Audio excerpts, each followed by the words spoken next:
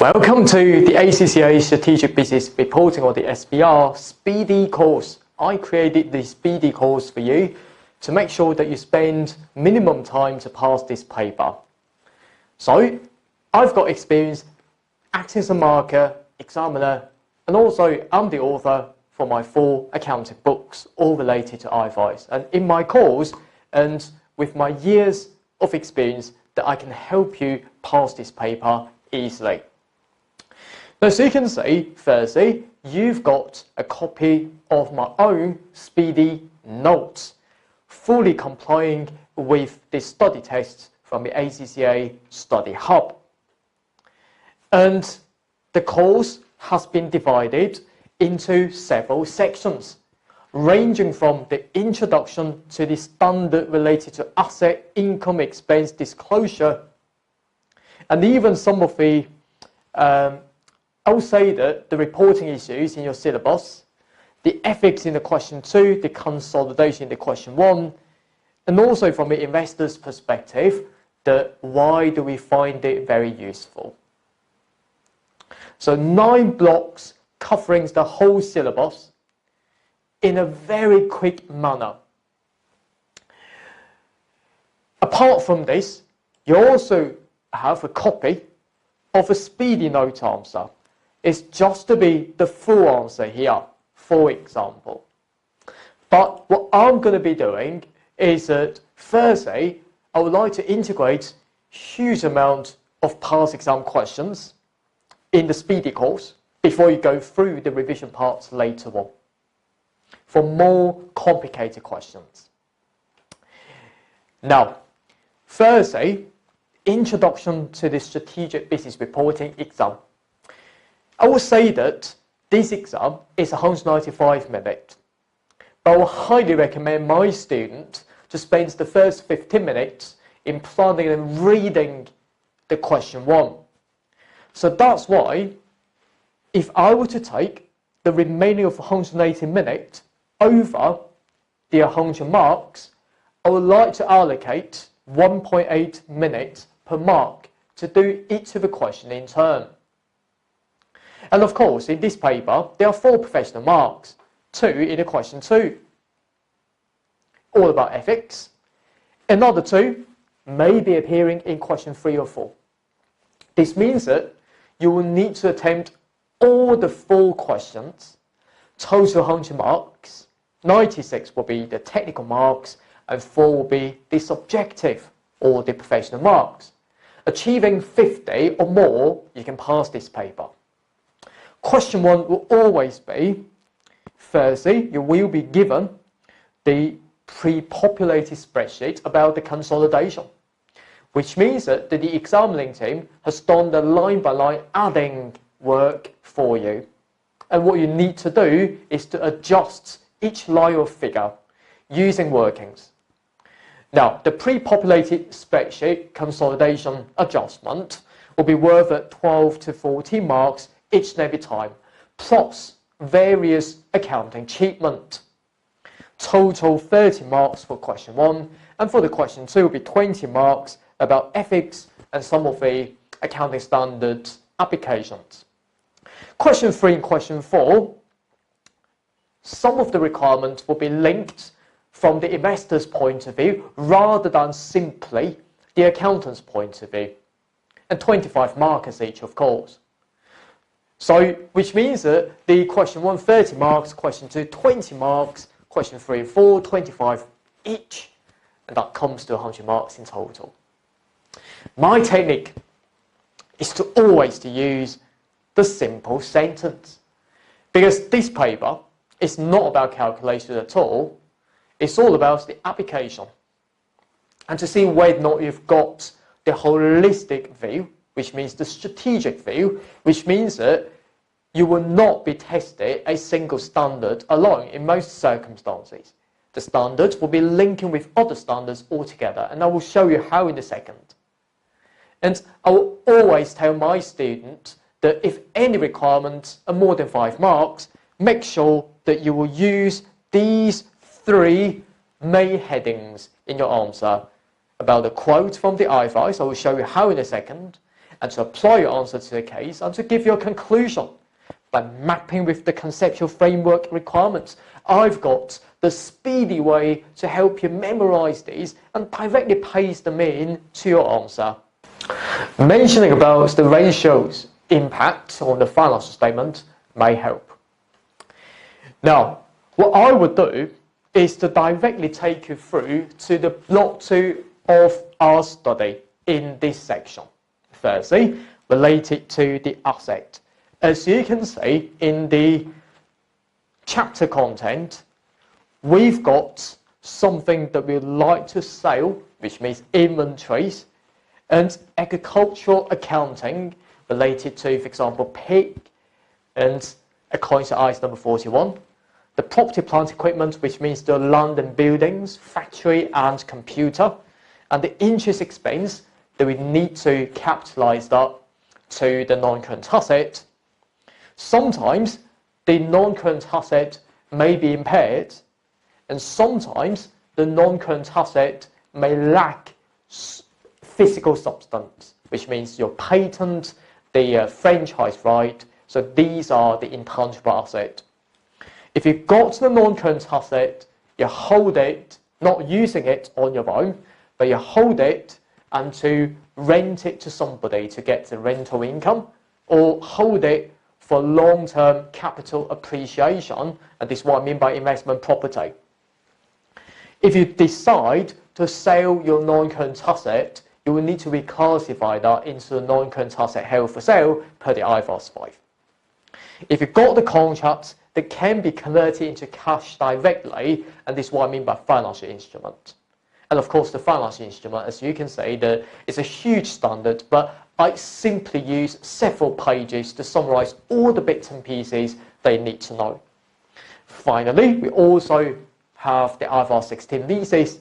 Yes, I've got one of my published books about the leases, but in this exam, it will be much simpler, okay, than what we can see in practice.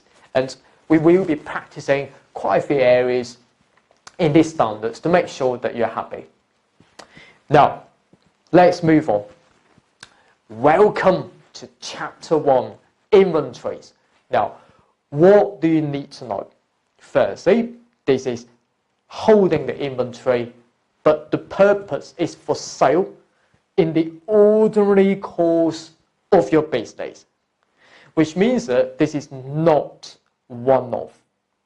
At the same time, this is not being used by the business on its own.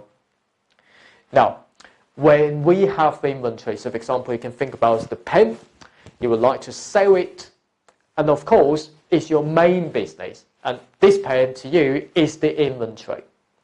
Now, what would be its value? I would say that how much that you spend to buy the pen, which means the historical costs, let's say $10. At the same time, you've got the delivery costs into getting this pen. You will need to pay for the transportation cost of $2. Perhaps you will need to install that in some way. If you've got other machines that is your inventory, let's say $3. There might be some of a specific storage related to this pen. For example, you need to put that into the fridge. Right, so $1. Plussing all of these, that becomes the value of inventory. And of course, for general storage costs, for example, the distribution overhead, we usually expense that. And of course, at the end of each and every year, we'll need to carry out the subsequent measurement. Of course, it will be following the rule of the lower of costs and net realizable value. The costs were simply that we can see before. When we are measuring the inventory using costs, for example, we've got different accounting policies. For example, using the FIFO or the weighted average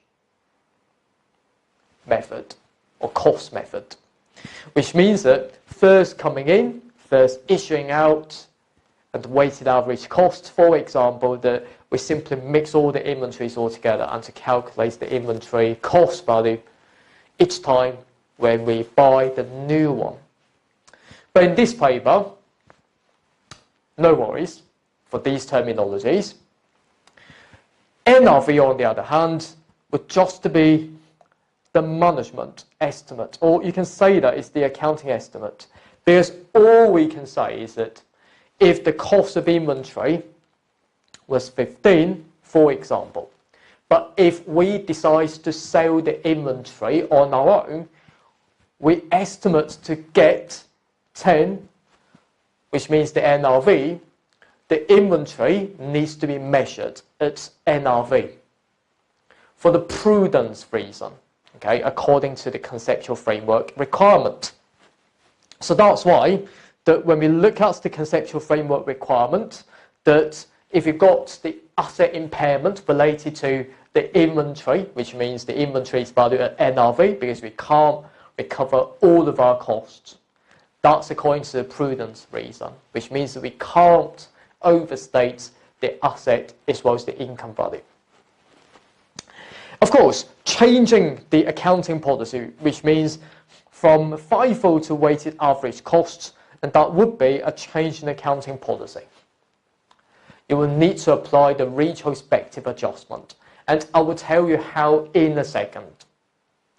And of course, if any sort of impairment, but subsequently we estimate that the market is becoming much better, then the cost is now more than NRV, so the previous impairment of inventories, for example, from 15 down to 10, that $5 of impairment, we can reverse it back.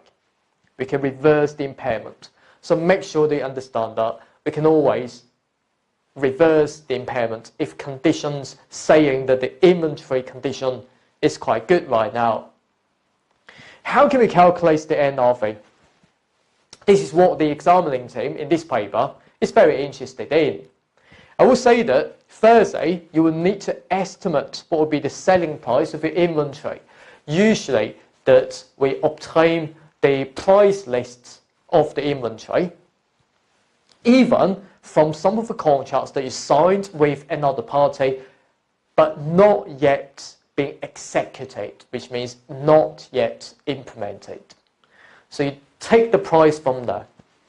You need to minus any sort of related costs to sell the inventory and even to complete the inventory in order to complete the sale. So for example, in order to sell this pen, you will need to incur the commission costs, paying to your sales staff. And this is what I mean by the cost to sell. And even that you need to spend money out in fixing the errors in the pen, which means the cost to complete the sale. And you will need to minus all of these, but not the original of $15, because the original of the historical costs would just be the costs happened in the past. There's nothing to do when you sell the pen. And of course, finally, according to the conceptual framework requirements related to inventory, who actually controls the inventory, and we will need to put the inventory in that party's financial statement. Okay, and that's it. And of course, we'll see detailed examples later on, okay, that following the substance over form concept, the form, which means according to the contract, that doesn't really matter from the accounting's point of view.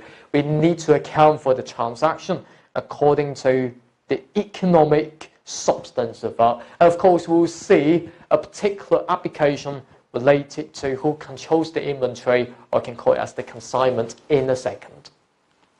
But it's more important that after we've gone through the ICE number 2, I will say this, the general theories, but now let's see how the SBR exam will be testing this topic. I've said that this paper would test each of the accounting standards in combination with other accounting standards altogether. And let's see how this is tested. Now, 1.1, housing. Firstly, 2 marks, okay?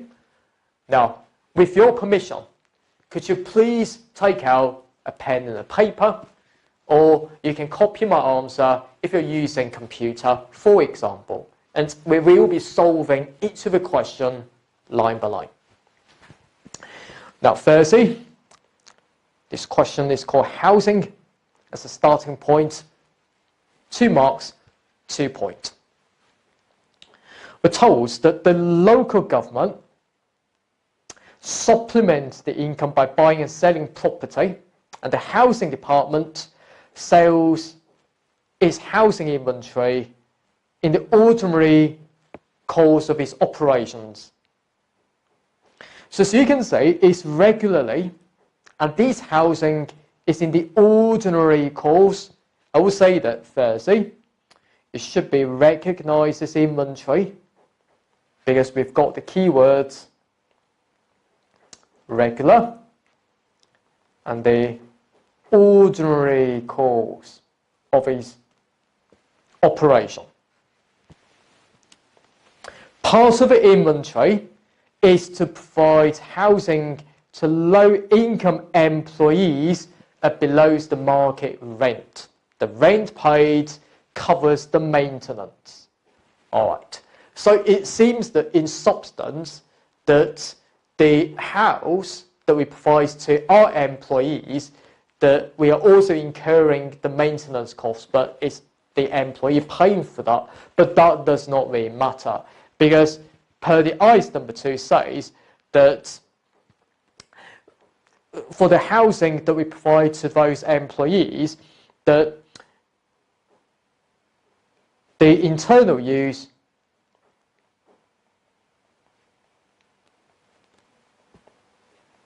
of these houses will certainly be recognized as property, plant, equipment, not inventory. Okay, that's how you gain the 2 marks. You don't really have to comment on the final sentence, for example. Next one. I mean, these questions are coming from a past exam, so make sure that you're ready. How to account for them? Now, we're given 4 marks here. Internal POC, okay, let me just write them down. It's the internal POC. Receives lots of certificates from government for free, which can be sold to other companies. Now, firstly, this is recognized as inventory because the purpose is to sell to other companies. Okay, so bringing exhibit clues into your answer, that really helps. However, that receive certificate from the government, so it seems to me that it's a government grant because the company received from the government. Because as I said, when we are accounting for inventory, this should be accounted for as the initial measurements at historical costs, which means the price they pay for it. We haven't paid for anything because we got the certificate from the government. So therefore, the final 2 points, I would like to remind the examining team of how we should account for each of those in turn. We receive the certificate from government, we debit inventory, and credit, I would say that is the deferred income liability. Now, of course, that should be accounted for under the ICE number 20, government grant. But let me explain. We've got the inventory, we'd like to sell it and to convert that into profit. So somehow in the future, we will get the income. But when we receive it, we'll put that in the deferred income liability. Now, according to ICE number 20, that's the bonus point, that you can say that, well, what would be the value of that? I mean, we acquire it for free. But according to ICE number 20, that we can say that we can either put the fair value to the inventory answer deferred income liability, or the notional amount. The notional amount usually will be $1. Okay, putting them into the account. Okay, right. We're also told that both these certificates are not sold at the year end, but I can say it's my final point. If you are given 5 marks, for example, we sold it, that becomes our revenue. Of course, per the IFRS number 18, that should be staying in the operating category and the associated cost of sales. So you can recognize the gross profit from it. Of course, gross profit subtotal is now not required by the IFRS number 18. Moving on. Next one. I would say that a bit tricky. Now, the application 3 here, 1.3, field. Okay, now, let me deal with that question with you, step by step. Here, that is all about the executory contract, which means that we've signed the contract already, but not yet implemented by both parties. Now, accounting treatment, 4 marks here. Now, we're told that it extracts coal besides day-to-day spot sales, which means selling to the public. It sometimes signs forward contracts with key customers to lock in future deliveries, which means that I'm going to be saying to you, okay, right, please, let's sign the contract. I would like to sell this pen to you in 10 months at $10. So lock the price today. We've got 10,000 tons of coals. We've got 6,000 covered by the forward contract. Now, as a starting point, I would tell the examining team that I've got 10,000 tons and 6,000 tons will be covered by the forward contract, which means that the remaining 4,000 tons not covered by the forward contract. Now, the forward contract says that the fixed price will be $34 in 3 years' time, which means that when we are measuring the value of the inventory, what we can do is that we can take the estimated selling price worth of 34 as a starting point to determine that NRV. Is the executory. All right. The contract term says that coals are for physical delivery only, which means that we will need to execute the contract in a cash market. Now, why am I saying this? Because later on we'll see another example that relates to the financial instrument. Because if we can do the opposite, which means we open the deal and we close the deal. When we close the deal, if it does not involve physical delivery at all, so if that's the case, that is not related to the financial instrument. Now, the cost to complete and sale will be $7. This means that in the forward contract, for those 6,000 tons, that would be the NRV of $27 per ton. Now, that's related to the NRV. How about the original costs? Well, the original costs, we're told, in the final point, was $28 per ton.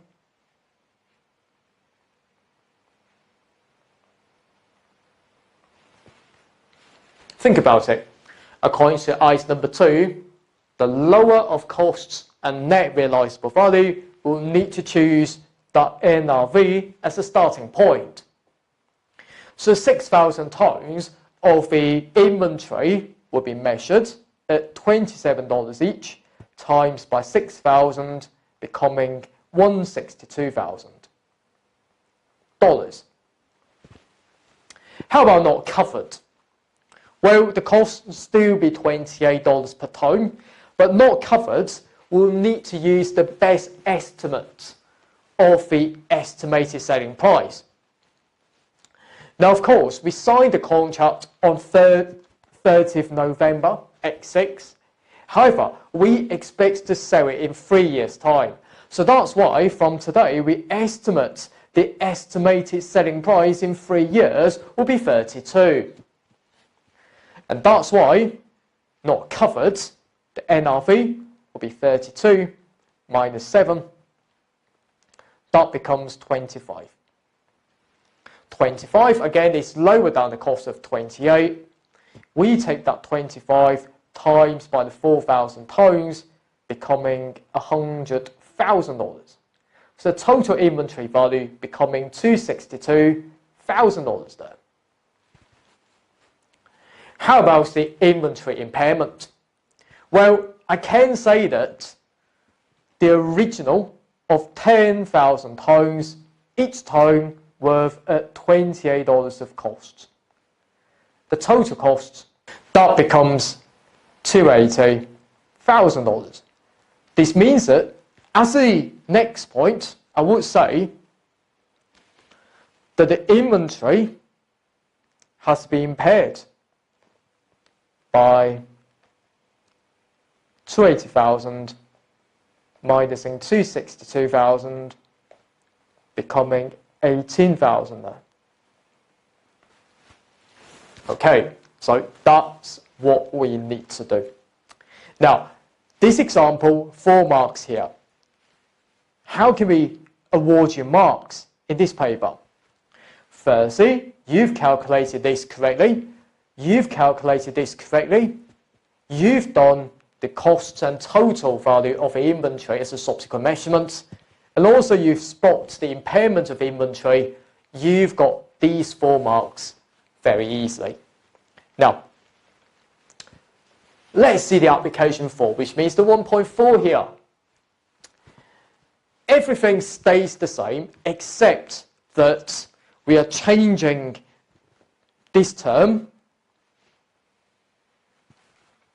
We are saying that the seller, before the delivery period, we can offset the contract by entering into the opposite contract.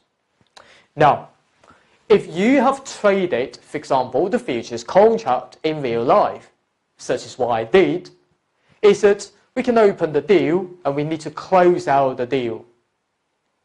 And of course, when we are talking about the financial instrument, I mean, that would be coming from an other accounting standard, just to give you a feel that how the standards will be interlinked with each other. I would say that if you're a seller, if you sell something in the cash market, you can also open the deal by selling the futures contract, and we close the deal later on and you will need to buy it back. Because we profit from the financial market always by buying low, selling high, which means that initially we sell at high price and we close the deal by buying at a lower price. Later on, we can enjoy the gain. From a buyer's point of view, if you buy something in the open market, in the cash market, buying an apple, for example, spend the money out. At the same time, you can open the deal, for example, the forward contract or the futures contract, by buying something always been the same direction in the cash market. I can close the deal by selling it at the higher price, and you can profit from it. All right, now, this example, fuel company extracts coal and sell it, which means I'm the seller. Instead of waiting for the end of the third year to carry out the physical delivery, but now we can enter into the equal and opposite contract to close the deal, which means we can buy it from the financial market. So if that's the case, then I will say that, let me point this out, the next question. I will be solving lots and lots of past exam questions with you. Firstly, I would like to say that this is a financial instrument. Do you need to quote the specific number from the IFRS 9, for example? But the answer is no, you don't really have to. Now, of course, I would like to point this out that this is what I mean by the fair value hedge. Okay, it's just to be an example of the fair value hedge. The reason why this is the case is because you can say that, well, we've got the inventory, which means the coals, in our statement of financial position already. And we would like to enter into the forwards contract. And the forwards contract, we also have got the gains and losses to offset against the value existed in the statement of financial position. So this is what I mean by the fair value hedge. We're hedging, we are protecting the value or the fair value changes. Okay, now of course there will be other ways of a hedge accounting. So for example, it's the cash flow hedge. I'm not going to be detailing that at the moment because I will show you when we come to the IFRS 9 in a second. Now, what we can say is this. Firstly, from the previous example, the impairment of inventory was 18,000. You can perform the same stuff in this question. Now, the impairment would just to be the same, about 18,000 from the previous question. All you need to do, yes, debit cost of sales and credit inventories, but I don't think that really matters. But what really matters will be related to the forwards contract itself.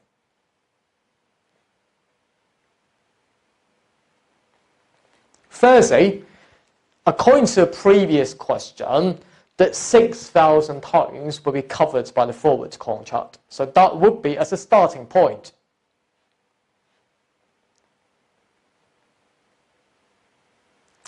At the same time, we're also told that in the price that we signed with the customer worth of 34, but the estimate will be 32. Let me remove all these bits and pieces of nonsense just to compare these two figures. So this seems to me that we aim to sell at 34, but actually now we estimate it only to sell at 32. Now, from 34 to 32. Now, the question is, do we profit or loss from it? Because we are the seller. So next point, obviously. We always sell first. We sign the contract at 34. But eventually, for example, if at the end of the third year, we entered the opposite amount, or the opposite contract with the equal amount to close the deal at 32, well, we can profit from it. So that $2 will be the profit. And that's why times by 6,000 times there, we can profit 12,000 there. According to the fair value hedge accounting, all we can do is to recognize it as a gain. we put it in the P&L worth of $12,000, and we increase the inventory value up by $12,000 there. Yes, as you can see there, we improve or to increase the inventory value. Usually this is not allowed by the accounting standard, except that we've got the fair value hedge. We are allowed to improve or to increase the inventory value, because inventory value, according to IAS number 2, inventories will always be impaired. We can only write down inventories, not upward, but this is the exception there.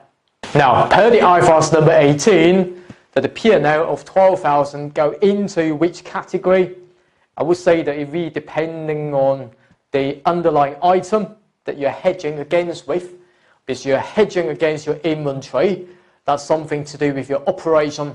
So the gains and losses from a fair value hedge of 12,000 but also go into the operating category. Make sure they're ready. Moving on. Number 5. Oh, again, it's the feel again, but this time it's all about the onerous contract according to IAS number 37, provision accounting. Which means that if we were to exercise the contract, we'll suffer a loss. Now, I told about 4 marks there, so let me write it down as a starting point. Feel again. So 4 marks, okay, 1, 2, 3, 4. But in the exam, you will need to write it in full sentences. You can always check the full answer, okay, for my questions, okay, in the back. Now we're told that Phil badly needed cash to pay a big mining bill. All right. A nearby cement factory said that you want cash. Okay, we'll give you cash now, but you must sell us 6,000 tons of your coal in 3 years for just $24 each. However, the historical cost will be $28, which means that we can sell at a loss. The best estimate price by management in 3 years' time, again, 32, and the cost to complete and sell was 7. Now, if we were to enter into this contract, I would say that firstly, the NRV, we can compute up to be 25 because we take 32 minus 7 as a starting point. And the historical cost was 28, so therefore for the 10,000 homes, they're subject to impairment. Now I would say that as a starting point, it should be the lower of cost of 28 and the NRV or net realizable value. Here, 32 minus 7, you know how to calculate that right now, worth of 25. On the 10,000 homes, that becomes a write-down of 30,000 of impairment. 1 mark is there. How about second mark? Because the inventory is now carried at the NRV worth of 25. This means that the inventory was now $25 on that 10,000 homes. That becomes $25,000 there. Okay. Now, here's the thing. Because if I were to sell that 6,000 homes just for $24 each, so if that's the case then, that would be the loss-making contract. Why?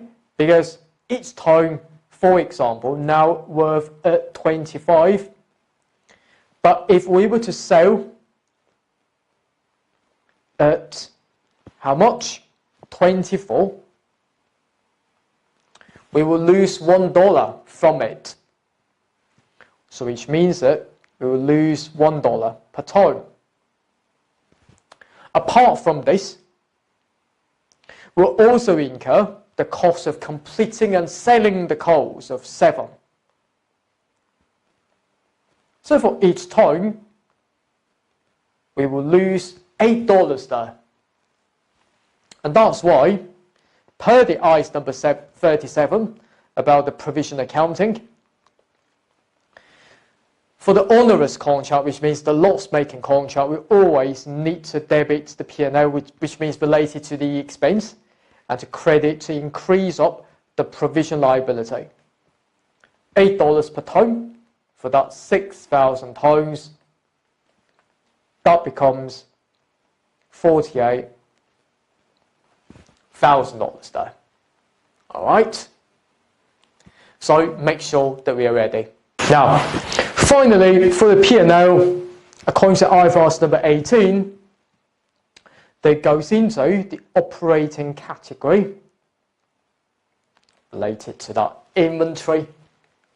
At the same time, in this question, it doesn't tell us about any exit costs related to the penalty. Because in this particular question, the penalty equals to 0, and that's why we'll need to consider the loss of implementing the contract worth of $48,000 there as the provision liability. Make sure that we are ready. Moving on.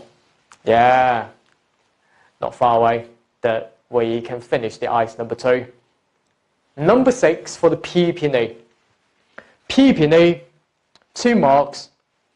We've got the self-constructed PP&E, which means we build a building on our own, incurring raw materials, direct labour and production overhead costs. Right, I love that. Now, related to this question, as a starting point, I will always say that the materials, labour and overhead, when we are still in the process of constructing a building, will be in a work in progress, or WIP, if you like. Because firstly, that we've got the raw materials, and then turning that to the WIP, and finally to the finished goods, and that's all we need to know. Before we finish all the PP&E, yes, we have the raw material costs, labour costs, we put them into the work in progress as a starting point. And after that's finished, all we will do is to transfer the WIP into the property, plant, equipment. That should be accounted for under the next accounting standards, IAS number 16. That's it. Finally, right, we've got the application 7. It's all about the control stuff. We've got the consignment sale of cars to a dealer. Now, what that means is we've got the control company being the producer or the manufacturer of cars. It will sell it to the dealer, and it's up to the dealer to sell it to the final customer. Now, here's the key. The dealer needs to bear all the insurance and non-sale risk, which means that when control company transfers the car to a dealer company, the dealer company will bear all the risks and rewards of the cars. This means that, as I said before, who bears the risk and rewards, who would recognize the inventory. This means that, okay, so this question is called control company. That who bears risks and rewards,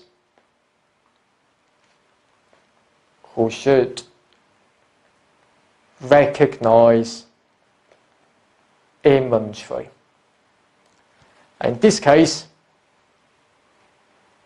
when the sale takes place, that the dealer would recognize the inventory in the account. That's all you need to know. Although the item number 2 inventories would just be the assumed knowledge from your previous study. In this paper, as you can see, that we've got at least 7 applications. I would say they're a bit complicated, but it's fine. When we come to our revision later on, we'll also see other applications that in more complicated exam questions. But so far, hopefully that you're happy. Don't stop, just move on to chapter 2, item number 41, agriculture. Think about it in this way.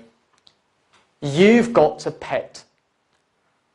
Can we account for it under the item number 41, agriculture? Well, the answer is probably not. The reason is you're not consuming it. Okay? Which means that although it is the living animal or plant, you're not aiming to eat it. You aim to treat it like your baby, for example. So if this is the case, then this is not the consumable biological asset. Your pet should not be accounted for under IAS number 41 there. Now, according to IAS number 41, agriculture, as a starting point, we've got the biological asset. We can either have the bearer biological asset, we treat that as the property, plant, equipment, PP&E. Now, the bearer biological asset will simply be the trees, the apple trees. We aim to grow apples. It can also be the consumable one, which means the consumable biological asset. It's the living animal. So, for example, we've got sheep, we've got pig, it's fine. All we need to bear in mind is that we always value it using fair value minusing any cost to sale, for example, the commission costs. When we account for the fair value, we always minus the transportation costs from it. Which means the net price that we can get. And at the end of each year, we'll need to remeasure it using the same principle. Any gains or losses, we put that directly into the P&L. Of course, that gains or losses, we can also, from the voluntary disclosure's point of view, to disclose part of which will be related to the physical change, because, for example, for a pig growing larger, and part of it would be related to a price change, okay, because of the inflation effect. Now, once you've got that biological asset, make sure that you're ready. That when we kill it, at the point that we kill it, or we shake off the tree and we get the apple, at that time, that becomes the agricultural produce. And that's part of the inventory, but the agricultural produce needs to be accounted for under IAS number 41, which means that, again, fair value minus cost to sale again. We debit inventory for the agricultural produce, and we remove all the biological asset carrying value, gains and losses, we put that into the P&L at the point of detachment, for example. But after that, that should be accounted for under IAS number 2, inventories, as we've seen before, which means that the lower of cost NRV. When you have the government grants giving you the living animal for free, for example, by government, you simply debit biological asset and to credit deferred income liability, and you release that deferred income liability into the P&L each and every year. If there are conditions attaching to this help, if not, you directly put that into the P&L. Okay, that's all you can do into operating section according to IFRS number 18. I must say that I've talked too much, but it's time to practice. Let's bring all the bits and pieces into this example. Yes, 5 marks that we will need to know is the accounting treatment at each stage. Now we're told that we've got the biological asset at the start, which means the piglet, they place in the pen. Okay, it's a small pigs if you like. And at the year end, pigs are still alive because they are on the hoof. However, next year, we harvest these pigs, which means they became carcasses, dead bodies. They became pork. This means that at the time that they become pork, that's an example of the agricultural produce. We should be accounting for that. And after that, that should be accounted for under ICE number 2 inventories. Now, let's move on. Firstly, the initial recognition, we've got the biological asset worth of 1,000 kilograms. The market price, after considering the transportation costs, worth of 2, and to minus any estimated selling cost of 0.2, that becomes 1.8. Which means the fair value minus cost to sale, worth of 1.8 there. For the 1,000 kilograms, we times by 1,000, that becomes 1,800 as a starting point. Now we'll say that, well, this question is called pigs. All right, do you like pigs?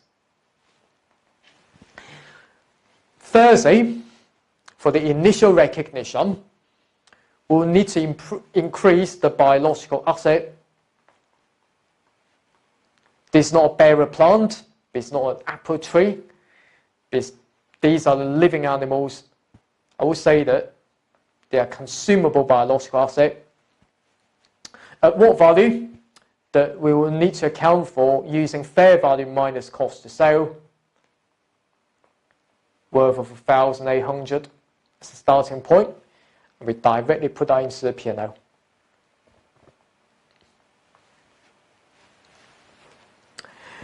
Now, at the year end,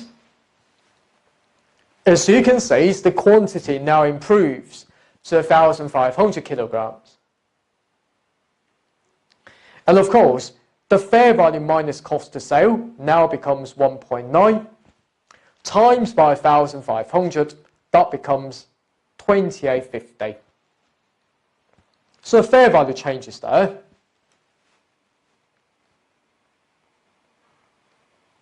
I would like to take the total value of 28.50 minus the original 1,800. That's an improvement of a gain of 1,050. How can we do it? Well, all we can say, again, with debits to improve the biological asset, usually we put that in the non-current asset by 1,050, and we credit P&L in the operating section, the P&L 1,050. That's all we need to do.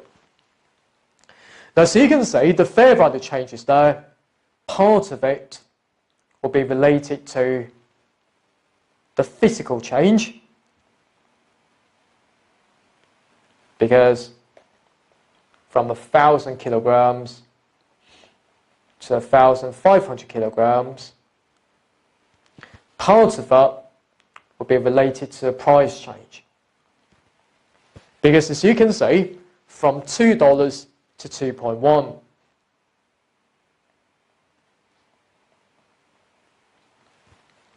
So we can disclose these sort of information on a voluntary basis.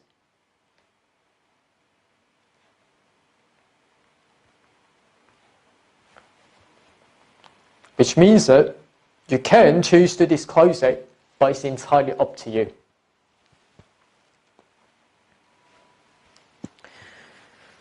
Now, at the point of harvest, that becomes 37.80.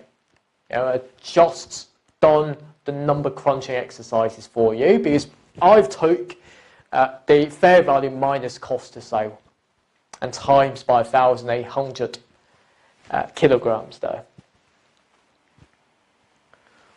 So at the point of harvest, we'll need to recognise the inventory worth of 3780 and to remove all the biological asset. Now the biological asset value that we recognised before has been updated to 2850 in the second stage. So we put the balancing figure into the P&L as the gain of harvests worth of 930. So after that, just put a note on that. The 3780 inventory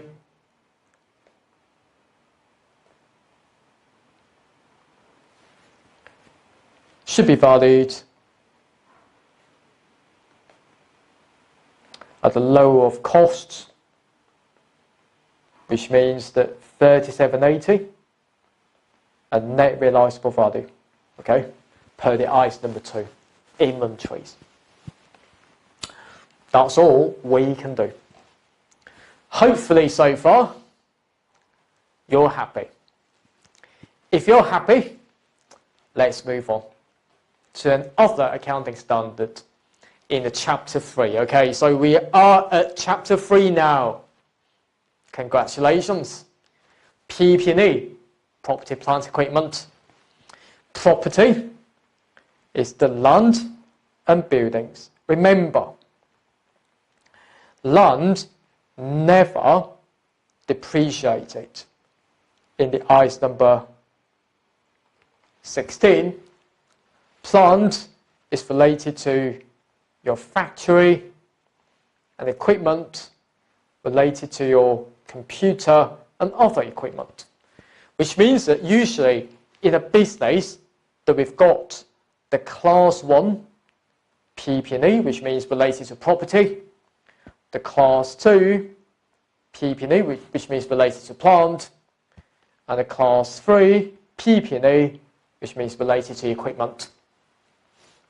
So when we set accounting policies, so for example using cost model or evaluation models, we should be applying the same accounting policy to each class of PP&E.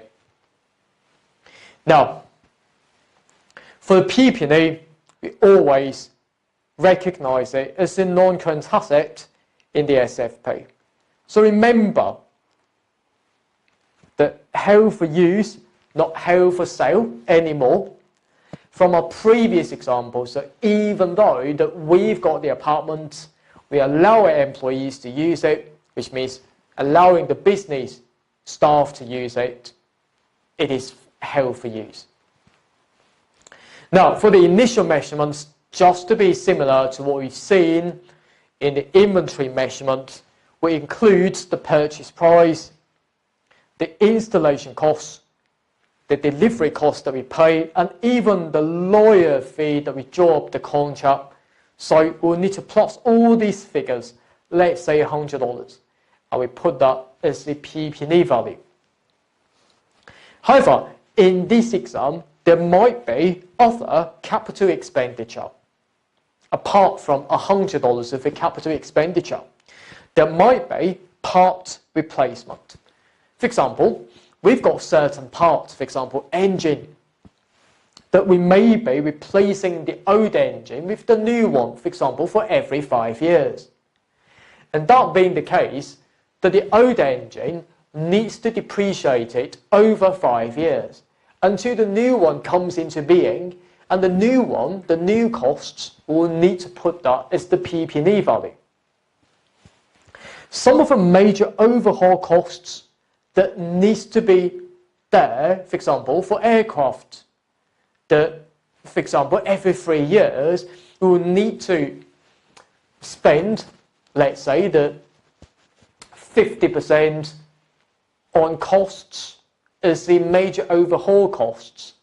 Now, if you can say that these sort of major overhaul or the inspection costs that need to be capitalized, which means put that as the PP&E value at costs. any sort of dismantling costs. So remember, dismantling costs, yes, we can see that quite frequently in the exam, that if you've got, for example, the oil rig, you may need to decommission it at the end of the 30 years. So if that's the case, then you will need to estimate how much money that you need to spend in 30 years' time. And we need to discount these costs into today and to debit PP&E and to credit to increase the provision liability. Make sure that you're ready. So, next time that you can see, well, we may be estimating that we will need to spend 1 million to decommission the asset at the end of the 30 year. Okay, that 1 million needs to be discounted today as the provision liability. Make sure they're ready. Borrowing costs, we'll touch that later on. We'll always need to capitalize it. Right, when we sell off that PP&E, the gains and losses would go into the P&L. Of course, according to IFRS number 18, that P&L category, we put that in the operating section. Now, I keep saying to you that the P&L places, because according to the latest accounting standard, which is the IFRS number 18, it needs to be in line with the statement of cash flow. And that's why in the P&L nowadays, that it has operating category, investing and financing category. Now, I don't want to complicate this area here, but just to give you a simple rule, but we will detail that later on when we see it, is that 9 out of 10 put them into the operating category, and that's it. But if that relates to the finance cost, which means the interest expense, we put that into the financing category. How about for the investing one? Well, if you've got something that you hold it, but you're not operating it, but that something can generate return without your intervention. For example, you put your money in the bank and earning interests. So, into the investing category. But I don't want to complicate this area here, and we'll see that later on. I mean, in the course, just as you can see, that I'm trying to combine all the bits and pieces all together, because this paper requires a strategic mindset. Now, the monies that we spend as the revenue expenditure, we put that into the P&L. For example, training our staff, marketing, maintenance of our equipment, repairing our equipment, and even other running costs that we spend the money out in paying our staff, and even depreciation expense, we can say that it did not improve the capacity of our current equipment by spending these monies out. And that's why when we spend the money out, and when we are about to spend it, we put that into the P&L as the expense. That's all we can say. From the accounting policies point of view, as I said before, we can use the cost model using the initial costs, for example, the purchase price and delivery, and to minus the accumulated depreciation. So each and every year, we can have the carrying value. But if we decide to revalue, that's a change of accounting policy. But according to the latest IAS number 8, although changes in accounting policy requires all the retrospective adjustment, which means adjusting all of your previous financial statements, but here is the exception that we don't really have to do it. We simply, if we were to change from cost to revaluation model, we don't really need to revalue the previous properties because that's not practicable. And that's why all we can say is that we will look ahead for all of our properties using a revaluation model. We will be applying that model for these properties from a current and for the future period. So we will need to follow a few rules. We will need to conduct frequent revaluation, but the IAS number 16 did not say how often. The new depreciation, we need to base on the new revalued amount, because the new revalued amount will automatically becomes the new cost of a PP&E. Any revaluation, putting that into the OCI, which means the other comprehensive income, in a statement of profit or loss in OCI. And then, at the same time, I will say that at the same time, into the revaluation reserve, into the SFP, which means the statement of financial position. When we sell off that property, any sort of revaluation reserve will need to be classified into the retained earnings. And that's all we need to understand. But let's apply all of these bits and pieces or nonsense into a few questions. Now, firstly, 3.1, traveller. Okay. Let me write this question down. Traveller. We'll need to see the depreciation accounting treatment. Now, it acquired a new factory on 1st December. The costs 50, residual value of 2, has a flat roof, replacing every 5 years, and the cost was 5. Okay, so this means that within that factory, you've got the roof as a starting point, and then the rest of the factory. You always need to depreciate your separate asset. That's very important. Now for the roof, we're told the cost of 5.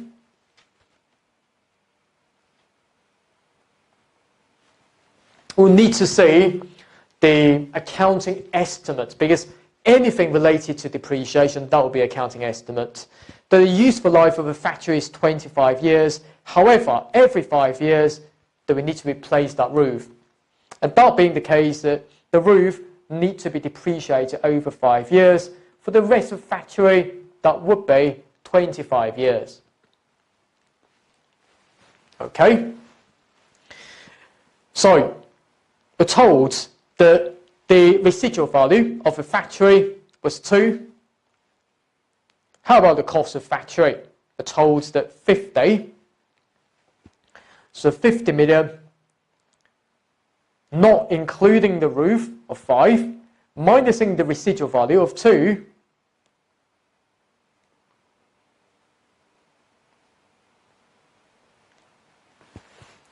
that becomes the depreciable amount. That becomes the depreciation for roof of 1 million and 1.72. So total will be 2.72 there. That's it. Of course, if you want to know more about the accounting entries, in this paper, we simply debit P&L, 2.72 in the operating category, and credit PP&E of 2.72 as a starting point. Of course, in real life, we credit accumulated depreciation. Moving on to rows 3.2 now. All right. We covered lots and lots of things so far. So excited about it. It's talking about the excessive depreciation, or the excess depreciation here. Now, we're told that we purchased a plant for 20 million on 1st May. 6-year life, residual value of 1.4. However, that 3 years later, the residual value changing that to be 2.6, which means an increase of residual value. Now, the best way to show this, from my perspective, is that in the actual exam, you will be given the spreadsheet, and therefore do the number crunching on the spreadsheet directly. Here, my approach will be to list down the timing and the amount.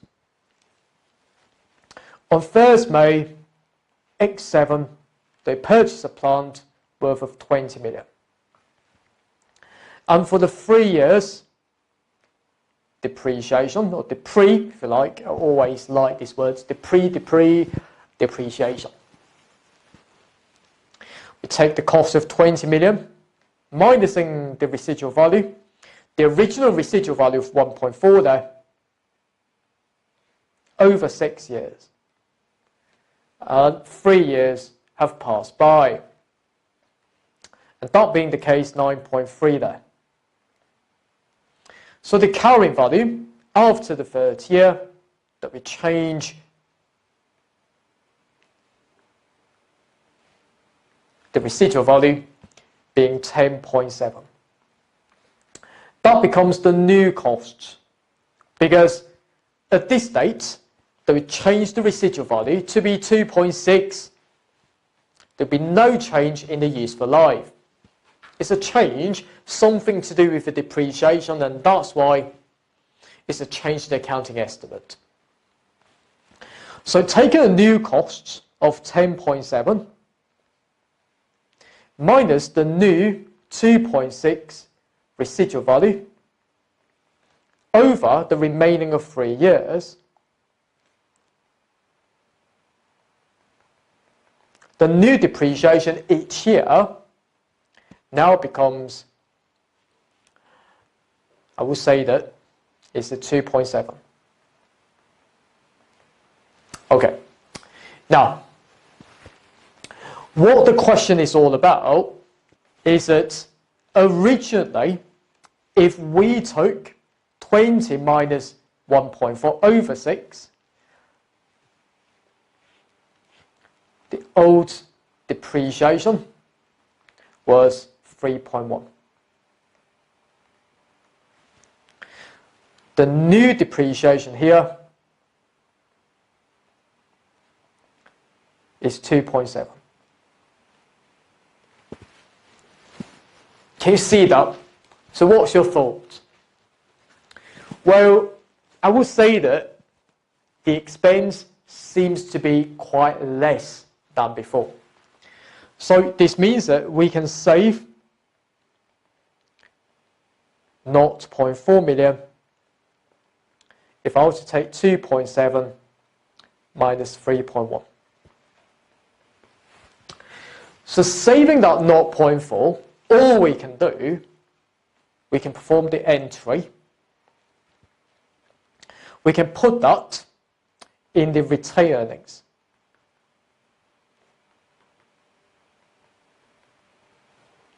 Of 0.4.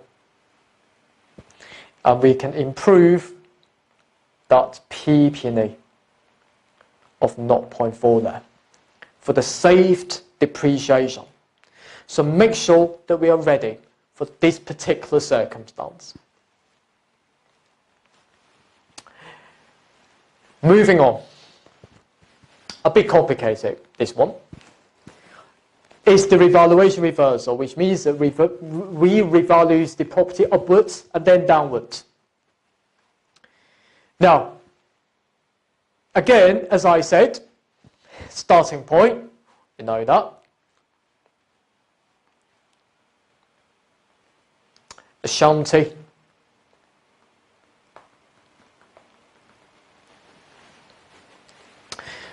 As we read through the question, just to copy the information in. We cost 12 million purchased on 1st May X2 of a PP&E value. Over 10 years depreciation with no residual value on 30th April 20X3. Alright, which means 1 year later with value to 13. So which means that we'll need to depreciate 1 year, which means that we take 12 million over how many years? 10 years depreciation times by 1. That becomes 1.2. That becomes the carrying value on 30th April X3 of 10.8 there. This 10.8 there, that's revalued to 13.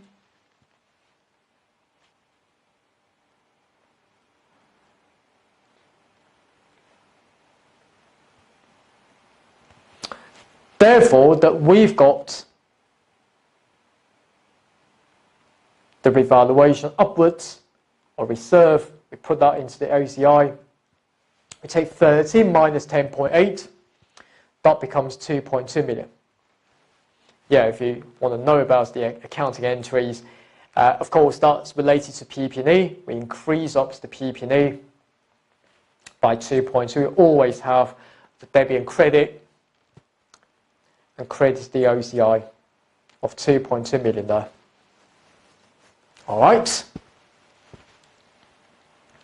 Now, I will say that as a result of it, that the depreciation has increased, because instead of depreciating the PP&E using 10.8, but now we're using 13, which means that 2.2 increase in PP&E would increase depreciation, not saving that. So it just calculates the increase in depreciation. We take that 2.2 million over, because 1 year has passed by, the remaining of 9 years. Okay. So always see the remaining years in our denominator, in our calculation. That being, I mean, we can round it to be 0.2 there. Okay. Now, the increase in depreciation, all we can do is that it's our accounting policy to make the transfer of the excess depreciation. So this means that, remember this rule, for that 0.2 here, we always debit our credit retained earnings, or RE, of 0.2. RR standing for the revaluation reserve. We reduce that and putting that to the retained earnings, which means that the shareholders will not suffer as a result that we revalue the property upward. Their dividend will not be affected. And that's why we increase the retained earnings, because we pay dividend out from the retained earnings. But trust me, you don't really need to know this. So next time when you see the increase in depreciation, always remember debit RR, credit RE. You can even slot that into your Excel. Yeah, it's fine. Right, 1 year later, PP&E revalued to 8. So which means that we'll account for the latest depreciation basing on the new costs of 13. There'll be no residual value here. The remaining years will be 9 years. So the new depreciation worth of 1.4 there. The carrying value on this date, X4, becomes 11.6. It's been revalued downwards to 8 million. That's why there's a decrease in value of 3.6 there. Alright. I will call it as the impairment. Of course. Now, how do we treat that 3.6? I mean, in this paper, you don't really have to score the full marks from my perspective. Yeah? Because our aim is for a pass. And that's why when you see the impairment of PP&E, you simply credit PP&E of 3.6. If you're not sure about the debit, just to put that into the P&L as the impairment of 3.6. But I can tell you that, well, of course, the credit's right, debit's wrong. It's fine. Just put them there. But if I were to correct it for you, I will say that you will need to see the previous OCI as a starting point of 2.2. At the same time, a reversal of 0.2 there. And that's why you will need to reverse the previous OCI. You take that 2.2 and take 0.2 out, and you need to reverse 2 million as a starting point. For the remaining balance, you can put that into the P&L as the impairment of 1.6, and that is the accounting entry. They need to understand that. Which means that, remember, without the upwards and downwards, we'll need to remove all the previous OCI and leaving the balancing figure going into the P&L at the end. That's very important. Make sure that we are ready for that. How about the 3.4? Again, fuel company again. Yeah, I love this question. Now, the fuel again. Question called fuel. 6 marks, about 6 points in there. Right. Now we're told that we estimate the piece of mining needs to be reconditioned every 2 years. Okay.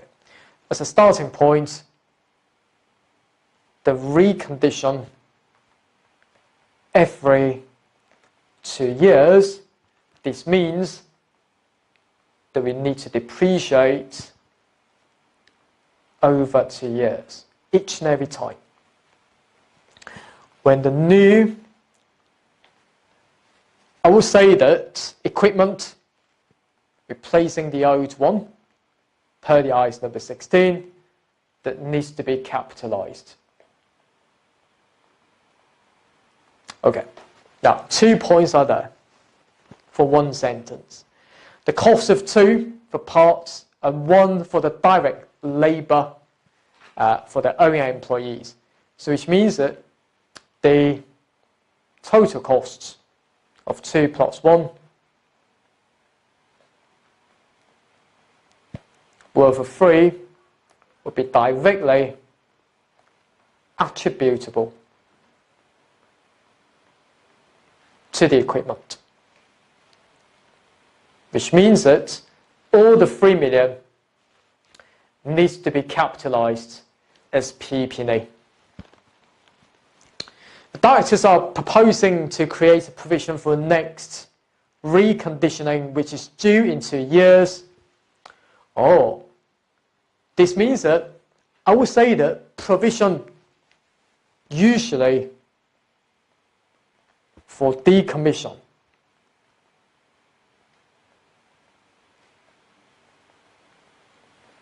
however, in this particular case, we will need to see whether or not there will be a probable cash outflow, that we will need to spend the money out, yes, because the directors propose to recondition it and incurring additional costs. Whether or not there will be a present obligation for it. We're told that no legal obligation that we have to do it. That's why this is not met. So even though the expense can be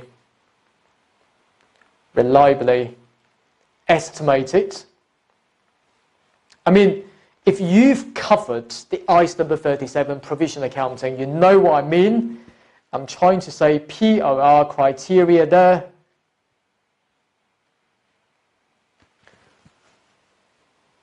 I'm not going to be surprised you at the moment because I will cover the standards in depth later on. But just to give you a flavour that the director's proposal cannot be proceeded with. So our conclusion is that we can't recognise the provision liability as a result of it. Okay. Application 5. The PP&E with the conceptual framework with materiality concept.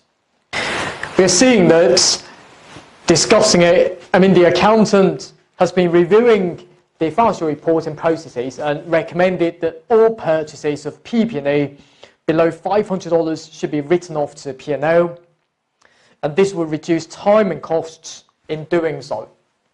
Now, when answering this part, I always have my own framework in structuring the answer about materiality. Now, just follow me. Of course, I will detail that later on in our subsequent courses. Now, the question is called calendar. Of course, it's the past exam question, just to simplify it for you. And you can use this approach in future exams. Firstly, 1, 2, 3, 4. These 4 points you will need to raise to the examining team. Firstly, you will need to tell what's material. Material, which means important. Here, of course, less than $500 is immaterial.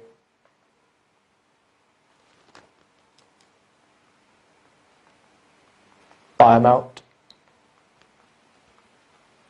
But you will need to say that, is it really material? Which means that although by amount it's not material, but if you've got repeated purchases, that for example, they split the 1 million PP&E into many and many pieces, that with each less than $500 by not recognizing it as the PP&E, and of course that is material by nature. Because in essence, the total amount will be material. And then you will need to consider how to present it. It's okay to consider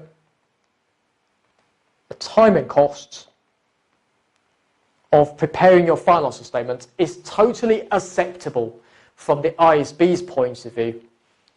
But you will need to regularly review it to find out the substance of a transaction.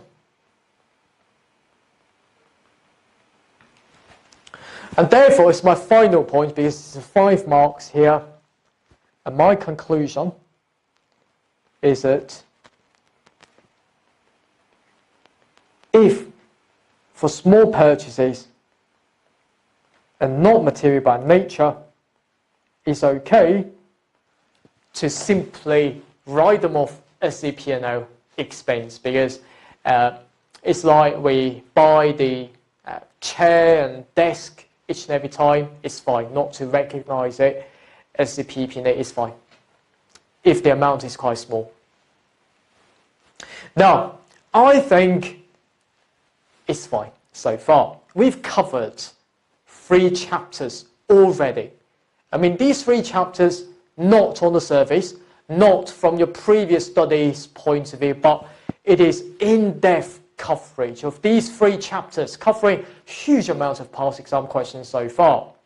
I would highly recommend you to go through more of the past exams before we move on to the chapter 4 of our studies. And I look forward to seeing you soon in our speedy tuition course in the next section. Happy studying. Bye for now. APC, accounting for your future. Now welcome back to the final section of our financial instruments section. I will say that we are nearly there. There are only 2 remaining topics.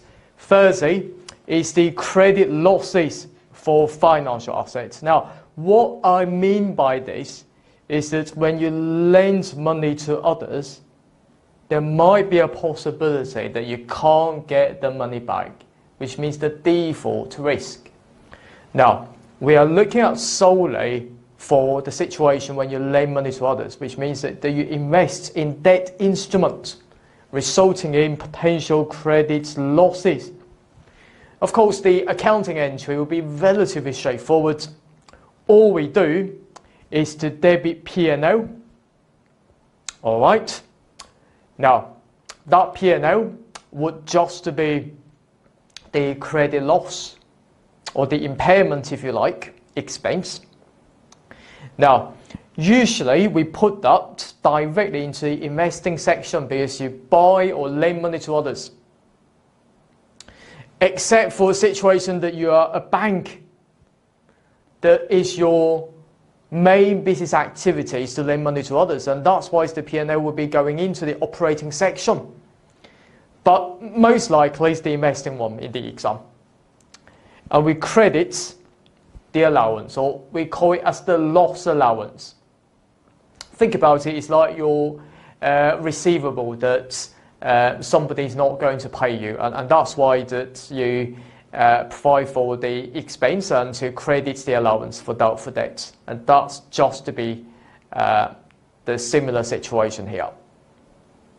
Now, when we are talking about the credit losses here, we are talking about the amortized cost, or the fair value through OCI, investment in debt. Make sure they're ready. How about for fair value through P&L stuff? Well, as you name it, it's the P&L, and that's why any sort of impairments would directly or automatically go into the P&L already. And that's why we don't apply this model here. Now, this model is called expected credit loss, which means that we would expect that the event may go through stage 1 to 2 and finally 3. Now, stage 1 is what I mean by the 12 months expected credit loss, which means that in the upcoming 12 months, what will be the probability that you end up with a loss? You times them all together. For example, that will give you $5, for example, and you simply debit expense and credit allowance of 5, or loss allowance. That's it. Now, stage number 1 is what we may expect. I mean, if the credit risk did not increase significantly, which means that there will be no clues about the client's company that it may default on its payment, even though there might not be any clues on that. According to the prudence reason, we still have to provide for that journal entry. However, if there's clue that the client's company's credit risk increased significantly, now usually that we've got the presumption that the client takes more than 30 days of not paying us, which means that the client should pay us, for example, 20 days later. And after 20th day, that waiting for another 30th day, which means at the end of 50th day, that we still haven't received the money from a client. So that will be a clue that the client credit risk has increased significantly. However, we are still guessing how much money that the clients may not pay us. But at the stage number 2 here, we call it as the lifetime rather than 12 months expected credit loss. And that means that the probability may be a lot higher than what we estimated before. And we times by loss, the calculations just to be the same. So for example, if you calculate that to be 30, so we need to provide for an additional of 25, basing on $5 we've provided before. But here's the rule that the presumption of over 30 days can be rebuttable. This means that although it's over 30 days, but if it proves that the business credit status is absolutely fine there, we can still stick to the stage number 1, 12 months expected credit loss. Absolutely fine there. Now, when we lend money to others, we will get the interest income. Of course, we put that into the investing section. But how can we calculate that investment income? I will say that we would like to use the gross amount before deducting any sort of loss allowance. and timing by the original interest rate, and that's all we can do. Gross times by the original interest rate. However, if it reaches to the stage number 3, that means that the client's provided you with objective evidence that the client may not pay you. So that's why, again, you will consider the lifetime expected credit loss. But that is the stage number 3 lifetime, not the stage number 2 any longer. So what you need to do is to write down the investment in debt, for example, that may be a receivable, to the balance expected to receive, rather than considering the probability. For the subsequent interest income, we cannot times by, basing on the gross amount any longer. We will need to base on the net amount. Okay? Because we need to write down the amounts that we cannot collect and times by the original interest rate, unless that the loan term has changed significantly. So for example, we'd like to charge you another rate. Unless we're told about this, we need to use the original rate. Now, as you can see there, 3 stages, make sure that you are ready. So usually, the loss allowance, we will show them or present them separately against the investment in debt. Which means the investment in debt being 100, loss allowance being 10, and that will give me the net amount of the net investments in debt worth of 90. So we tend to present them separately. Now, seems a bit scary. How about for receivables, that where not there's a simplified version that we can do such things? Well, in real life, the answer is yes. You may have seen that if you're working the finance role in real life, that we always use the provision matrix here. So basing on the outstanding balances, for example, the 2001 to 30 days due, the default risk of the probability of 1%. So instead of timing by the losses, we time by the the receivables balance, and that will give me the loss allowance or the allowance for doubtful debt, and that's how we do it. It's absolutely fine though. That's all you need to know. But I know what you're thinking, Steve. What you're talking about? It's time to integrate what we've learned into these very good questions that are created for you. That's the credit loss.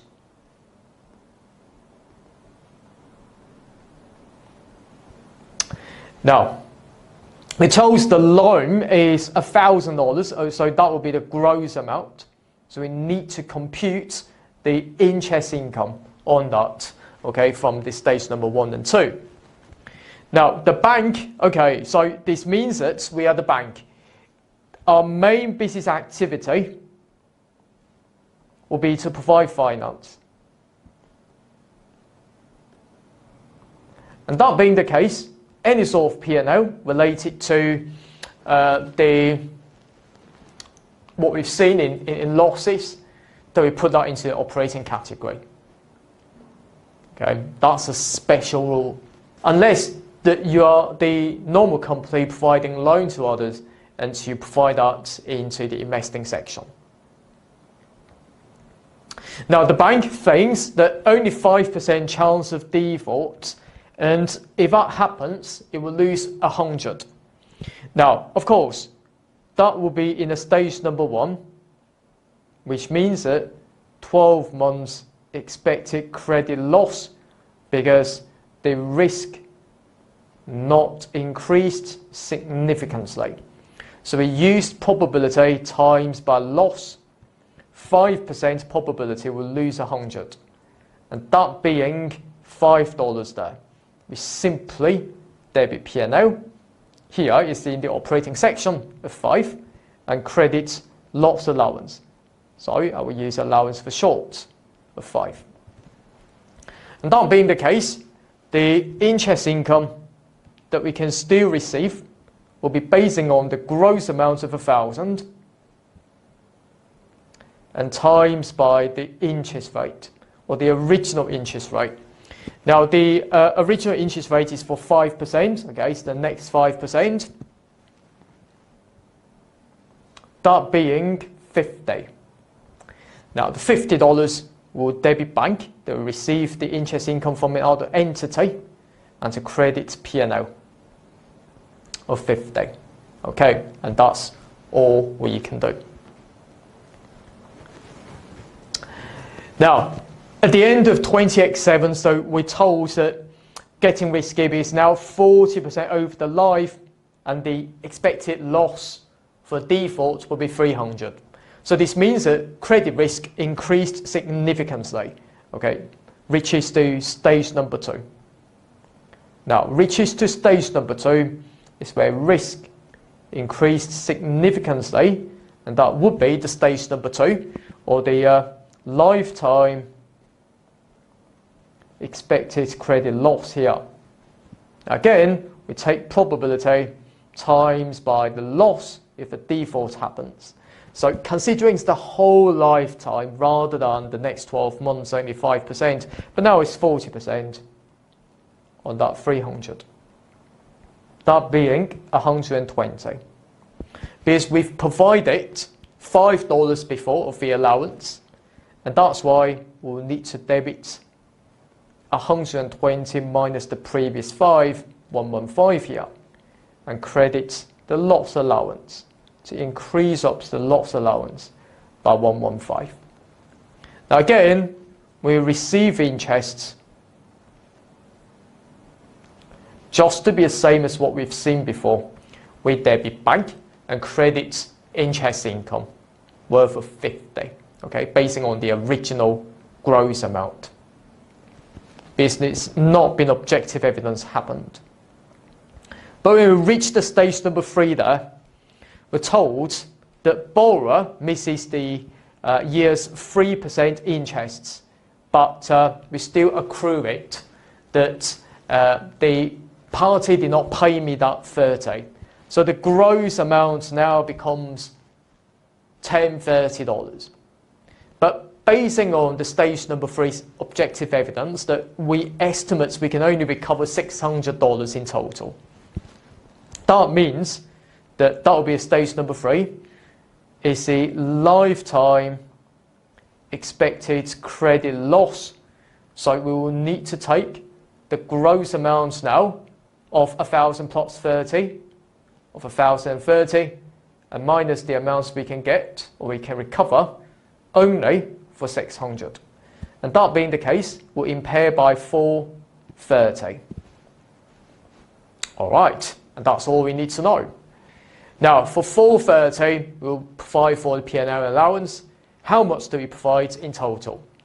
First year of 5, second year of 115, which means that 120 is that we provided.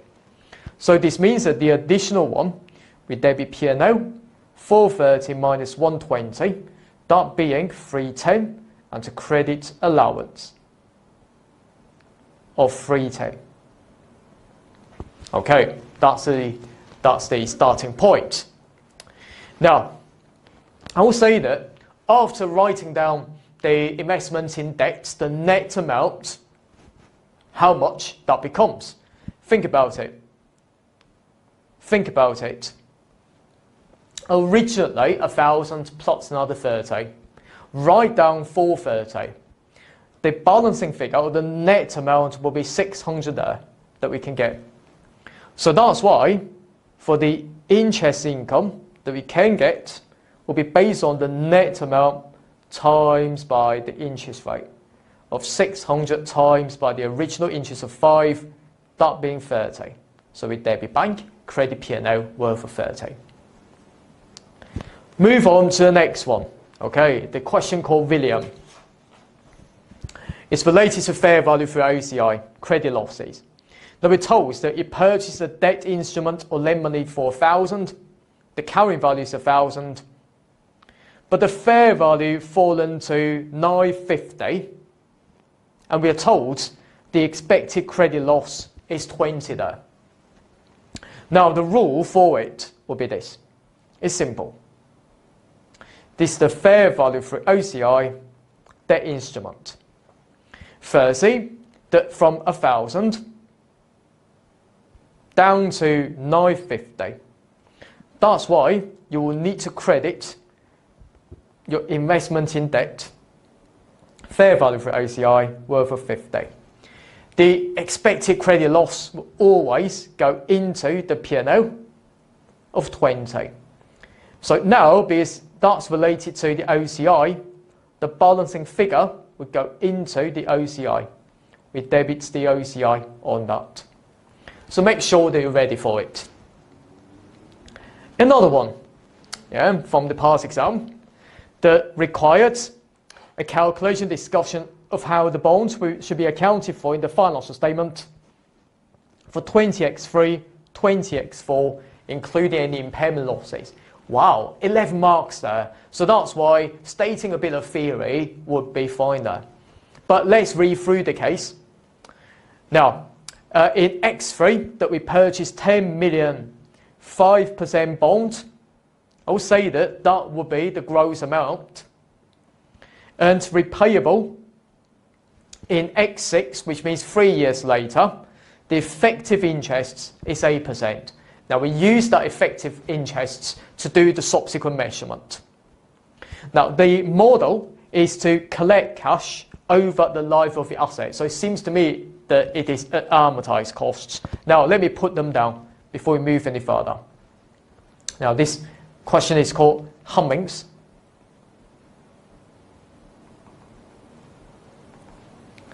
As a starting point, this is at amortized costs. Because when you read through the case later on, the cash tests, you collect interests and the principal. At the same time, the business model is to collect all this interest and principal. So that's why, for the subsequent measurements later on,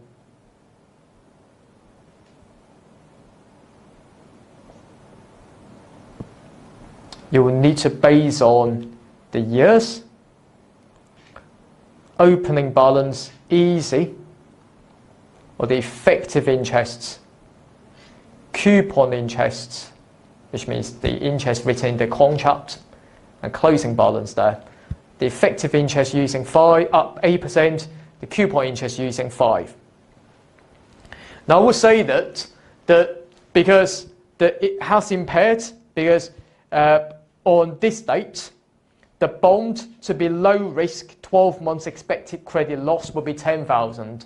Now I will say that 10,000 will not affect your subsequent measurements, because that 10,000 will be shown separately when we present the investment in debt.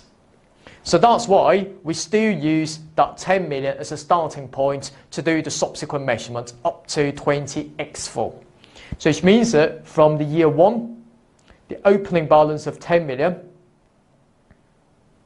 and then with times by 8%, the effective interest being 0.8 million, and we minus the coupon 5% times by 10 million being 0.5 million. That being the closing balance of 10.3 million. And of course, you can say that the effective interests, you will need to debit the investment in debt of 0.8 and to credit the P&L of 0.8 million. Of course, for 0.5, you can perform another journal entry as your next point. Is when you debit the received bank and credit investment in debt instrument of 0.5. But now it's time that you talk about a bill of 12 months expected credit loss. You take the probability times by the loss if that occurs. So in this particular question that the examining team has given you directly, that has been 10,000.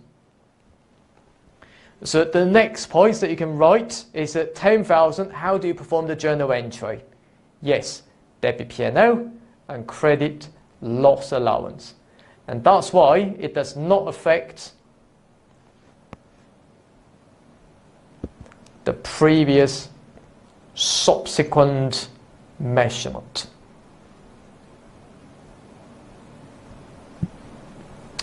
But I would wish to show the net amount at the moment.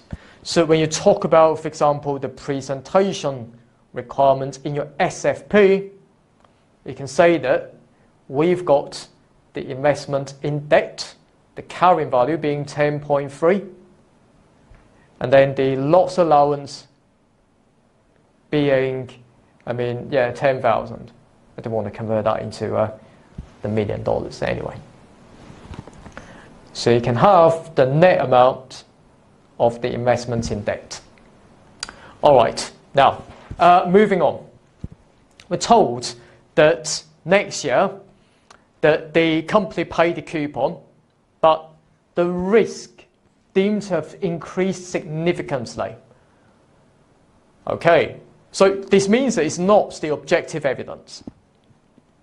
So which means that would be the stage number 2.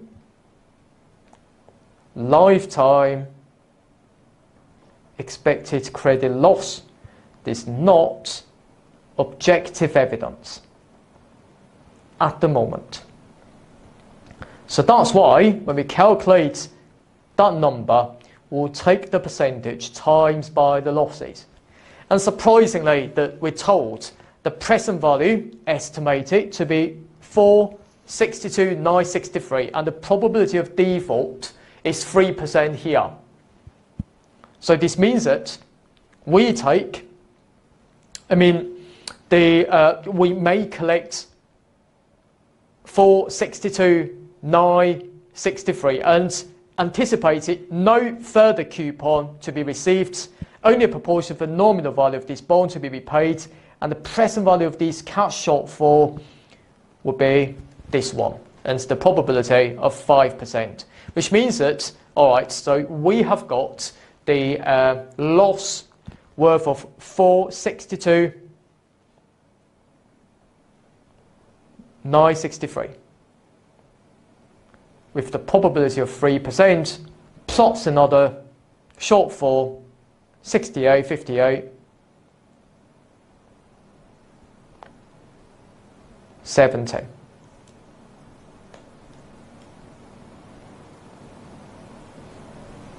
With the probability of 5%. So, plotting them all together, that becomes 356,825.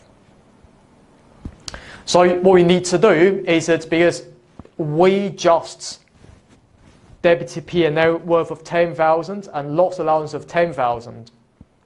Now, from 10,000 up to 356,825, that has been an increase of 346,825. Okay, we need to use Excel anyway. The increase amount would debit P&L and credit loss allowance by this amount.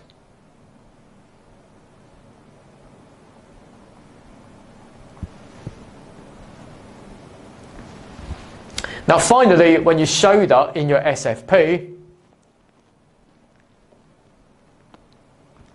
the net amount will be updated to be the previous investments in debt and to minus the total of the allowance 356,825. That's all you can do. Of course, when you comment on the interest income, if you like, still that basing on the gross amount times by the original interest rate. And that's all you can do. Now, if you're happy, I think it's quite fair that you pick up every point in the past exam. I don't think that will be a problem for you. Who knows? Anyway, right, let's move on to the final topic. I must say that this is the final topic. I find it to be one of the most interesting topics, but a lot of students struggle with that. But let's talk about something called derivatives. Now, derivatives, which means that the value of the instrument, for example, the futures forward, will be deriving from what you're currently trading. Now when you go to bank next time, that you can ask the bank that how much money is that we need to pay if I were to enter into a forward contracts to fix the future exchange rate today. But the bank will certainly tell you, well, there'll be little or no investment at all. It's just to be the setting up the notification in your account when you receive the future money or foreign currencies that will be translated at the agreed rate today. Now the transaction will certainly be for the future, and of course the value changes per the underlying variable changes, of course. The forward contract, the futures contracts, that the price will fluctuate each and every day and each and every second. That will basing on the supply and demand for the underlying, for example, variable such as the commodity, let's say it's the apple or gold and silver and oil, alternatively interest rate, forex rate. So that's how you do it. The value will change per the underlying variable changes. Now, you may need to explain what the characteristics of derivative could be using these 3 points.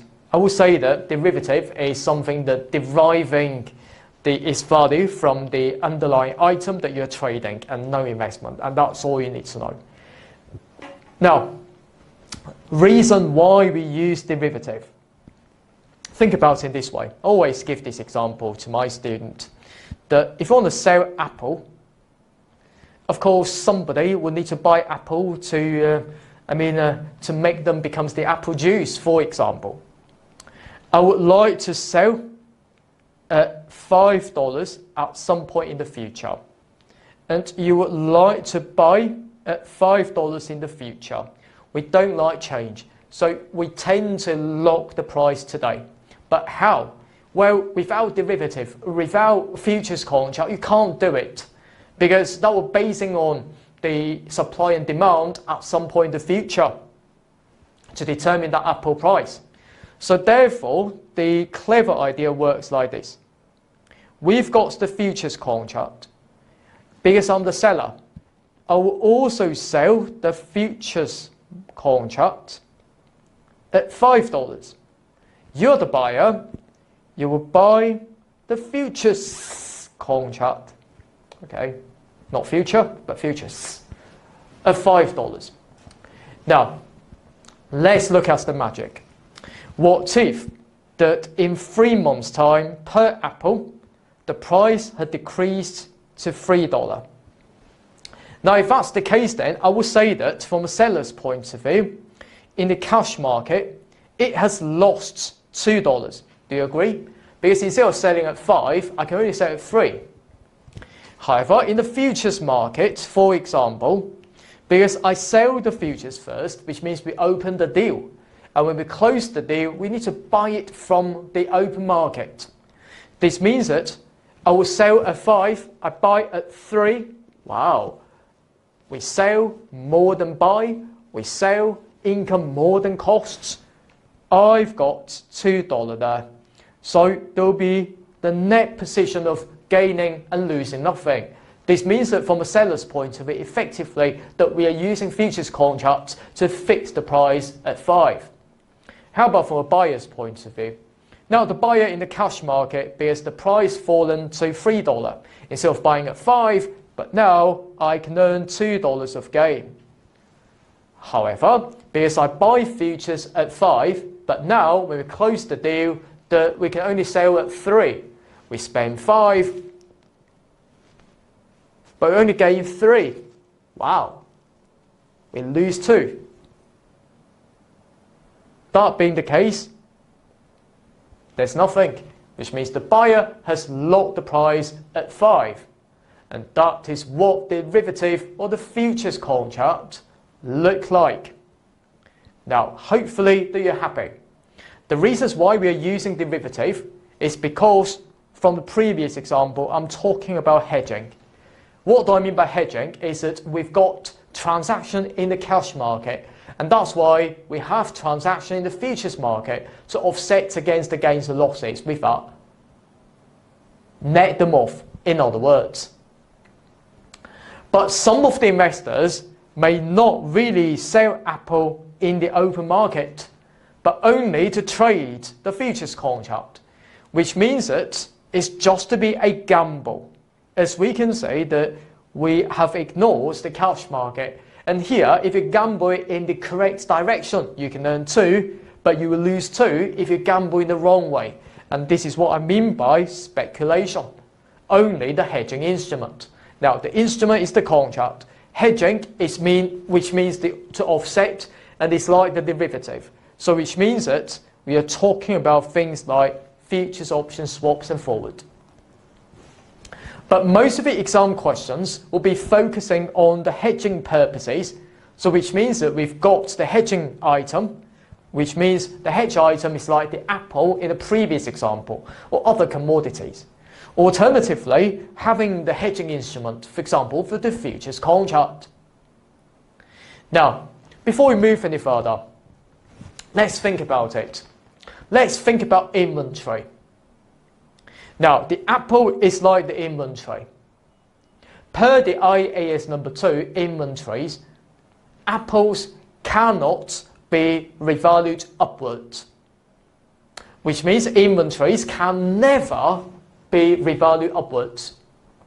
But here, as we can say in the cash market, that we are actually, as you can see, that we are revaluing the inventory upwards from a buyer's point of view, because that's a gain. Now, the only way that we allow this to happen is that we perform the hedge accounting. Without hedge accounting, the inventory can never be revalued upward. Now, the reason why we allow inventories to be revalued upwards is that we allow it to use the gains or losses to set off against the gains or losses in your futures contract, which means the hedging instrument. And that's why avoiding accounting mismatch. Because if you were to enter into the futures contract, and the futures contract, as we can see, incurring substantial loss from a buyer's point of view, if that loss is not hedged against with the particular inventory value going up, and that would worsen the performance of the business. And that's why, in this particular situation, we allow the inventory to be revalued upwards. But here's the thing. If you were to do the hedge accounting, you will need to meet with these 3 criteria. Firstly, common sense, you will need to document them. You will need to define what the hedging instrument and the hedge item will be. And what will be the relationship? The relationship, as we can see there, it could be the fair value hedge. I remember in the very first section that we talk about fair value hedge already when we talk about inventory. It's something that existed in our financial statement. We've got a value in there. We are afraid that when we sell them off, that the market price will change. But it does not really affect the price that we pay for that inventory any longer. The reason is we've bought that already. We are very much care about its fair value or the market price changes. And that's why in hedge accounting, type number 1 is the fair value hedge. Another type would be, or another relationship would be the cash flow hedge. Cash flow hedge really talks about that we are afraid that when we buy the inventory at some point in the future, we may be spending more money because we haven't bought it yet. Finally, if you're operating overseas, that's not only you've got the foreign asset, but you also take out the foreign loan to offset against the change in foreign asset value. And that's what I mean by net investment in foreign operation. Now, one of these 3 relationships needs to be there. And finally, you will need to pass the effectiveness ratio tests. So that being the case, for example, here, either from a seller or the buyer's point of view, if I were to take the gains and losses divided by one to another, and that would be 100%, because 2 divided into 2. It's the perfect hedge. It's falling between 80 to 125% there. Now, let me give you another example. What if that in the futures market, we've lost 100. In the cash market, we've gained 50. What do you think? I would say that that's a huge loss. If it is vice versa, that would be a huge gain. Is it protecting the item? The answer may be no. The purpose is not to protect the item at all. Because if you take 1 divided by another, and that would be 200%. If vice versa, that taking 50 over 100, that would be 50%. It's 50 to 200%, not falling into 80 to 125%. Now, we're saying that when you're hedging something that should be effective, that should be demonstrating the fact that you are protecting or offsetting the gains and losses from what you have in the cash market and in the futures market. But if you end up with substantial gains and loss in one particular market, I would deem that that would be the speculation purpose rather than the hedging purpose. So that being the case, that if you're not demonstrating that you've got or met with the effectiveness ratio tests, that you should stop using hedge accounting. Okay, now, Thursday, let's talk about speculation. Now, very straightforward indeed. The day one, when we enter into the agreement, we will look at the fair value. So if you are the buyer, always be in the fair financial asset, because you've bought something. If you're the seller, because you want to get the options contract, for example, or the futures contract, you can either acting as the buyer or the seller's point of view. The seller sells something to you, and having the liability when you exercise it, I will compensate for you the losses. So we'll need to recognize the financial liability at P&L. Now, at the year end, any changes, directly put that into the P&L, into the investing section, and that's it. But bear in mind, in practice, that if you're hedging against not for commodity, not for inventory, but in the exam, very likely is to be inventory. But in practice, that may be hedging against the interest rate. Now, the interest rate is for financing, and that's why the P&L changes would go into the financing section. But I don't believe that the examiner is mad that asking you so much depth in the exam. So no worries for that. Anyway, for banks, of course, into the operating section, but you simply ignore that anyway, putting it to the P&L. That's all you need to know. Now, here's the funny note I would like to share with you. Sometimes the transaction price may be 0. Now, especially that you're dealing with the swap, for example. Now, when we price the swap, I mean, in other papers, especially in financial management papers, that you can see that we will need to make sure that the 2 legs would just be the same value, okay, at the time that we enter into the swap agreement. Now, for example, that the company may enter into the swap agreement where the interest rate is higher than the current market price. The reason is I would like to pay higher interest rate later, but I would like to get cash from you to compensate for my losses. So that's why that usually I can get $3,000 at the very first start to compensate for my losses, that I will pay higher interest rate, so we will recognize the financial liability of $3,000 there. So even though that the transaction price being 0, but in essence the monies that I can get will be $3,000, that we use that to price the fair value of the financial liability in day one. So make sure that you're ready, that the fair value does not always be equal to a transaction price when we deal with the derivative. But let's put into practice for the speculation here. Now, the accounting treatment. Now, let me just write out the question name, as always. Speculation. It's a starting point. Now, we buy one call option. It's an option that we can buy at a low price at some point in the future.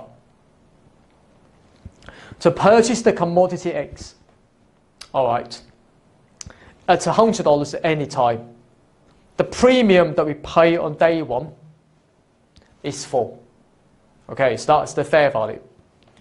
So, because that's the buyer, day one, that we debit the financial asset into P&L worth of 4, and then we will credit bank worth of 4, because that's what we pay for the premium that we enter into the options contract. Now, the fair value at the year end was 6.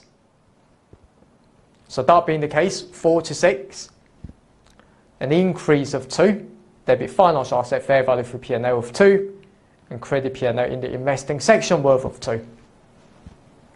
Now, we sell for 12, okay, later on. So when we de-recognize it, we sell for 12, so we debit bank of 12. And we credit all the financial assets that we recognize up to this date of 6.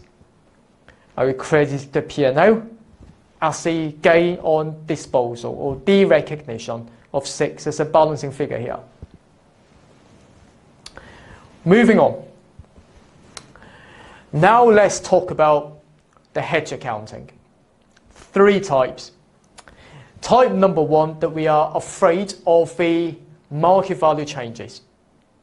Now that commonly exists where we have hedge items such as the fixed rate debt, which means that the interest rate fluctuates. That does not really affect the monies that we pay for, because that's the fixed rate. So we pay at 3%. So even though the market interest rate increases to 5%, that does not really matter. We still pay 3. But we are afraid that when we price that debt, because we would like to use the coupon sitting in the numerator over 1 plus the effective or the market interest rate sitting in the denominator. If the denominator increasing, of course the price would change. And that's what I mean by the fair value changes.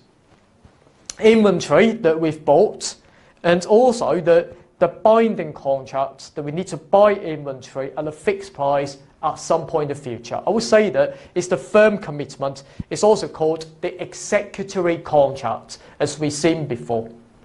Because the price is fixed, that we will pay $10 for that inventory, even though that we haven't exercised that contract. But what if, when we buy it, that the market would discount that inventory to be 8? Well, effectively, that we should have bought at 8 rather than 10, but the cash flow does not really matter because it's fixed at 10, but the market value actually changes from there. Now, what we would do is that we will match the hedging instrument's value changes into the P&L with the hedge item changes in the P&L, and that's all we could do. When we settle the transaction later on, the hedge item, we do nothing in there because we've bought it already. Or if that's the binding contracts to buy inventory at fixed price, that we will buy it later on. Alright, for the hedging instrument, for the financial asset liabilities, that you convert them into bank, putting the balancing figure into the P&L. Now, as always, let's deal with the 10.15 fair value hedge question.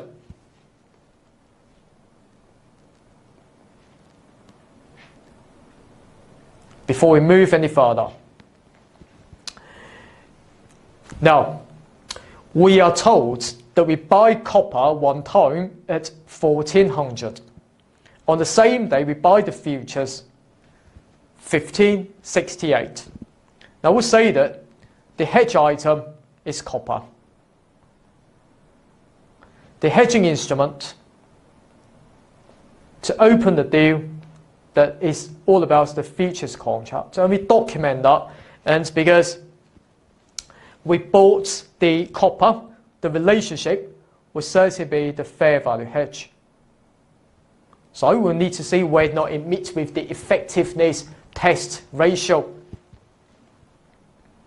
As we can see there, the price changes the spot price up by 100 from 1400 to 1500. So by $100 there. For the futures prices, you can say you buy 1568, but now it's 1480. Now 1480 minus 1568, that being minus 88. Now what you could do is that you will take 1 divided by another, that being 113.6%, falling into 80 to 125%. So that means that we can use the fair value hedge accounting. So all we would do is that for the P&L, for the $100, for the copper, we simply debit inventory and credit P&L worth of 100. And for the hedging instrument, on the other hand, because you bought it, and that would be a financial, usually that would be a financial asset there. Okay. So all you can do is that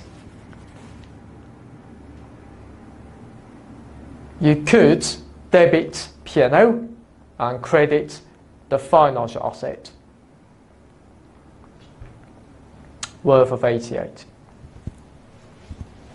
So that offsets against that automatically. Next one is fair value hedge for the OCI.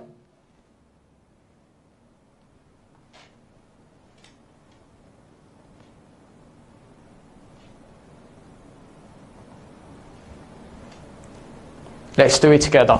Now at the year start, the company purchased equity instrument 900,000. The fair value changes will go into the OCI with the futures contract. Okay. Now the item here is that you buy shares, which means the investment in equity instrument. The instrument here, you're using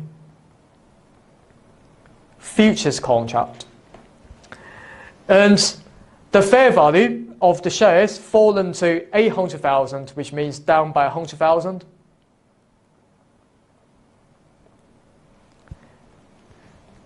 And the fair value of the futures had risen by 90,000.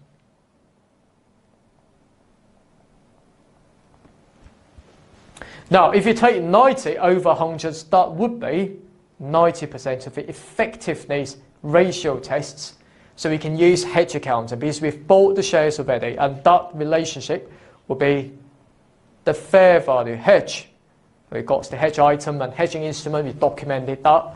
Okay, so that's how we do it in a working paper in real life. Okay, but with a bit of narrative, and that's fine.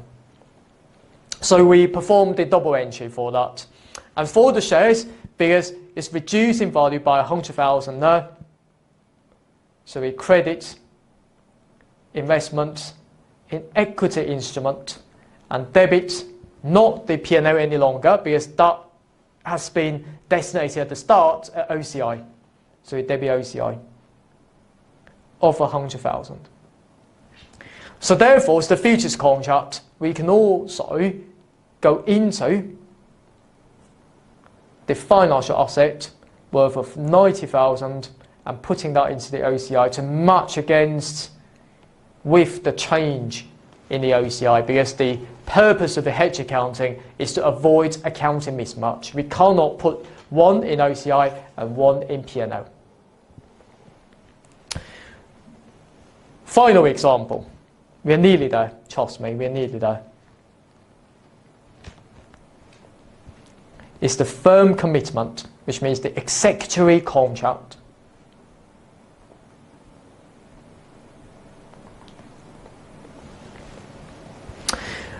Now, the company has a firm commitment to purchase machinery next year.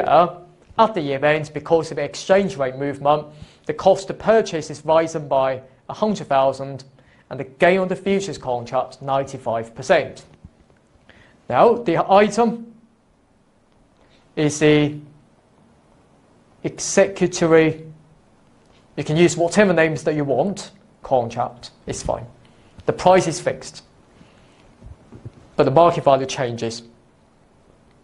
The cost rising by 100,000, so the value decreasing by 100,000. And the hedging instrument, here what we are using against the futures contract by 95. Now the basic math telling me that 95 over 100, that would be 95%, falling into 80 to 125% effectiveness ratio tests. So that being the case, that we are afraid of the market value changes, and the relationship will certainly be the fair value hedge. So all we do is that, although it's for machinery, but for the firm commitments that we haven't bought it yet, and therefore for the 100,000 we will debit the P&L and credit the firm commitment liability by whatever liability names that you want. Okay, so this liability value worth 100,000 would just be the temporary account. Okay, so we need to net off any sort of purchases that we made. Okay, later on we make that purchase. The futures, as we can see, that we enter into that because we bought it, and that's why that we always debit the financial asset and to credit the P&L worth of 95,000.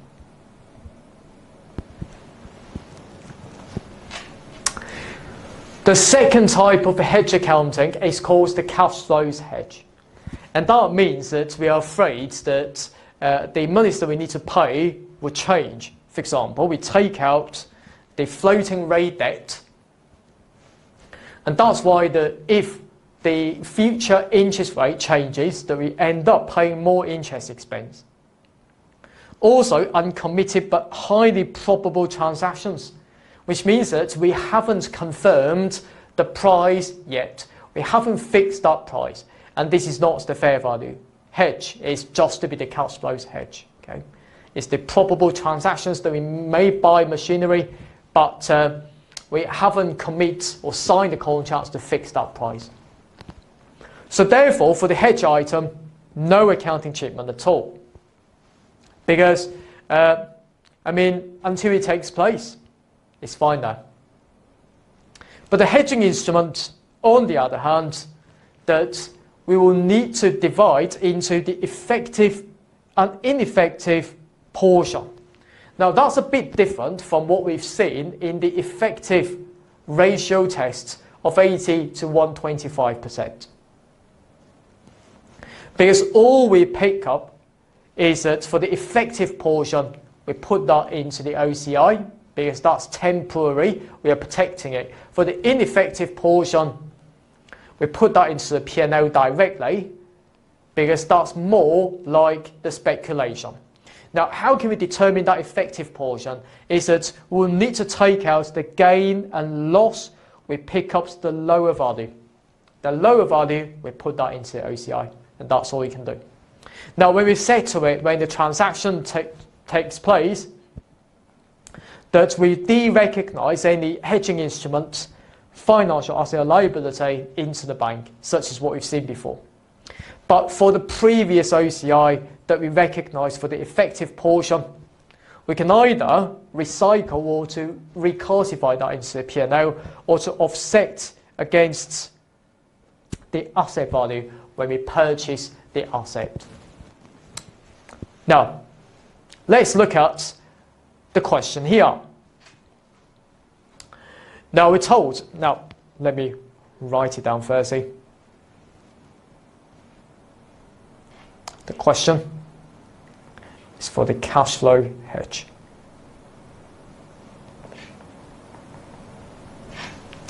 We're told the forecasted sales in a foreign currency is expected with a loss of 100 as a result of the changes in forex rate. And we take out a futures contract and the market value rising by 118. Okay, now what that means is the item here is just to be the forecast sales that we are looking at the forex rate. We didn't sign the contract, we didn't confirm the value, and we expect to lose 100. How about the instrument? Now the instrument, on the other hand, is that we took out a currency futures contract. Now the value has risen by 118.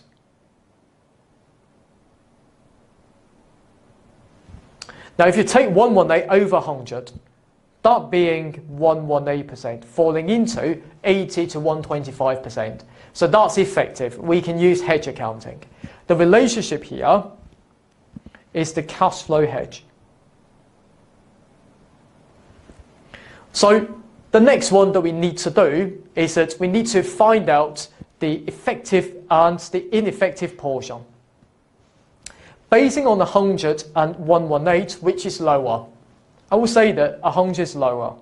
100 is lower, that would be the effective portion. So this means that we can use all the gain of 118 to offset against that loss of 100. So the 100 is effective because it's all being protected, leaving the rest of 18 not being protected. So that's why the accounting treatment only for the instrument here of 118. So that we are debiting financial asset of 118. Now, because it's selling things, that you can say that we can debit financial liability. It's entirely up to you. It's fine there. But more importantly, that we will need to credit, firstly, the effective portion go into the OCI worth 100, and the ineffective proportion would go into 18. Okay, so that's all we can do. Now, at some point in the future, that if the sales revenue, actually decreasing by 100, but my futures contract increasing by 118. So that being the case, that when the transaction actually takes place at some point in the future, that we can recycle or to reclassify the OCI by debiting the OCI directly credits the P&L worth of 100. So the profit can go up by 100. So offset against the sales revenue falling by 100, but profit go up by 100, so we protect the situation here. Let's look at the exam question called Collat Company of 10.19 here.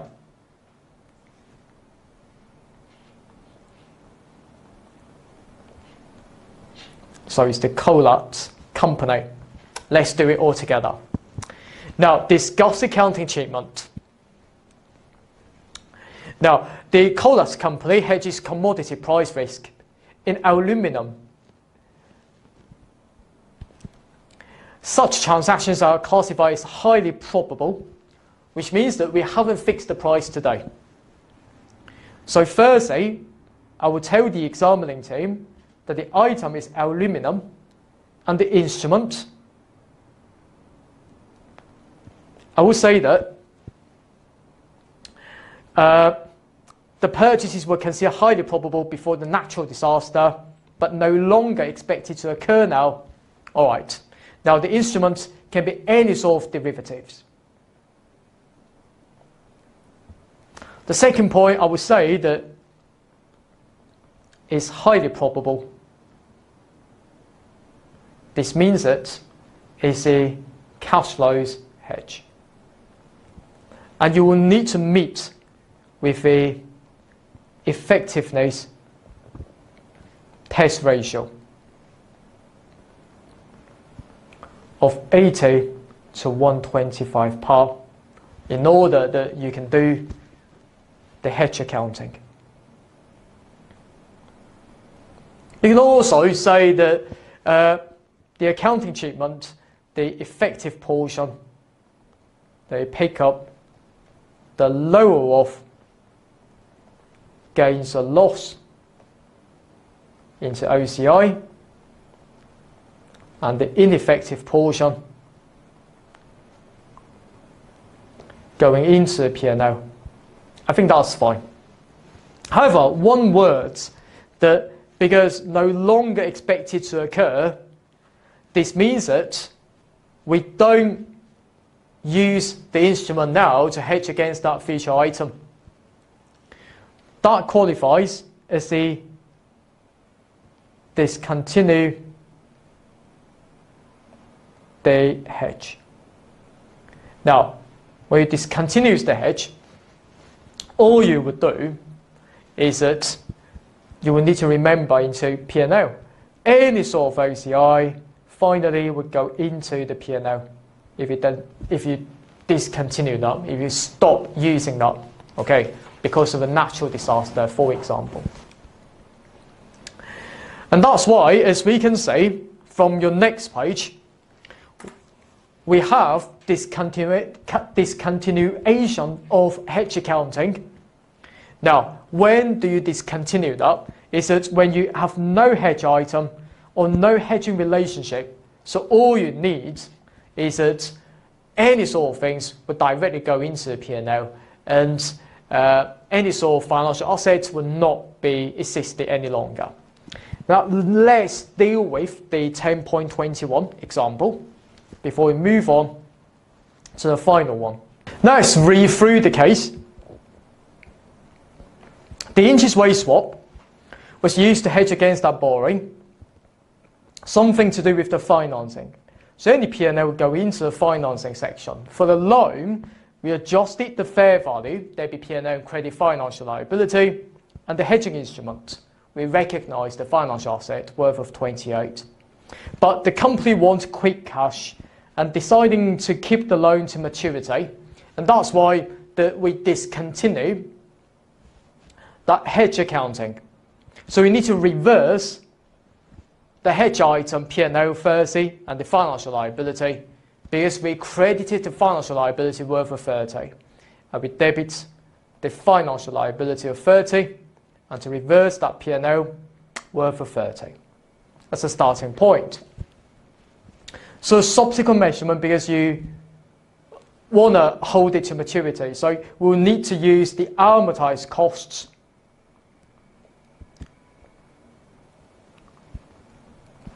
to provide for the finance costs from the beginning up to now, or up to the future. And for the hedging instrument, as we can see there, we want quick cash, and that's why for that 28, we will convert into bank worth of 28 and credit financial asset worth of 28. Because we haven't got any OCI at all, so we don't need to worry about to reclassify that into the P&L. Now, second one, it's all about the cash flows hedge. It's now terminated for the probable transaction in the future. So that's why firstly, for the financial asset, we convert that into cash. So we debit bank worth of 100, and we credit the financial assets worth 100. At the same time, because we've got the OCI worth 100, so we need to reclassify the OCI into P&L. Here, the P&L referred to as the it's just to be the highly probable transaction. So if that does not relate to the borrowing, and we will put that into the investing section. So if it relates to the borrowing, we put that into the financing section there. Now finally, I would say that finally is the net investment in foreign operations. So what that means is that we are afraid that when we invest our money overseas, that the exchange rate may change.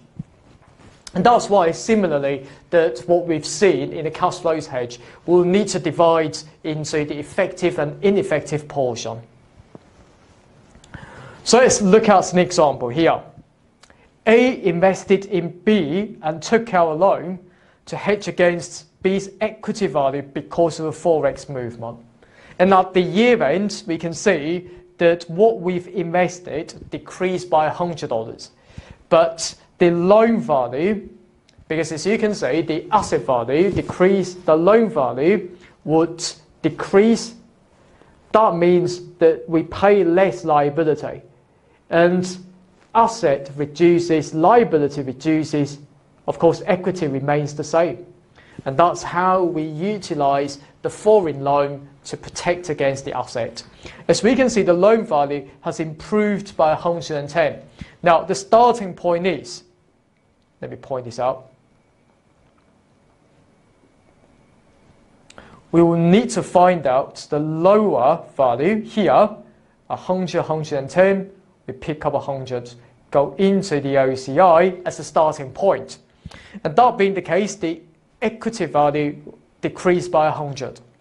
That being, debit the OCI 100 and to credit the investment in B company decreased by 100. But at the same time, because of our loan value has increased, we debit the financial asset worth of 100 and we credit the OCI to match against that worth of 100. But what about the ineffective portion? And the ineffective portion by another 10 has the increase in value, so that's why that we debit the ineffective portion worth of 10 into P&L and debit financial asset worth of 10. There you have it. So far that we finish off the whole financial instrument section here. I hope you're absolutely happy. I would say that it's a big standard, but it's fine. From next chapter onwards, we will be covering something that's more exciting, and I can't wait to see you very soon in the next section. Bye. APC, accounting for your future. Welcome to the past exam question from the ACCA Strategic Business Reporting, or the SBR, for the March and June 2023 exam question go through. Let's see the question called cut third company from the question 2. Now, as always, let's break down the requirements. Now, we have got part A, B and C within our exam. The best practice firstly is to copy the requirements into a word processor and break this down. Now, firstly, discuss, which means you need to put the words because in each of your points. How the advancement of the IT impacts on the ethical responsibilities of an accountant. Now, firstly, as the professional accountant, our responsibilities would be firstly to make sure that the control system of the client's company, of the companies that we are working in, will be okay, will be effective. And therefore, we can bring confidence to the shareholders or investors. Now, 4 marks here, there'll be no need to refer to any specific exhibits to answer part A. Right, but from my perspective, always link your answer with the case so you can see a big picture of why the examiner is setting the requirement like this. So in this exam, of course, 1 mark equals to 1 sentence, and make sure that you always follow that rule. Part B is to discuss the ethical issues faced by the accountant. Now, this means that we are always focusing on Mr. Imbrima, okay, this person, and the internal auditor. Okay, so we have got Mr. Franklin Ishwell. Okay, so there will be 2 guys here, and that's why we just split our marks, 6 marks. I would say that, okay, equals to 6 sentences again, and possibly I would be allocating 3 marks related to Mr. Imbrema and Mr. Franklin. I would like to split 2 marks in that. And of course, and any actions that you should take to address these issues, I'll allocate 1 to 2 marks or sentences related to the final part. So do remember that we have got 2 marks here. So when answering the ethical issues in the SBR exam, my top tip for this kind of requirement would be, firstly, always use the word because or as. So it will force you to think why you're going to be giving that point. The second element within each of the point in your answer is to be very specific or detailed. You can't say that simply, okay, so from the scenario like that, it seems that he's breaching the familiarity threats to objectivity and full stop. No. Possibly will gain 0.5 marks for giving that point. But in order to get 1 full mark for each point that you've made, it will be very important that you need to be specific. Okay, so we've got a clue from the case that we are friends or we have been an accountant for many, many years, and we are not really be very careful enough to check the details and so on. So this creates familiarity, threats to objectivity, that kind of stuff. Okay, so you need to be very specific, tailored your answer to the case. The best way from my perspective to tackle the part-based to always to focus on each sentence, okay, from the case scenarios, that you can link that and to comment on that. Part C, okay, is the traditional accounting treatment requirements. Explain the effect of the IAS 38 intangible asset and IAS 36 impairment of asset on the accounting treatment of the purchase of a company's procurement system and development costs, and in the financial statement for the year ending 31st December X8. So this means that A marks will be allocated for related to intangible asset according to IAS 38 and impairment according to IAS 36. And as I said, my top tip for the SBR for the accounting treatment is to see whether or not the requirement is more than 5 marks or less than 5 marks. And here, clearly, it's less than 5 marks. Of course, we will need to, we need to follow 3 steps approach here. So firstly, is the general IFRS requirements, and then talking about the application, and finally the conclusion.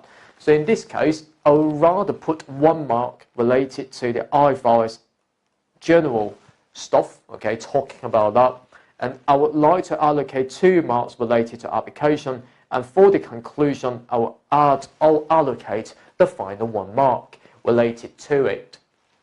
For the conclusion, yes, I always say to my students before that you can think about the correct accounting entry, you can think about the impact of financial statement, for example, the ratios, you can always bring the conceptual framework requirement in. Of course, if the errors are so huge, you can talk about the relevance concept. Within there, we have got the materiality principle to be applied. Now, let's see the case backgrounds. The third completes a successful division within a multinational company called holding company. Right, so if you're reading the question like this, okay, you can always use the highlight function in the Excel. I'll show you how in a second. But more importantly is to draw a diagram or a picture so you are not mixing these 2 companies. So for example, within that group it's called holding company, and within there we have got a specific division called third company.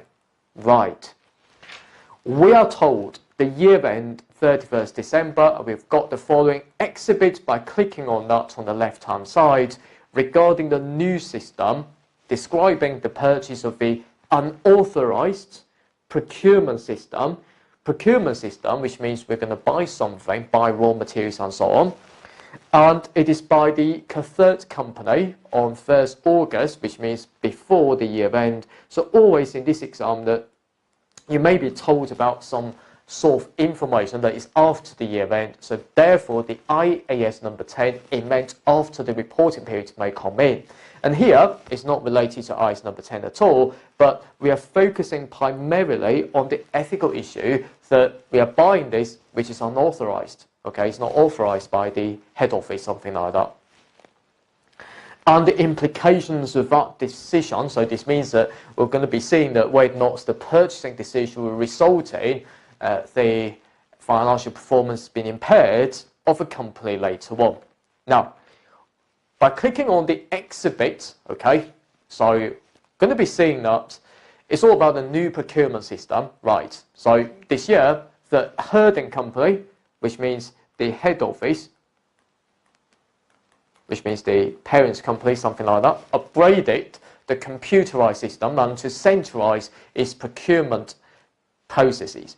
So the reason why the head office would usually centralize the purchasing option is to, for example, we are buying in bulk to enjoy the bulk discount in certain circumstances. So to decrease the purchasing cost for the company as a whole.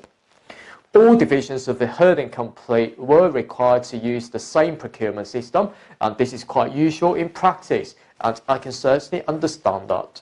However, on 1st August, the divisional head of the cassette company, okay, now, the head is called Mr. Bookman, purchased a procurement system without authority. Now, you need to think about why this would be a case. So, we can certainly use the system provided by the head office or to be required by the head office and to centralize our purchasing decision and to make sure that we are using the approved supplier in all circumstances to decrease our costs and something like that. But why does the divisional head use an alternative system? You may be thinking about, well, there might be reasons that using alternative system, it would be more cost effective. It may be more convenient. It may be, yes, working with a particular group of suppliers that may decrease our purchasing costs for a company. Or the downside may be fraudulent transactions. Or maybe Mr. Bookman spends the money out to buy that system and later on the supplier may reimburse part of that purchase price to Mr. Bookman's own personal bank account. So yes, we can come up with different possibilities pop up into our mind. Now, moving on then, which is incompatible with other systems of a group. Right, there might be problems coming in. Now, when I'm reading the case, I would not simply read the case and then, okay, I'm the student and to tackle the exam question by referring to the knowledge from the textbook. I will not certainly do that. But it's very important that you think about a lot of reasons and possibilities popping up into your mind. So when you are reading the subsequent cases, you will find it much easier. Now, the new system is specific to the division and cannot be used by other divisions in the group. Right. Okay, now, I would say that if you're using a particular system like that, so how about if you're subsequently auditing or checking that system, there might cause a lot of problems because of the inconsistencies that you authorize the transaction and to contact with the external supplier and to making sure that price is transparent and something like that. Policies are quite different from systems to systems. Okay, so you're going to be thinking about whether or not there might be additional costs that you need to think about. Okay, so always bear that in mind. Mr. Bookman stated that the third division will use this new system to make purchases in the future, right, rather than the company's centralized system. Okay, so it seems to me that Mr. Bookman is trying to build his own world within that company, is to be an empire within that company. We're not particularly sure. As a result of using that new system, the third division developed a poor purchasing strategy. Oh, right, that's the problem. which resulted in unfavorable pricing decisions. So this means that this increases costs to the company. And of course, investors will suffer. I would say that why we need to have responsibility from the ethical side. Of course, firstly, we need to be responsible for the overall control for business because we are for example, the finance director, something like that, and we're the employees of the company. At the same time, why not? It would really impact on the confidence of the investors, and we need to think about that. Even though the third division has made purchases within the new system, it's not fully operational, right?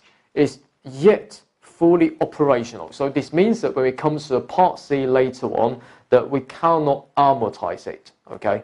We cannot amortize the capitalized development cost because, it's not fully operational. So this means that it's not getting economic benefit in because it is incompatible with a company's centralized systems. Right.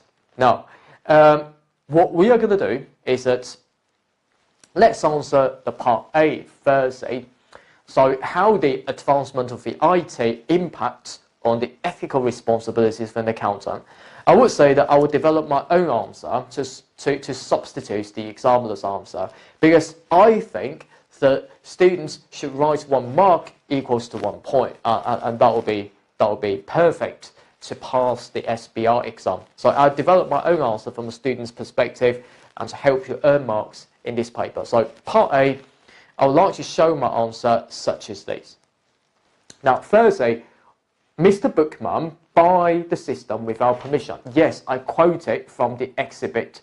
Although, yes, the examiner tries to help students a bit further by saying that in Part A you don't really have to refer to any exhibit. So that's why I've got a quote here. And you can refer to as in the exhibit, but you don't really have to in a Part A.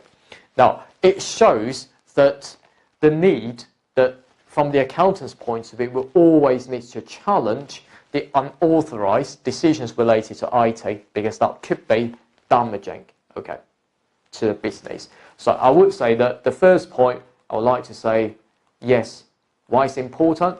Because it's our responsibility to challenge any major decision that will impact on the company's control. And subsequently, we are told in the case that the strategy is quite poor later on from a purchasing side's point of view. This is why we need to identify and warn any practices that might hurt the company's financial term. So this means that we need to be responsible for the internal control of a business. So this means that you can always think about whether or not is meeting with 3 E's criteria. For example, efficiency, which means whether or not it's causing waste, economy, whether or not it's sticking with budget, and whether or not it's effective, whether or not shareholders would be happy about that. As you can structure this point in another way, okay? You can talk about efficiency, you can talk about economy, you can talk about effective, okay? So this means that poor purchasing strategy, so this means that it's not efficiency because you're wasting company's money. It's not economy because you're not adhering to the budget, perhaps. It's not effective. Perhaps you're buying something that's not good for the product quality later on. Okay, so from this point, you can restructure that into many different points, ideas, if you want. Now, the next point I'd like to write is that the new system, yes, not working with the centralized one, and what we should do is that we need to stay unbiased. So which means we need to be quite objective indeed. Because when the new technology or new system comes into our company, we do really have to be very objective in assessing that we cannot fully rely on the pricing information given by that system or captured by that system. We need to be very detailed and very cautious about any changes or any sort of information that are popping up in the system. And finally, yes, what we need to do is that within that case, it's our duty to protect the confidentiality and safety of the system, Because as we are told that firstly, we buy the system that is not authorized. So why you're buying the system without letting the head office to know about this? So possibly there might be reasons like potential errors, potential fraud, and perhaps the system is quite cheap, but Mr. Bookman later on may get the reimbursement from a supplier. It may be the corruption, that kind of stuff. So this is why it leads to the unauthorized change in that system. So we care about the safety issues of that. At the same time, we also care about the confidentiality. Whether or not the supplier supplying us with that system would certainly have measures in place in making sure that system is safe. If it's not safe, of course, our system information may be leaked to the third parties. So this is why we need to care about that. Of course, I've developed you with 4 sentences there, and of course the examiner's answer is absolutely different from mine. And yes, you can develop your own answer based on the points that I've said to you. So for example, based on the confidentiality, you say to the examiner why the system purchase is unauthorized, perhaps implying fraudulent transaction, and the supplier is not inputting sufficient budget into perhaps making sure the system functions correctly, leading to, for example, confidentiality issues, and the system data may be leaked to a third party. You can say that, okay? So different students would get different answer for the part A. I would say that from the marker's point of view, that the part A is quite straightforward, and when we are awarding marks to students, generous, okay, quite generous indeed. So as long as you are saying 4 sentences, so that will be absolutely enough there. Now, let's move on. Let's move on to the part B, talking about the ethical issues. Now, so we are told in this exhibit, we've got the accountant and the internal auditor. So we've got 2 types of persons that we need to be dealing with. Firstly, the accountant is called Mr. Brimmer. Is considering the impact of the poor purchasing decision and how to improve the control over the division. So it seems to me that you're only considering the impact rather than take immediate action against Mr. Bookman. And this is incorrect, okay? So it seems to me that maybe you're afraid that taking immediate action against Mr. Bookman, maybe you're afraid of him, something like that. We're not particularly sure. So we can comment on this, okay? You can copy that sentence and to comment on this. But a more viable approach, okay, from the examining team is that don't really just copy the whole paragraph or whole sentence, okay, to your answer. Yes, you can certainly do that, but the best practice is not to do it like that, but to summarize into your own point. Because I must say that some markers, when marking the script, they may not read your answer very, very carefully. So if you're copying the whole paragraph into your answer, it may be seen that you're simply copying the information from the case, and it earns you no marks at all. So even though you finally make a few words as your comment, maybe the marker cannot see this when he or she mark your script quite quickly, tick a tick, tick a tick, tick a tick for that, and skip your answer, and of course you will suffer. So in this case, developing my own answer, as we can see there, firstly I would say that Mr. Brimmer knows that Mr. Bookman, by passing the procurement system, a centralized system, but to purchase his own system, and faces the dilemma here and breaching the ACCA Code of Ethics by not actively confronting the issue. Okay, so it seems that he is not taking immediate action against Mr. Bookman. Okay. Now, However, it does not wish to introduce controls which Mr. Bookman feel are excessive. All right. It seems that he's afraid of Mr. Bookman, yes, because Mr. Bookman is a dominant individual who often puts pressure on him. Right, so it seems that, yes, I can draw a conclusion that the accountant is afraid of Mr. Bookman because of the intimidation threat to objectivity. So I would say that I will bring my comments as the first sentence, okay, otherwise when I'm making comments in the part B, that I don't want my answer be seen that I'm copying the case information only without making my comment at all. So I would say that he experiences an intimidation threat, so being threatened by somebody else. I would say because of us, okay, because Mr. Bookman's pressure compromises the objectivity, so which means when we are making a decision, we are not objective, we are not thinking about the standards, we are thinking about the personal stuff, challenging the ability to act impartially or objectively in line with ACCA's Code of Ethics. Okay, now this is my second point now. So I would say that, yes, I would not simply stop from there, but I would give details to the examining team to explain one step further, okay, why this matters, because it's not objective. That's it. And of course, we are reluctant, or the accountant is reluctant to implement controls, okay, because Mr. Bookman's dominance.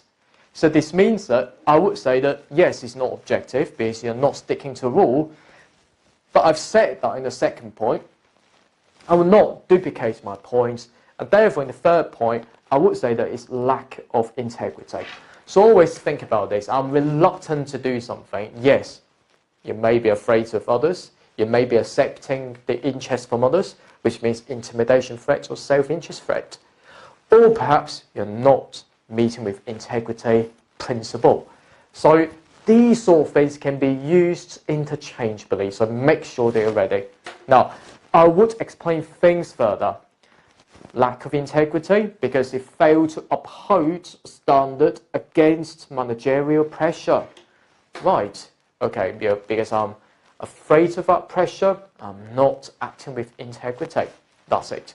So I'm giving details about the reasons why this will be a case here. Now let's move on. Is that Mr. Bookman is on the management committee of a company to whom the internal auditor, Mr. Franklin, reports. Oh, okay. Now, the internal auditor directly reports to Mr. Bookman, and I'm the accountant. I'm afraid of Mr. Bookman because he's on that management committee. I'm afraid that my job will be lost. It's simply be the ethical dilemma here. And we've got the internal auditor also reports to Mr. Bookman. Right, Mr. Bremer has reported his concern to the internal auditor, which means the IA internal auditor reports to Mr. Bookman, and I'm the accountant. I report to internal auditor reports to Mr. Bookman. Right, the internal auditor is the qualified member of ACCA and known to be a personal friend of Mr. Bookman. So it seems to me, yes, I can explain the familiarity threats to objectivity. At the same time, you know that Mr. Bookman has made the wrong decision. You should challenge Mr. Bookman, but the internal auditor failed to do that. So it doesn't meet with the professional competence and due care principle. Now, I would say that, now, the internal auditor, yes, familiarity threats to objectivity and favours personal relationship over professional body, and this is absolutely not correct though. At the same time, that undermines his competence because, yes, lead to overlooking or downplaying significant issues within the division. So this means that, okay, this decision made by Mr. Bookman may be 1 out of 10 issues that we found out. How about the remaining 9? So not really using the professional qualification i.e. the professional competence and to help with the investors, something like that. So yes, that's it. However, I will also to tell the examiner about the actions. Of course, firstly, we should guard against the ethical threat. We should eliminate or reduce those threats and maintain high standard, firstly, integrity, professionalism, or you can say about the 5 principles according to the ACCA Code of Ethics. Okay, up to you then. And to solve this, yes, seek guidance from higher authority. For example, raising this issue to non-executive directors within our board, or perhaps we should contact with ACCA and to see how we solve this matter. From the internal auditor's point of view, the independent review of the procurement practices will be very important, and to see whether or not you're selecting the suppliers on a fair basis. Okay, so you need to remove any particular personal biases at all. You need to remain objective in all circumstances. Now, I've written more than 6 points. 1, 2, 3, 4, 5, 6, 7, 8, but you don't really have to do that. In the exam, there'll be no need for introduction to get these professional marks, but it's important to firstly to answer all the requirements, and 6 marks, 6 sentences, and secondly quoting a few keywords such as familiarity, threats, or objectivity, integrity principles, and that'll be absolutely fine and enough there. Now, the final issue related to the Part C is all about the procurement costs. And we're told that Herding Company's policy is to upgrade system for every 4 years, and the cost was 5. And there were additional development costs incurred of $0.1 million related to the payroll. And all of these costs has been written off to the P&L this year. So this means that firstly, this is not correct there, because I would say that you can explain in the IAS number 38 for the intangible asset, firstly, that you can say firstly, the definition of the intangible asset is just to be the asset without the physical substance. These are non-monetary. And to recognize as the intangible asset, it needs to be identifiable and controlled by the entity, and the cost can be reliably measured. You can say about that. And more specifically here, that is to upgrade the system. So this means that bringing something new, and that's related to the R&D. Okay, it's the research and development phase. And of course, we can always say to the examiner about the criteria that when should we capitalize that development cost as the intangible asset is where, I use my own mnemonic, is called user.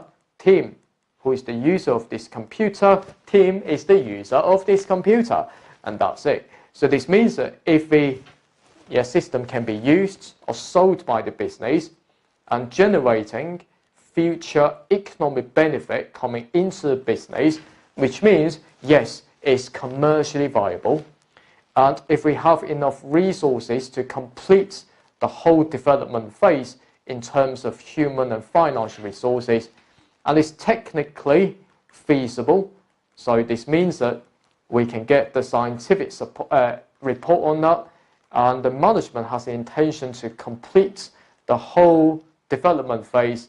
And of course, the expenses can be measured reliably, and what you need to do is to recognize as the intangible asset.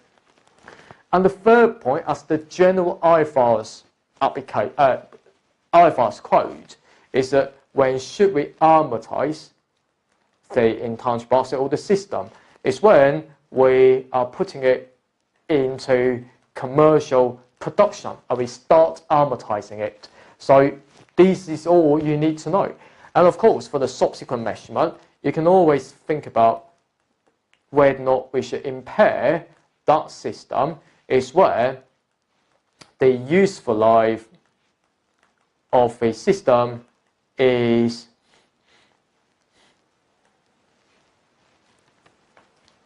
indefinite,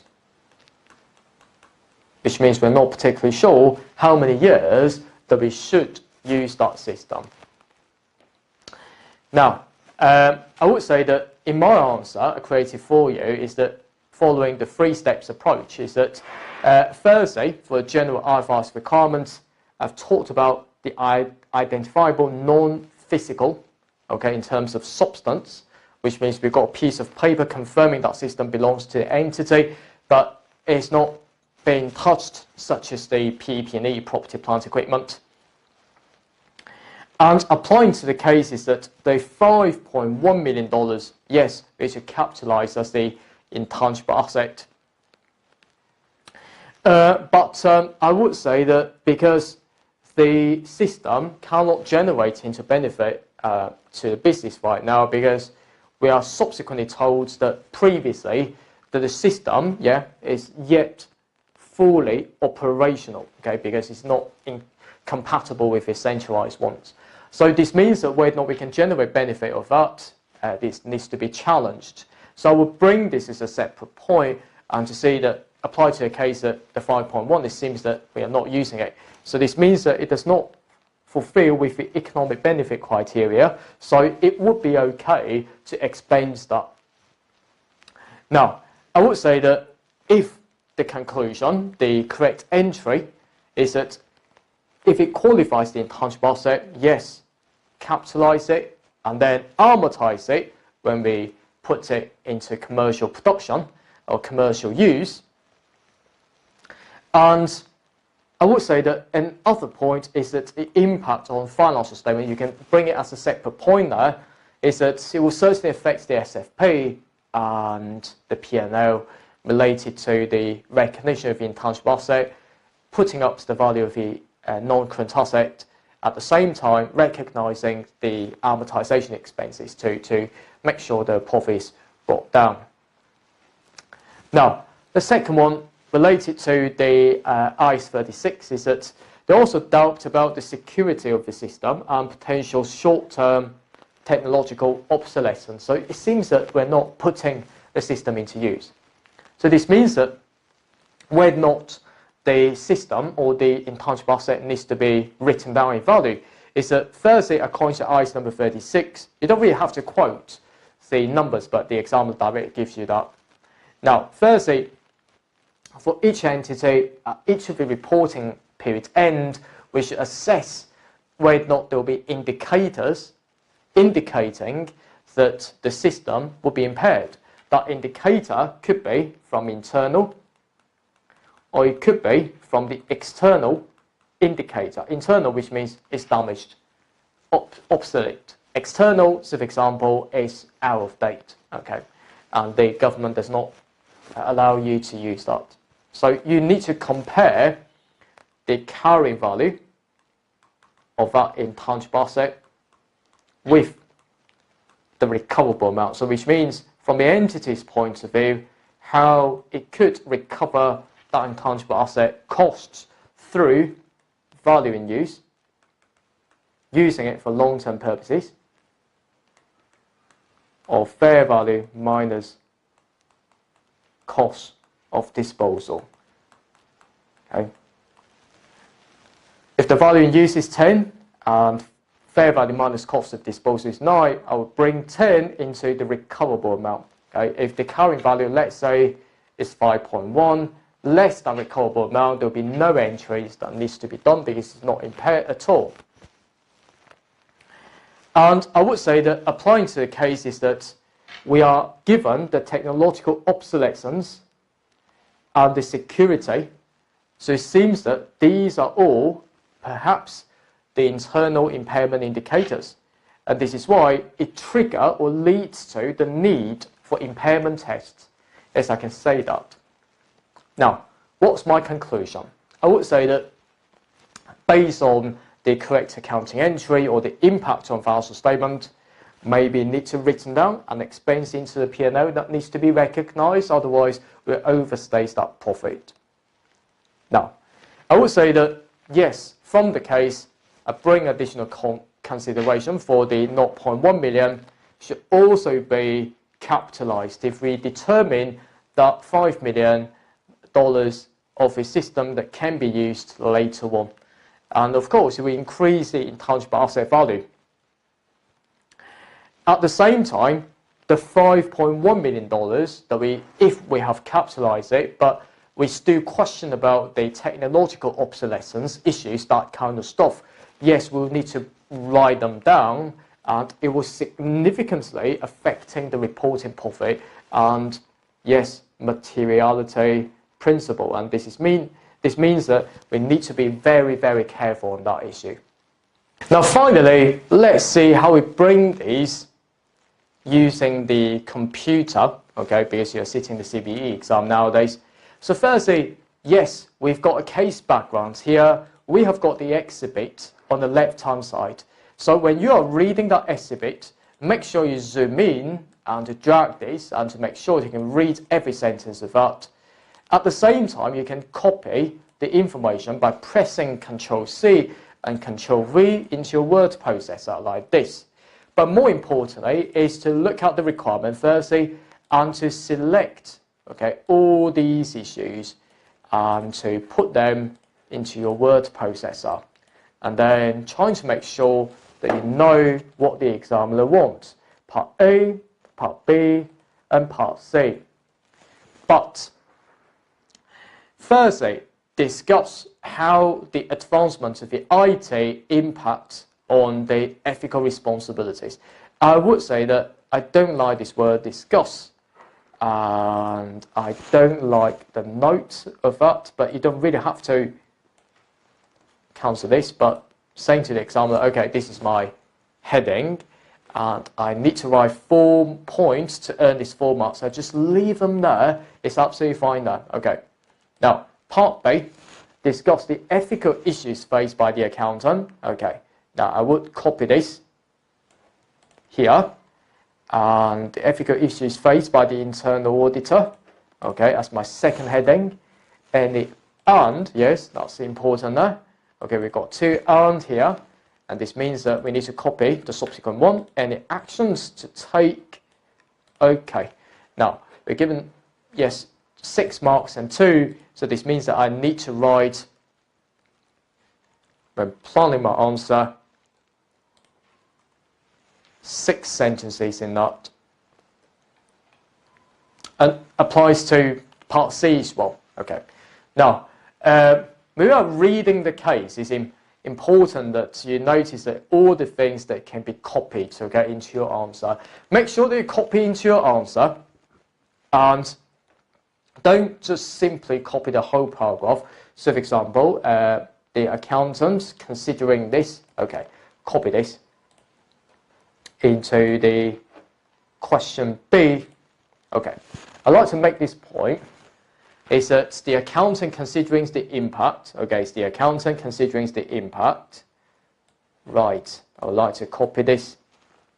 I would bring my point firstly that the accountant should take immediate action to protect shareholders' interests, i.e. to act with professional behavior. But the accountant, okay, change the word, but the accountant of earnings considering impact of poor purchasing decision, and this is against the principle in the ethics code. Okay, now if you're making this point, of course you will gain full marks for these points that you've made. Rather than just simply copy the information without any comment at all, my advice is to put your comment firstly, okay, as the first part of your point, and that will be very important there. For each point that you've made, make sure that you leave a line, okay, that's important there. And for each of the headings, okay, just bold it and to underline this and change the first word capital, Any sort of copying information from a case, just leave them, okay? Just make sure that it looks absolutely clean to the examiner, and that's enough. Where not, you can put the number next to that.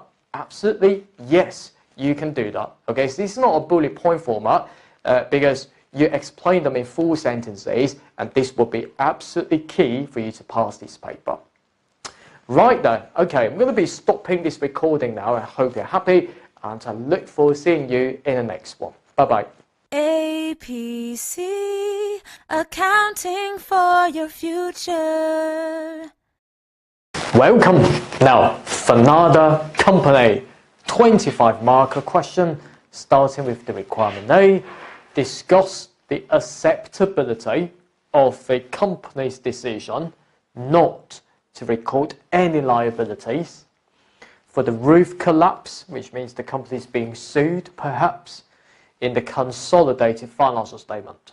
So we are given 7 marks here. If any student is talking about the impairment of non-current asset, according to ICE number 36, there will be no marks for that, because the question specifically asks you that because of the roof collapse and somebody is suing the company, and whether or not we should record any liabilities. And of course, from the case that the management decides not to record any liabilities at all, so this is not acceptable perhaps, but this may be acceptable if this is on the early stage, okay, of the case.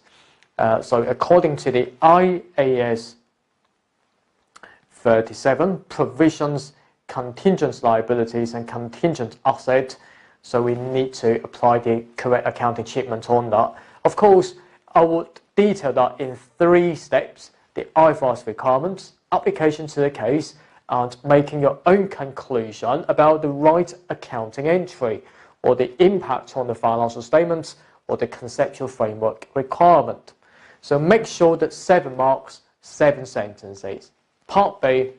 Discuss the acceptability of the company's decision in the consolidated financial statements, number 1, to disclose a contingent liability for the estimated cost of redeeming the put options. Right, so what do I mean by put options? Don't be scared if you see this term.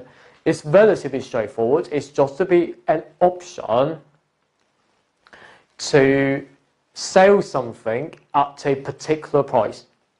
It's what I mean by put option. But in the case later on, we will see that the company has written the put option, which means has sold the put option to others.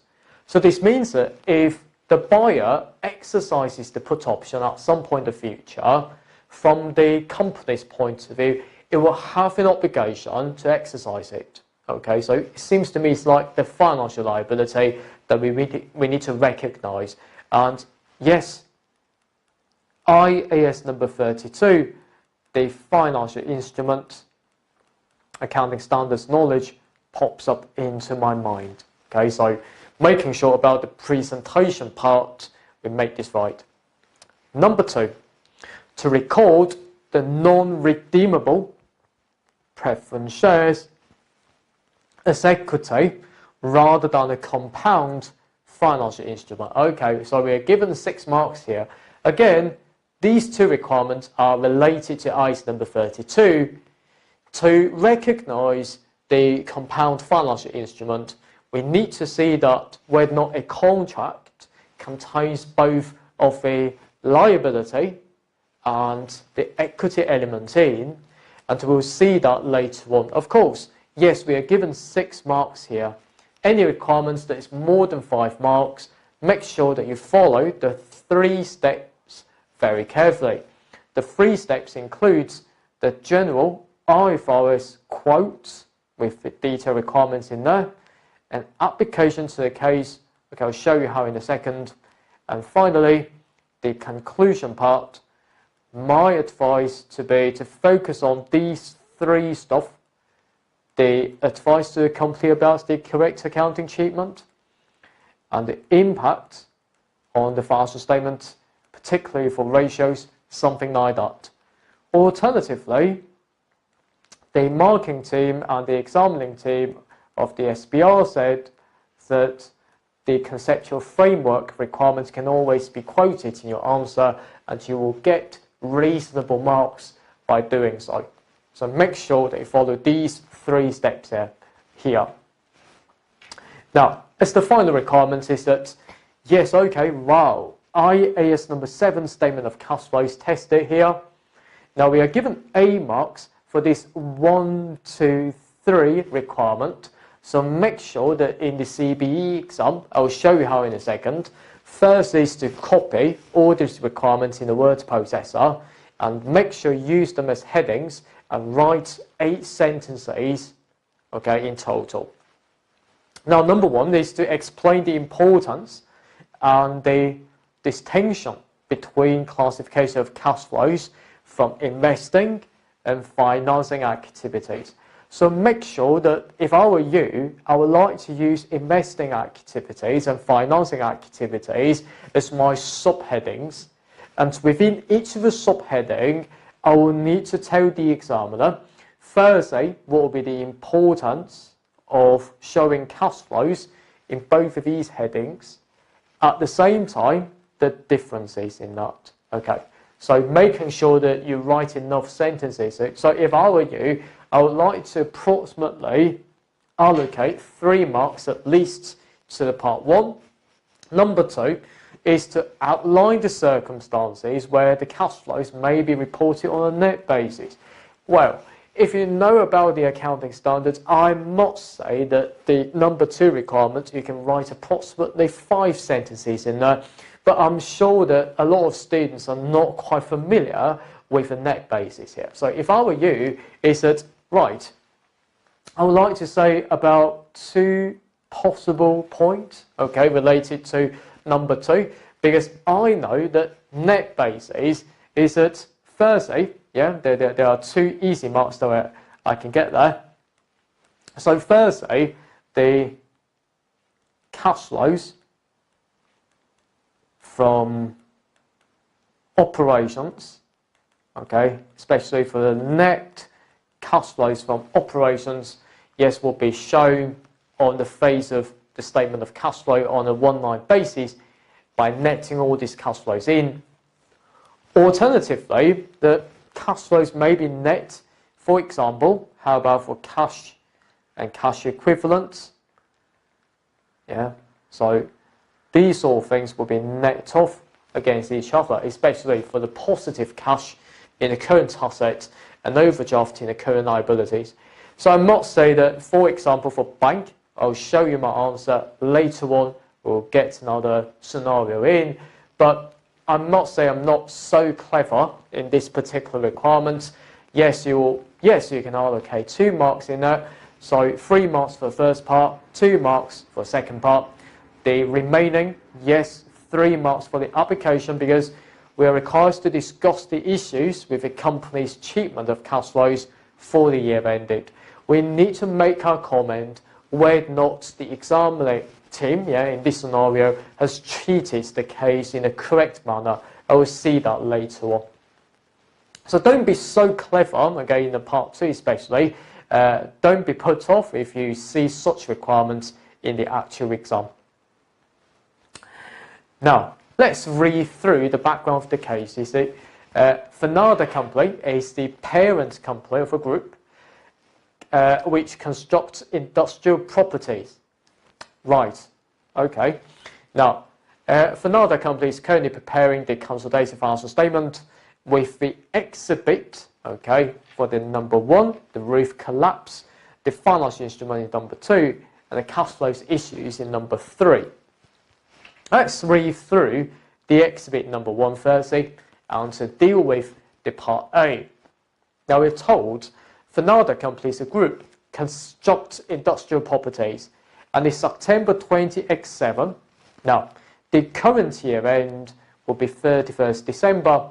Again, the event is before the year end, so we are not expected to talk about any sort of IAS number 10 event after the reporting period, because these sort of events happened before the current financial statement year end. And we are told a section of the roof of one of the buildings which it had constructed partially collapsed. All right, so you may think of any impairment of non-current asset, but this is not required in a Part A. However, here, it injured 10 people there. So this means that it pops into my mindset that the company is being sued. Production, which was taking place inside the building, had to be stopped. Right. Now, if you ask about any sort of borrowing costs according to IAS number 23, the interest, if I were to take a loan and to support my production, yes, the interest related to it, I must say that because the production has been stopped and the interest, yes, highly likely that we need to stop capitalizing it according to IAS number 23. However, we're not asked about that. If you're throwing your knowledge, okay, dumping the knowledge into the question, you'll get no marks at all. Moving on, however, no legal action had been brought against the company at the year end. Right. So, because no legal action here, I would say that there will be no present obligation at all. It seems that no one is suing us. Okay. As the accident investigators were still trying to find out the reason for the collapse. All right. Now, the accident investigators will be very, very important here because to determine the probability that we need to pay cash or we need to compensate for the losses of those 10 people. So, because it's at the early stage of the case, they're still investigating it.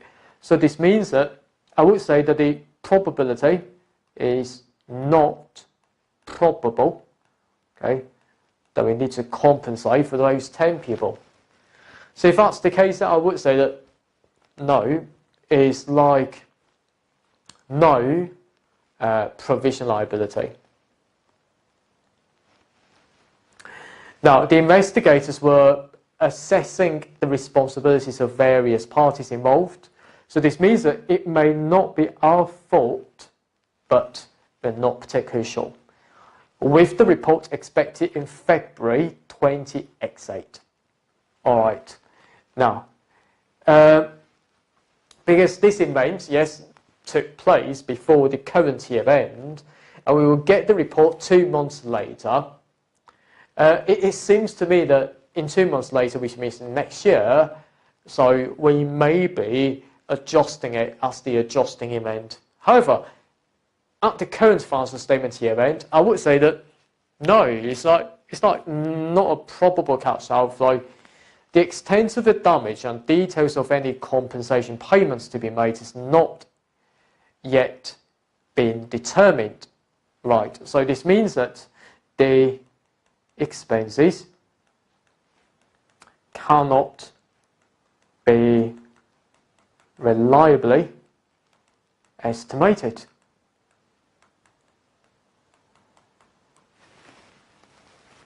All right. Now, we're not sure whether or not it's our fault, but I would say that it's highly likely that it's our fault. Okay, so I would say although there will be no legal obligation right now because no one is suing us, but I would say that according to the prudent reason, I would disclose as a contingent liability there.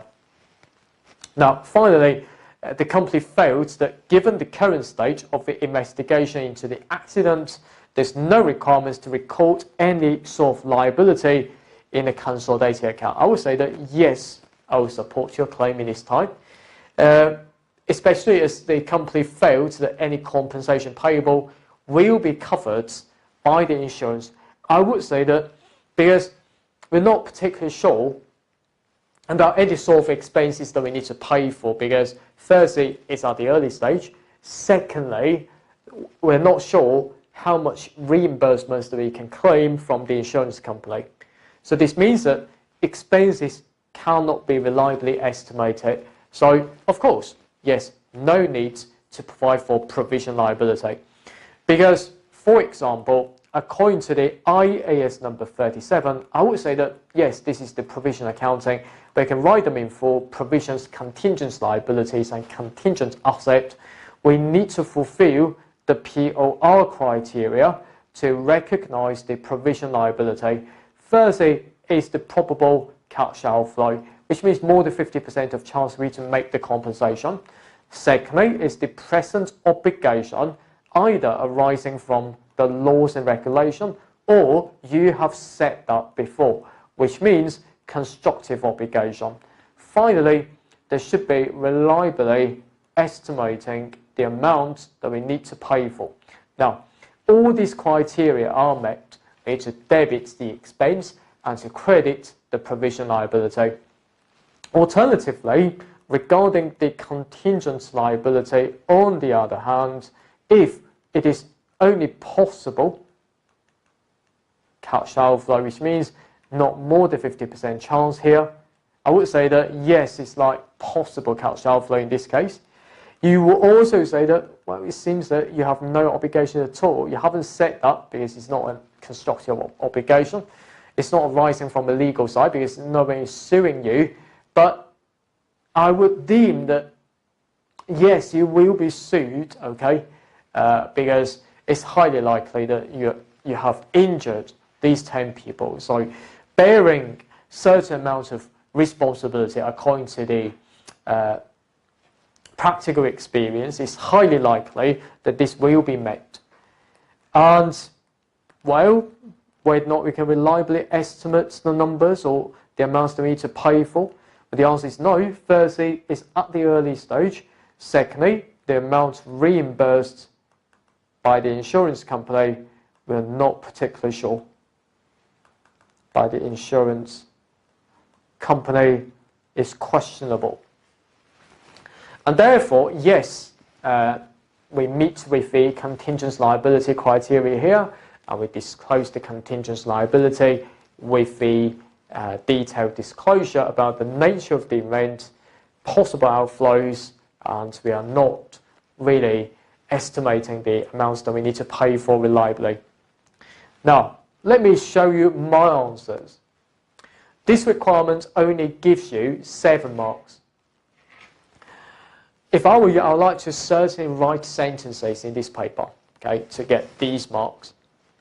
Now, because it's more than 5 marks, the step number 1 will always be the quote from the IFRS. But you don't really have to tell the examiner about the IAS number 37. You don't really have to quote the numbers. You can still get the full marks. You don't really have to quote the exact, correct accounting standards name. But if I were you, I'd like to simply say, per the IFRS, provision accounting. Now, a provision liability is recognized if POR criteria, okay, are met. Now, moving on to the second step there, you may say, well, Steve, it's like quoting the IFRS. You simply quote the IFRS related to provisions. Can I quote the IFRS requirements related to contingent liability? Yes, certainly you can. But can I quote the IFRS related to impairment of asset? Because I think that because the roof has been collapsed, and therefore, yes, the asset is being impaired. Why not stop production, stop capitalizing the interest expense if the company takes out a loan for that? No need to do that. There's no marks for those irrelevant points because they are not asked by the examining team. For the application then, firstly, I would say in this year, the damages have not been determined, which means that it's not probable cash outflows, no present obligations, okay, because no one is suing you, and also investigating various parties' responsibilities by the investigators. And the expenses cannot be reliably measured, estimated, because it's at the early stage. At the same time, we're not sure how much insurance that we can claim from the company. So this means that moving on to the final step there, my conclusion, yes, according to practical experience, Yes, disclose the contingent liability, including the nature, the early stage, okay, so meaning that the possibility is only possible and uncertainties over payment to be received, and making the estimates of the payment to be cannot be made reliably. Now, pick up 7 points in there. Of course, you will get the full marks related to Part A. From my perspective, I think that's fair. Now, let's move on to number 2. Number 2, Part 1, is that the company has already disclosed a contingent liability to redeem the put option. Whether or not that's correct there, we need to see that. Exhibit number 2, put options. That relates to Part B, number 1 now. It said in this year, as a result of the business combination, okay, yeah, we combine with each other, buy another company. Our company has written, what do I mean by written? Yes, sold. Now, if a party, for example, party 1, written into the contract and sold the put option to the buyer. Number 2 will be the buyer.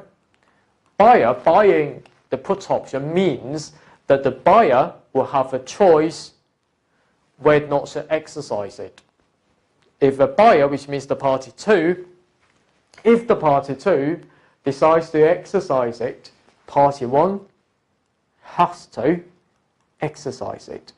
It creates the obligation to party 1. It seems that's fair. It's like the liability. However, in this case, moving on,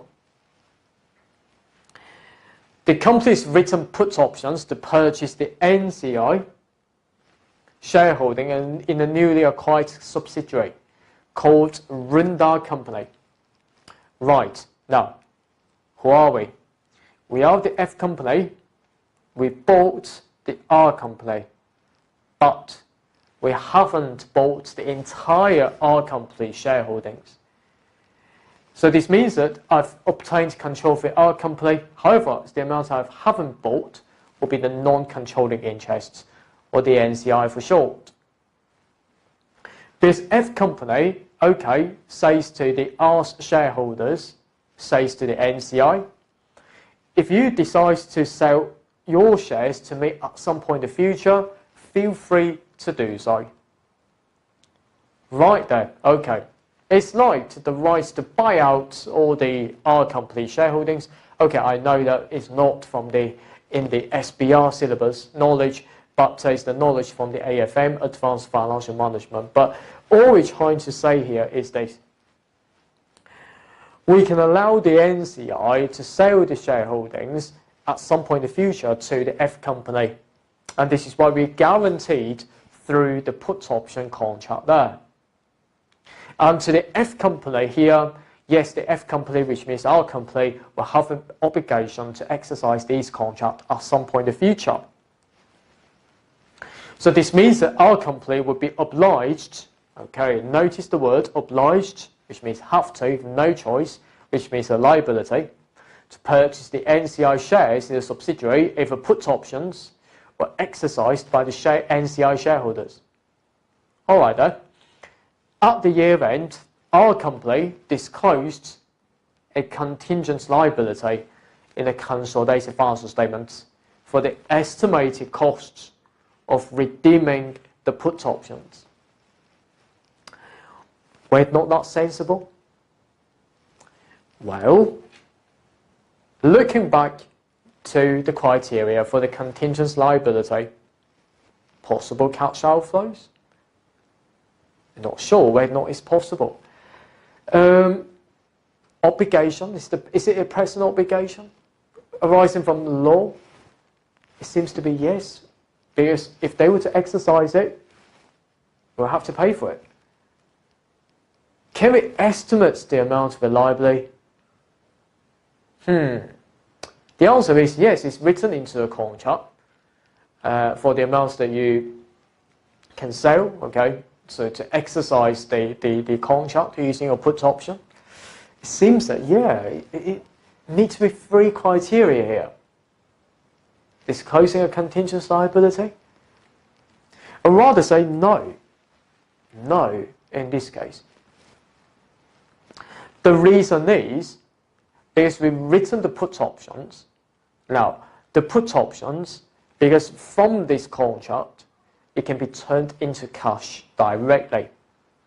So it's more like the financial liability that we need to recognize rather than the contingent liability, because it's like the contingent liability usually exists firstly, for example, someone is being sued, alternatively, that you're in breach of the relevant laws and regulations.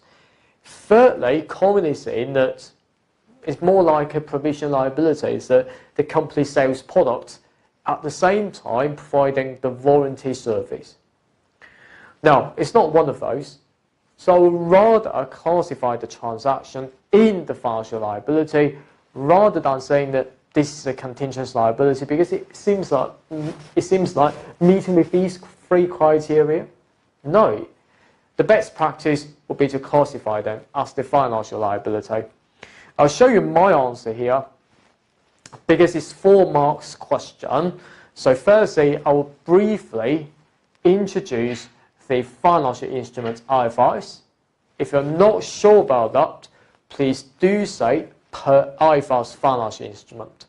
Of course, if you see the examiner's answer, that's according to the IAS number 32 about the presentation of the financial instrument. But if I were you, you don't really have to you don't really have to quote the numbers in. The financial liability should be recognized if it is an obligation to you that you will need to transfer your cash to buy something. And in this case, you're buying your own shares, which means buying your own equity instrument. So if you've got an obligation, you will have to spend the money out. If another party wishes, you will need to spend the money out to buy the things, buy your own shares. Yes, it will be a financial liability to you. Now, let's apply that to the case, is that it seems that the shares contract, namely the NCI put options, okay, now putting the words in, these are contract, including within there, inside there, we've got obligation to buy shares for cash. Okay, so this is why, yes, it's the financial liability, and make your own conclusion. We should recognize the financial liability and to remove the disclosure of the contingent liability. Now, the conclusion here, I'm using the way number 1 to suggest the correct accounting entry. Now, if I were you, I'd like to stop from there. Yes, getting 3 marks out of 4, I must say that I've done a good job to pass this paper. But if you're super clever indeed, you can also say that how you should measure the financial liability. And of course, according to the IFRS number 9, to measure the financial liability, that should be at the fair value. And more specifically, in this particular case, is that the amounts that you will redeem, you will need to discount them as the present value, because present value still is one of the examples of the fair value. So make sure that you're ready. Redeems or to redemption amount, which means the amounts that you need to pay for, okay, pay for the NCI shareholders, discount them at present value, and that would be the financial liability value. Moving on then, okay, now, number 2, okay, related to part B number 2, it's all about the preference shares. Now, we're given 6 marks in this requirement to record the non-redeemable preference shares as equity rather than a compound financial instrument. Right.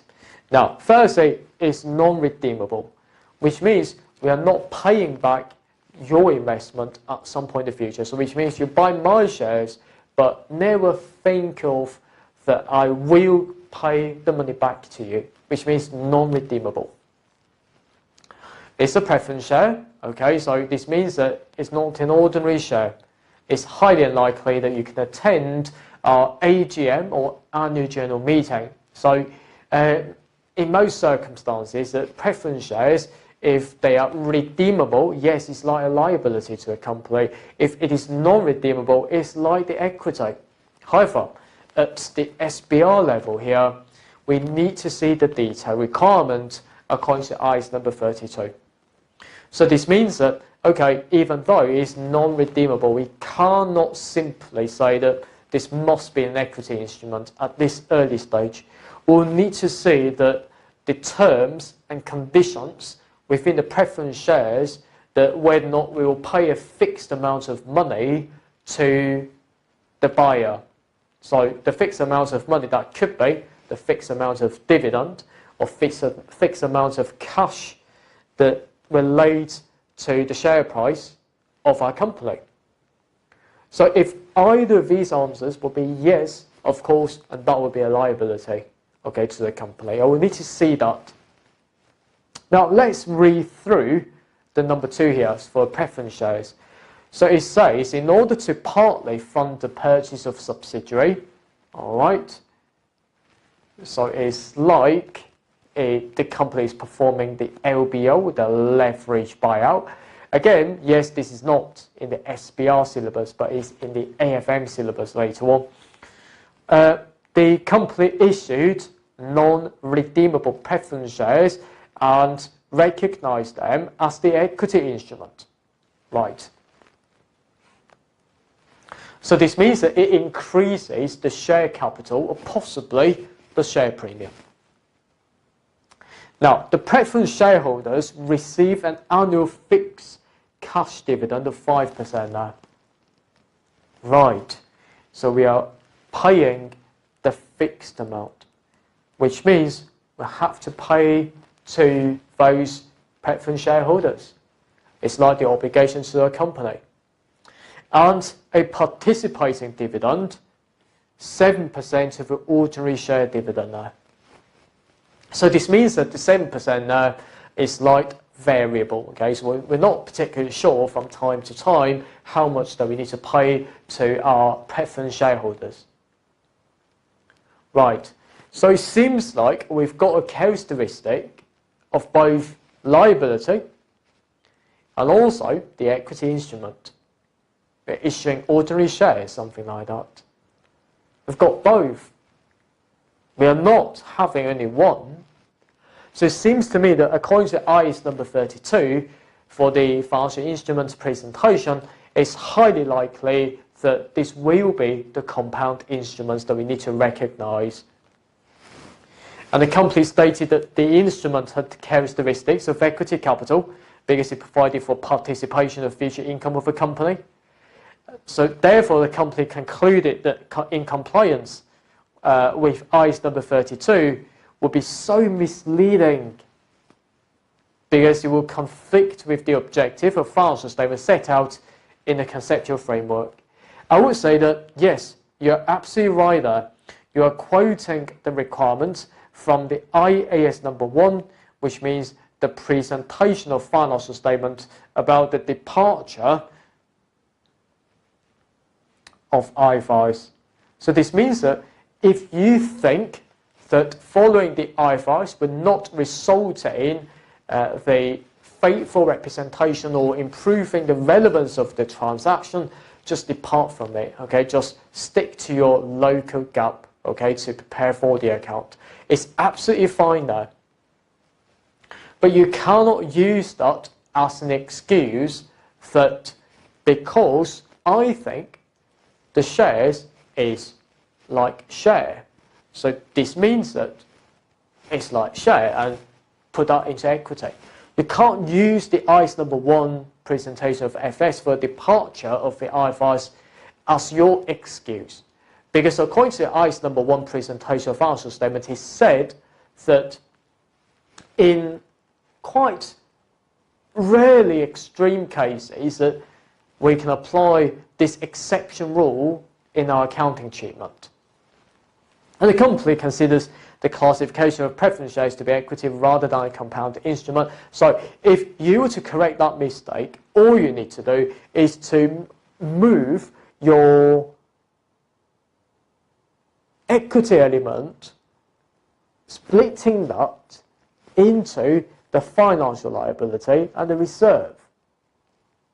So it's important that you recognise that fact, because currently what business is done, so currently is that the business debiting cash onto credit, highly likely in the share capital, and also credit the share premium account, similar to the ordinary shares. However, if I were to correct that mistake, I will need to reallocate the share capital and premium into firstly the financial liability, usually in the non-current liability section, and the reserve, okay, it's like the capital reserve in our statement of financial position. So after correcting it,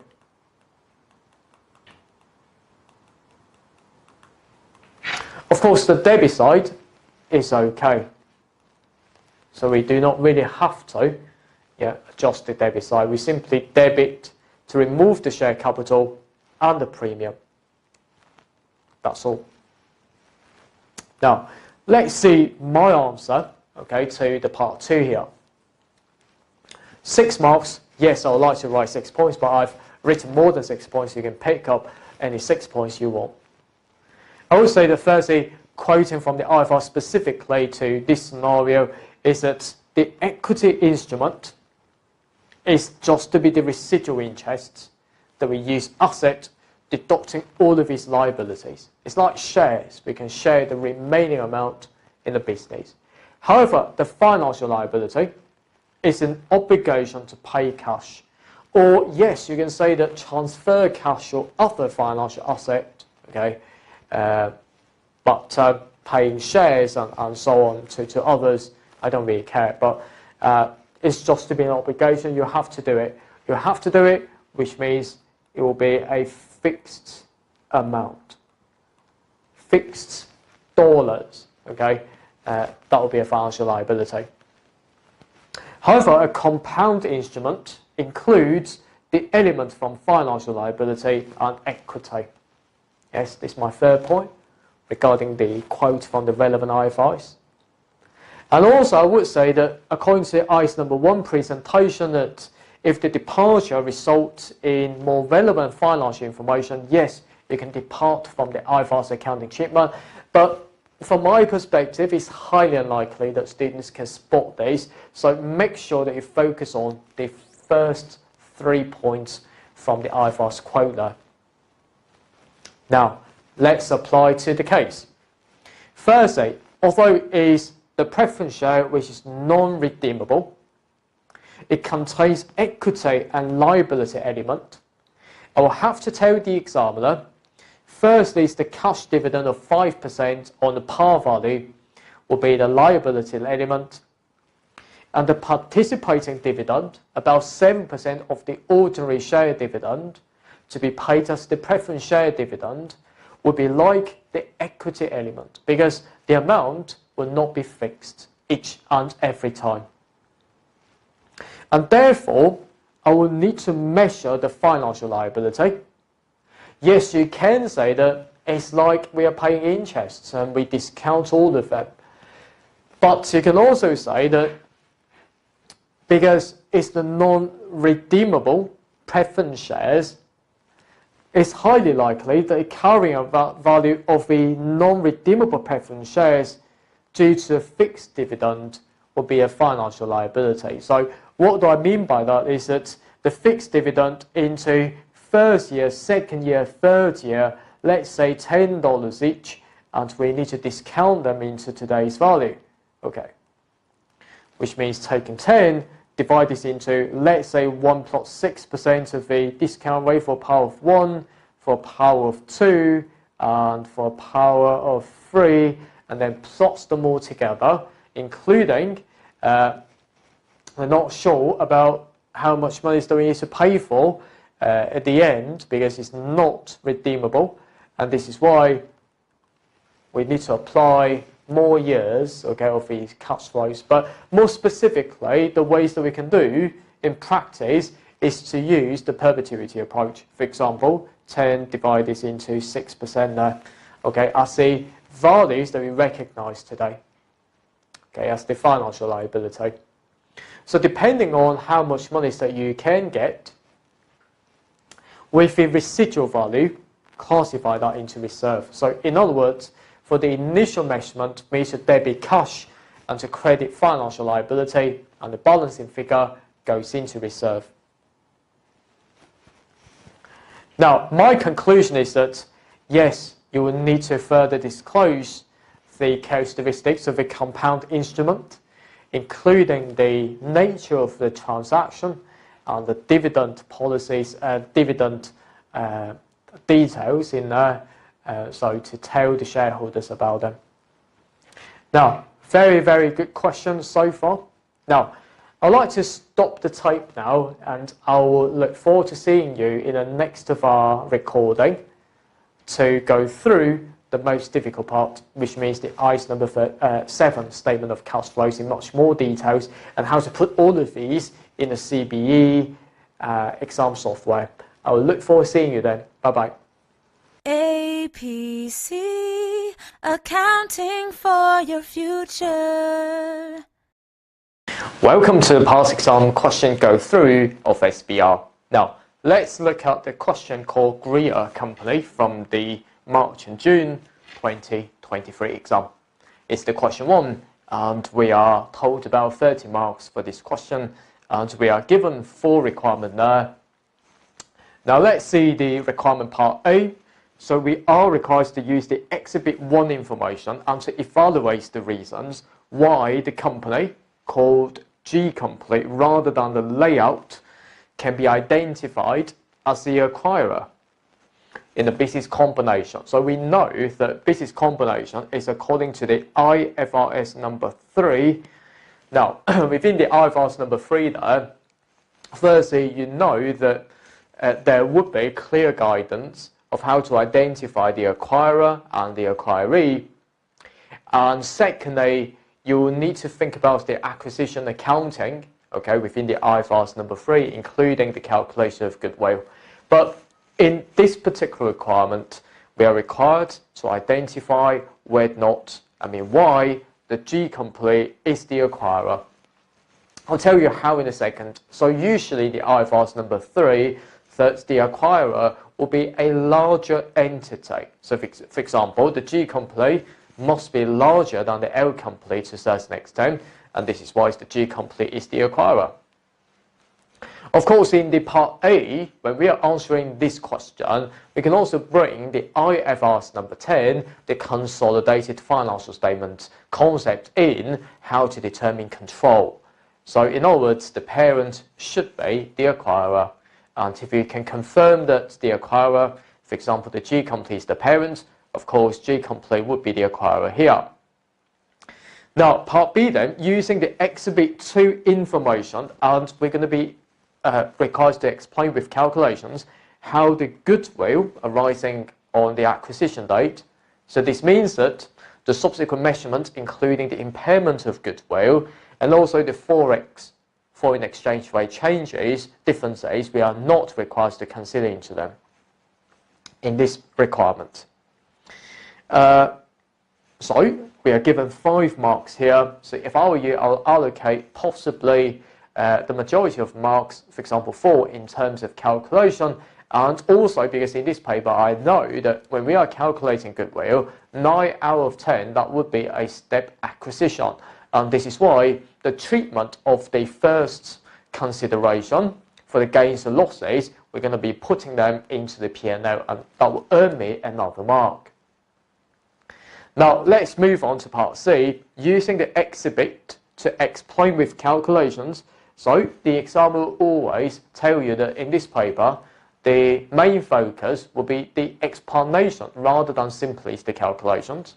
How the G company will account for the investment in G, okay, in another G company, which means the G company in the consolidated financial statement. Right. We are given 9 marks there. Okay, so we could be seeing the Exhibit 3 in a second, but just to give you a flavour here, is that the Exhibit 3 really talks about from the trade investment in fair value through OCI to the investments in associates of how we account for it. Part dot then using the exhibit number 4 then, okay, it's quite clear by the examining team, calculate and briefly outline in accordance with IFRS 9 financial instrument how the loan would be accounted for during the period from 20x6 to 20x7, okay, these 2 years. Now we are given 6 marks here. I must say that this requirement, if you want to get the full marks, it will be quite difficult indeed. But if you were to get 4 out of 6, and that would be absolutely easy enough, because there would be a very complicated accounting requirement in the IFRS number 9 regarding the modification of that loan. Okay, so we're going to be determining whether or not that would be substantial or not substantial. And of course, in this requirement, that the examining team has specifically said that it is not substantial, okay, in this particular case. And this is why we're going to be bringing the differences into the P&L, and that's it. But if you want to achieve the full marks, and that will be very, very difficult indeed. But if you want to pass this question 1, and that will be absolutely easy for you to do that. So make sure that you always stick to that rule that 1 mark equals to 1 sentence. Now let's see the case background firstly. It's called the Greer company. It's a listed parent, right? And this is the manufacturing group, and preparing for the group financial statement. We are given the following exhibit. Firstly, buying the layout company and goodwill related to layout, and the investment in another company called G, and the loan agreement. Right, so this is why we are required to answer 4 parts here. So now let's see the exhibit 1. So exhibit 1 relates to the part A. The part A going to be evaluate reasons why the G company can be the acquirer. Of course, this requirement is more than 5 marks, and this is why my answer will certainly be, firstly, I will split into the IFRS requirement related to part A, followed by application to the case, and finally, to give my conclusion of what is going on. Okay, so this is important to split your answer into 3 parts there. Right, now moving on then, exhibit 1. We are told the Greer company, whose shares are listed, and the layout company is an unlisted company entered into a business combination in 2 stages. I mean, when I was reading the exhibit 1 information, it was so complicated indeed. And my best approach, okay, the advice I can give to my students is that always draw what is going on, okay, onto the piece of paper. Now, this means that we have got the G company and the layout company, or L company for short. And G company is going to buy the layout in 2 stages. Right, let's move on.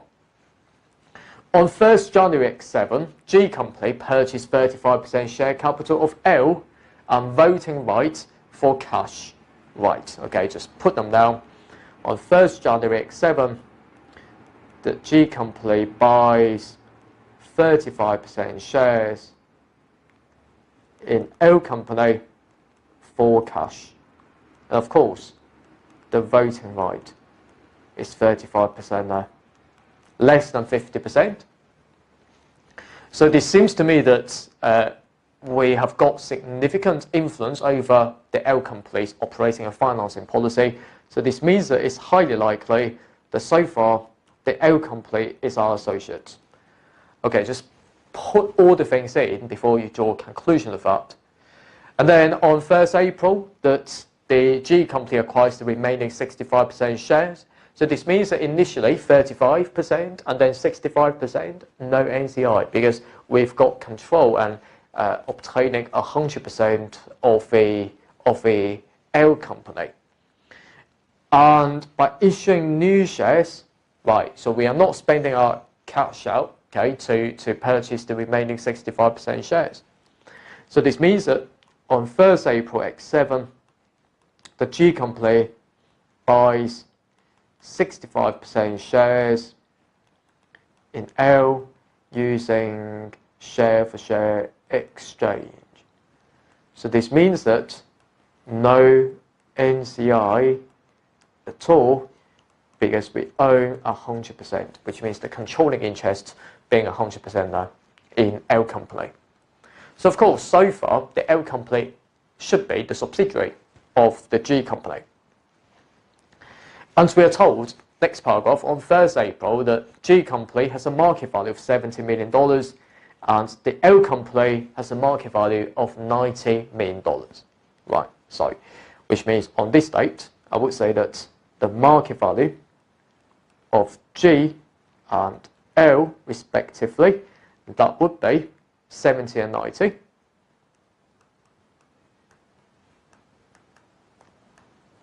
So in other words, total will be 160 million. Okay, so that's all we can do. And if I were to take 70, divide this into 160, that would account for approximately 43.75%. And that becomes 56.25% of the total market value. So it seems to me that in terms of market value, as we can see that the G company is a smaller company.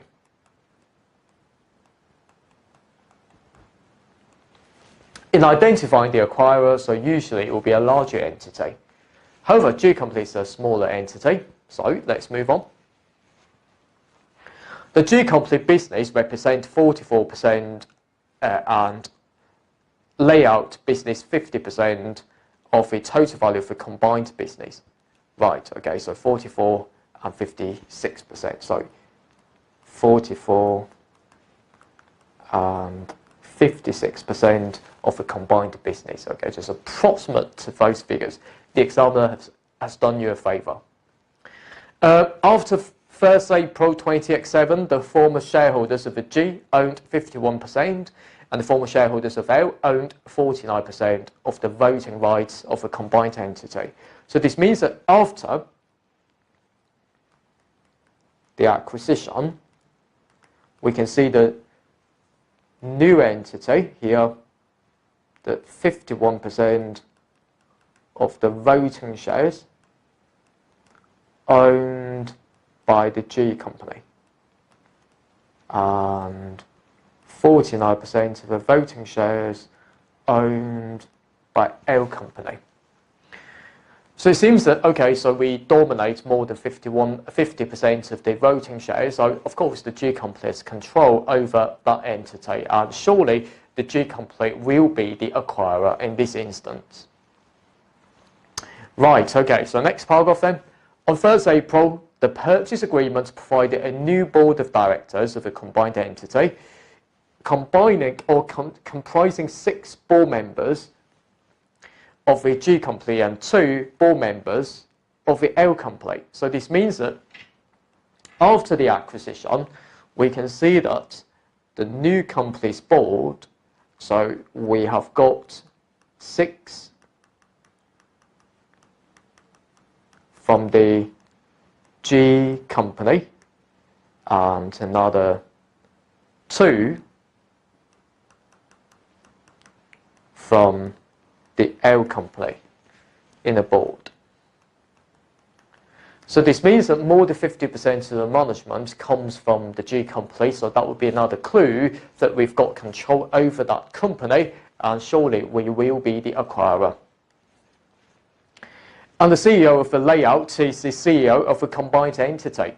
Okay, so that adds a bit complication in this case, is that the CEO of a new company comes from the L company.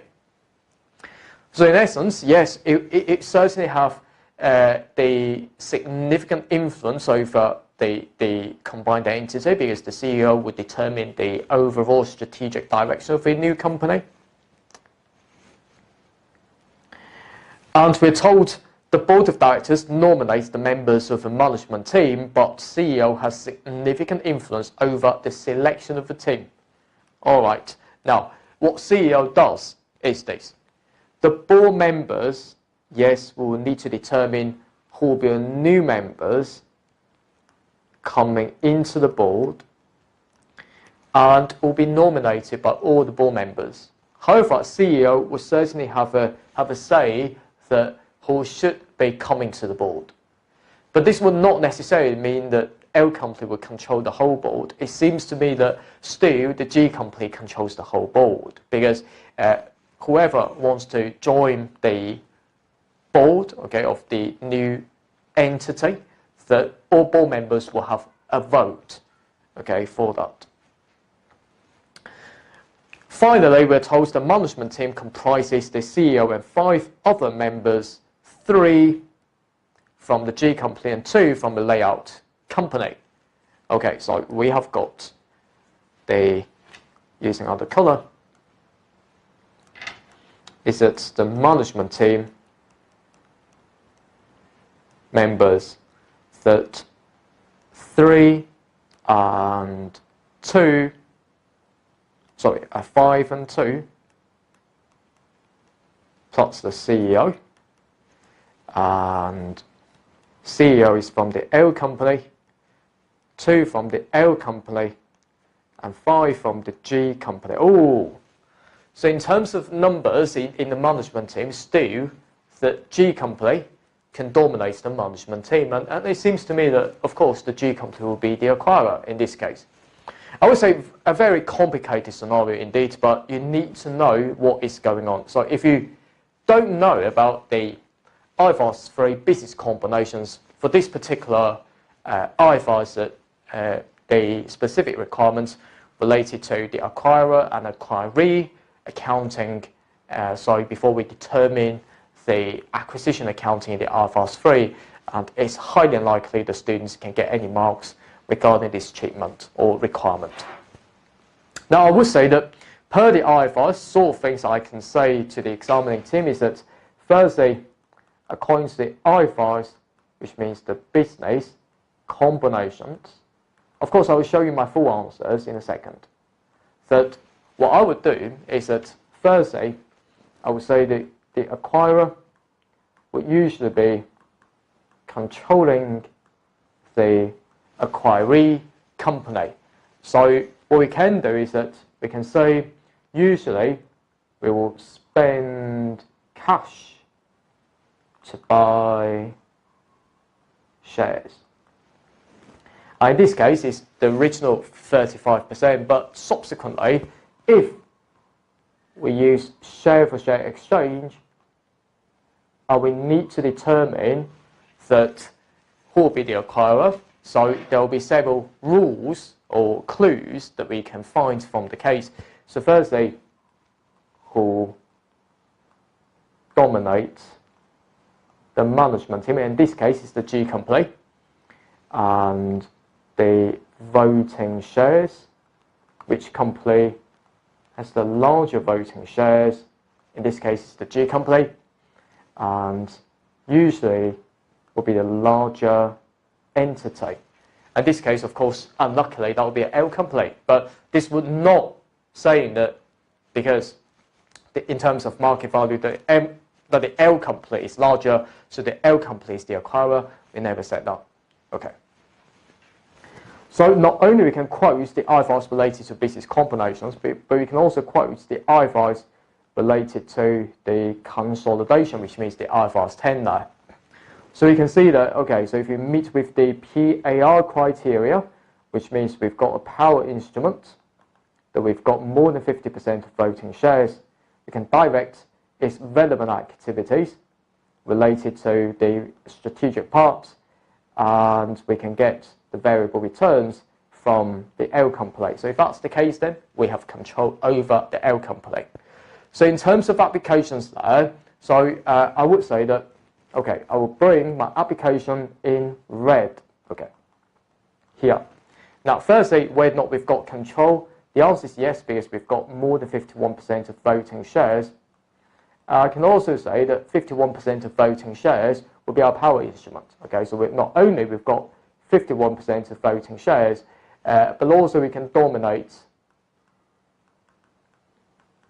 the board and management team. So this means that will be an application to who dominates the management team is the G company.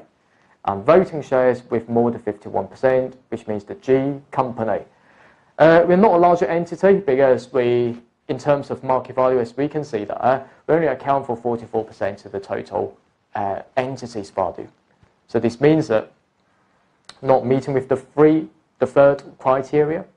And we're not paying cash to buy shares, yes, for the 35% of the original shares that is paying cash on that. Okay.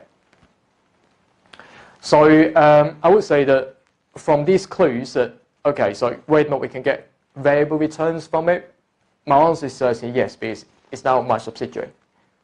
It's our subsidiary. You can get the dividend, okay, from it. So that's how we do it. Now, my conclusion, yes, you will have different conclusions of that. So, for example, the first conclusion would be the G company is the acquirer.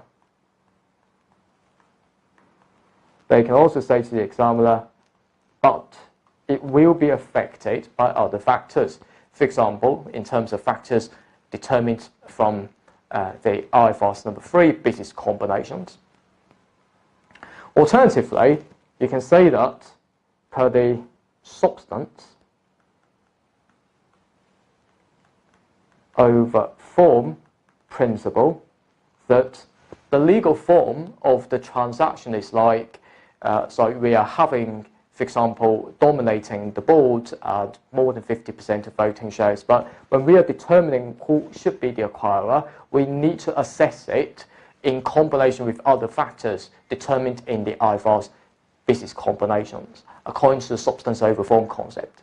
Okay, so if I were you, I'll just pick up one of those, and that will be absolutely enough there.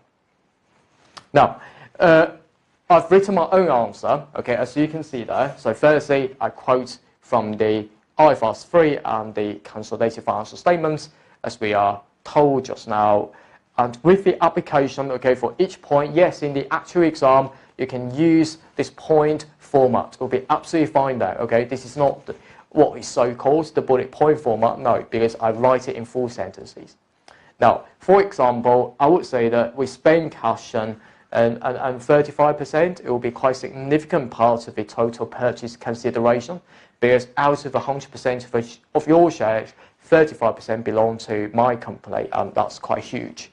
And on 1st April onwards, yes, we own more than 51%, more than 50% of voting shares, means that we've got power instrument, and you are my subsidiary.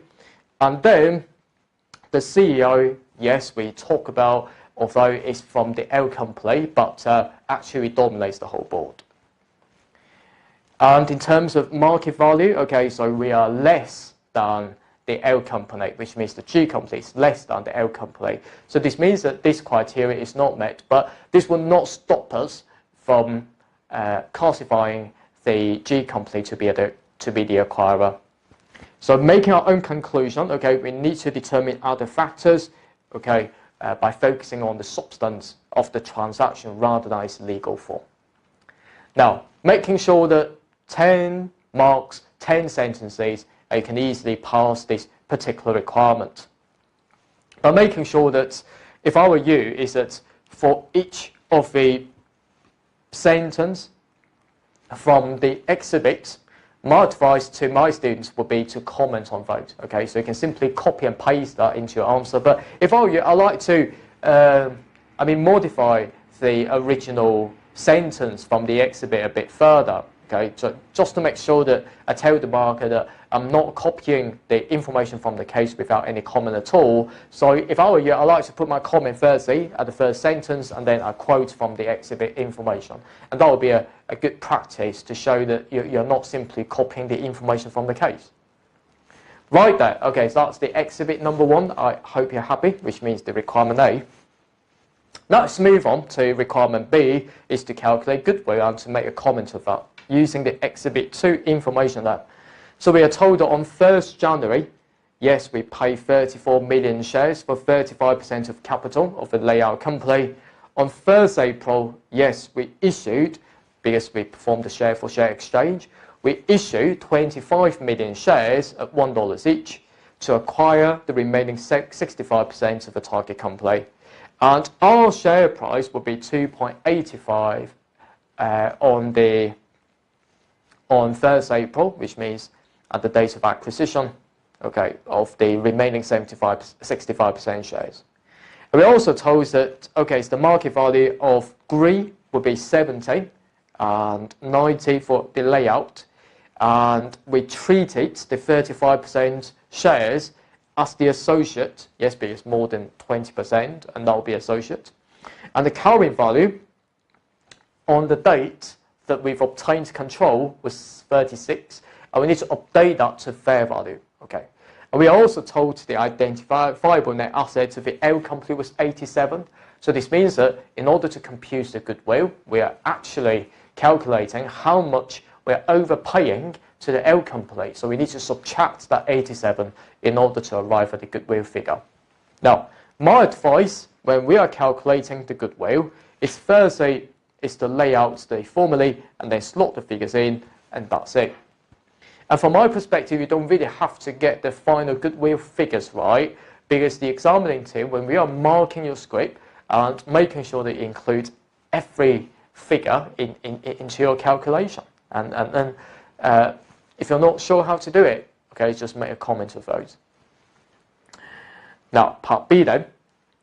My mnemonic to calculate goodwill would be DCNN. So firstly, we've got considerations, and we need to update them into fair value. In this particular paper, there will certainly be the first investment at the fair value, not the carrying value, and the second investment, because that would be a step acquisition, which means before having control to having control. The NCI in this case will be 0 because we have obtained 100% shares of a target company. So you need to plot the NCI and need to minus the net asset at acquisition date. Now, so this will give me how much that we are overpaying the L company there. Now, let's see then. On 1st January, we paid 34, and the 34 has been updated to the carrying value of 36. All right. So what will be the fair value of that then? So we are actually saying that because the market value, which means quite fair, which means the fair value of equity of that subsidiary, which means the L company, was $90 million, okay, at the times that we buy the L company. And the amounts that we are not buying, okay, is 0 because we now bought 100% of those. So this means that for the 35% of those shares, at the fair value would be, I would take the market value on the acquisition date where we obtained control and times by the original 35%. So this means that what will be the fair value for the original 35% shares there. The L company's market value, we're told 90 million. So that being the case, the first investment fair value of consideration will be 31.5 million there. And after that, we also issued 25 million shares, and the share price, yeah, because we are paying that, we're paying with our shares, the share is actually worth 25 million times by $2.85 each. So we take 25 million that we are issuing times by $2.85 each. That becomes $71.25 million. At the same time, we are also told that the equity value, yes, the fair value of the identifiable net asset, right, so the L company was 87. Now, 87 there.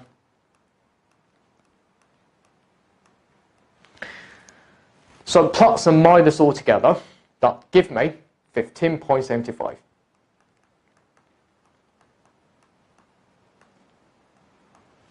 Okay, that's it. Now, it's totally acceptable from my perspective that for the first investments, when we are computing the fair value of that, which means the 35%, what you can do is that you can use the fair value of that equity for 87. It's absolutely fine now. Okay, so you can score reasonable marks by doing that stuff. Now, in terms of calculation, yes, you get the full marks regarding this. And if I were you, I know that there will be one easy mark that we can get, which means for the first investment, how about changing from the carrying value to the fair value? Now, because the carrying value of that associate, we are told it was how much? The associate's carrying value was 36. Okay. We update that to the fair value. The fair value we're told about 31.5. So this means that there's been a decrease in value by 4.5 million. So this means that I will say to the examining team that this will be one easy mark. The 4.5 million loss should be taken to the consolidated P&L. So making sure they directly put that into the P&L as a loss. Okay, so that's how we do it. One easy mark, always remember you can get them. Right there, okay, so far that we finished off the Part A and Part B of our requirements. I'm going to be stopping the tape now, and I look forward to seeing you in the next recording about the Part C and especially the Part D. Very tough requirement now. Okay, see you soon. Bye-bye. APC, accounting for your future. Welcome to the key facts of how to pass the Strategic Business Reporting exam from 2024 onwards. Now, this exam, again, is 195 minutes in total. This means that 3 hours and 15 minutes of time to tackle this paper. 100 marks in total, but there are only 4 professional marks, so split into the question 2, or perhaps question 4, or question 3.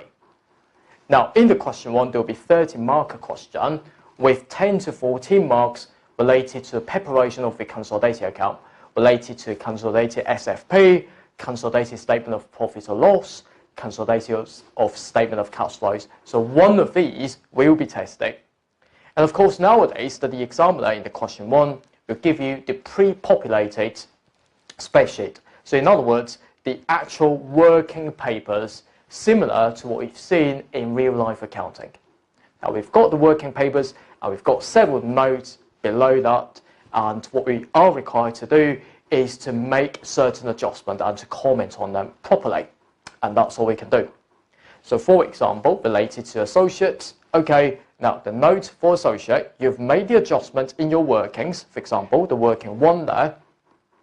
At the same time, you will need to bring this back, opening a new column on the pre-populated spreadsheet there, and put the numbers in, and that's all you can do. And of course, inside the working, make sure that you demonstrate to the examiner that we've got the calculations inside. So not just in the cell, for example, equals to open a bracket 348 minus 286 and times by 30%. But at the same time, I would like you to show that you put a upper comma here and then 348 minus 286 times by 30% there. So, because showing both would really allows the marker to track your answer more clearly in this paper, in this Excel. So make sure that you get this right. Okay then, now, this paper, of course, question 2 is all about ethics and accounting treatment, whereas the question 3 and 4 were all about the accounting treatment. But make sure that you're aware that, okay, when we are tackling the ethics question, you will need to, from my perspective, the exam approach would be to make sure that you will comment on every sentence given by the examiner. So, for example, perhaps the finance manager is threatened by the CEO to make the accounts look right. So if that's the case then, according to the ACCA Code of Ethics, okay, make a comment of that, and that would be the intimidation threat. Because the accountant may become not objective if he or she is intimidated or threatened by the CEO.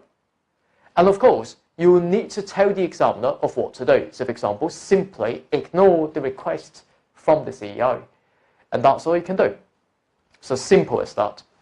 Making sure they will bring the keywords, for example, the ACCA Code of Ethics, related to, for example, professional behaviour, integrity, competence and due care, confidentiality, objectivity, and different threats to objectivity related to self-interest, self-review, and advocacy, intimidation threat.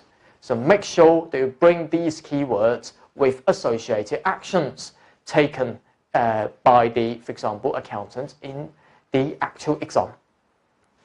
And of course, for the question 3 and question 4 there, the examining team has a style to set the accounting treatment question both from the accountant's point of view and the investor's point of view. Of course, most students, when seeing the question from accountant's point of view, yes, will be absolutely easy enough, okay, so comment on the accounting treatment and something like that. So I would say that the exam approach for this will be to see how many marks for this requirement. If there are more than 5 marks for this type of requirement, make sure the first step will be to quote the general IVAS requirements before you make the application, and finally making your own conclusion of what will be the correct accounting treatment, what will be the impact on financial statements regarding ratios, and whether or not it complies with the conceptual framework and for what requirement there. For any requirements less than 5 marks, so make sure that your focus will be on the step 2 and step 3 rather than just the step 1. And of course, yes, there are lots of IVAS to be tested, 36 IVAS. Of course, in my course, I would divide the IVAS into the assets related standard, income related standard, expenses related standard, and disclosure standard, and also certain current issues. Of course, the current issues from 2024 onwards, the headings for current issues have been removed. And of course, there might be new changes happening in the real life to be brought into our syllabus as well, and we will cover that in due course. So make sure that you're ready for that. And of course, the second style for the question 3 of question 4 there will be from the investor's point of view. Now, let's see the examiner's report's comment from the March and June 2023 exam. Let's highlight the weaknesses from the examining team. Poor time management, lack of depth in answers, okay, the correct accounting treatment, they're not sure about that. What will be the impact of financial statements in terms of ratios and the ethics side and the conceptual framework requirements. So no 3 steps approach has been used in the answer, so this means that lack of depth. So limited focus on investors' needs. Of course, in June 2023, the question 4 part C, the examining team has set a question regarding the IFRS 8 segmental reporting. So what do I mean by segmental reporting? Will simply be we divide the total revenue, asset and profit of an entire business into different industries or based on different geographical areas and something like that. Simple. But we are asked why segmental information is important to investors. Now, a lot of students struggle with this requirement and to misinterpret the question by saying that segmental reporting is according to IFRS number 8, and firstly, we need to identify whether or not it's a business segment. Second, we need to tell the examiner about the criteria of whether or not that would be a reportable segment and something like that, related to the detailed accounting treatment related to disclosures. Of course, this is not the examiner want. And for my students, I would highly recommend my students, when talking about the investor-related questions, you always think about what investors actually want. For example, investor wants this information because it helps them to diversify business insight. It helps them to understand what is going on in terms of total revenue split into different industries and which industry is the most popular industry, and we've got lots of potential inside there, so helping investors to determine whether or not the investment is correct.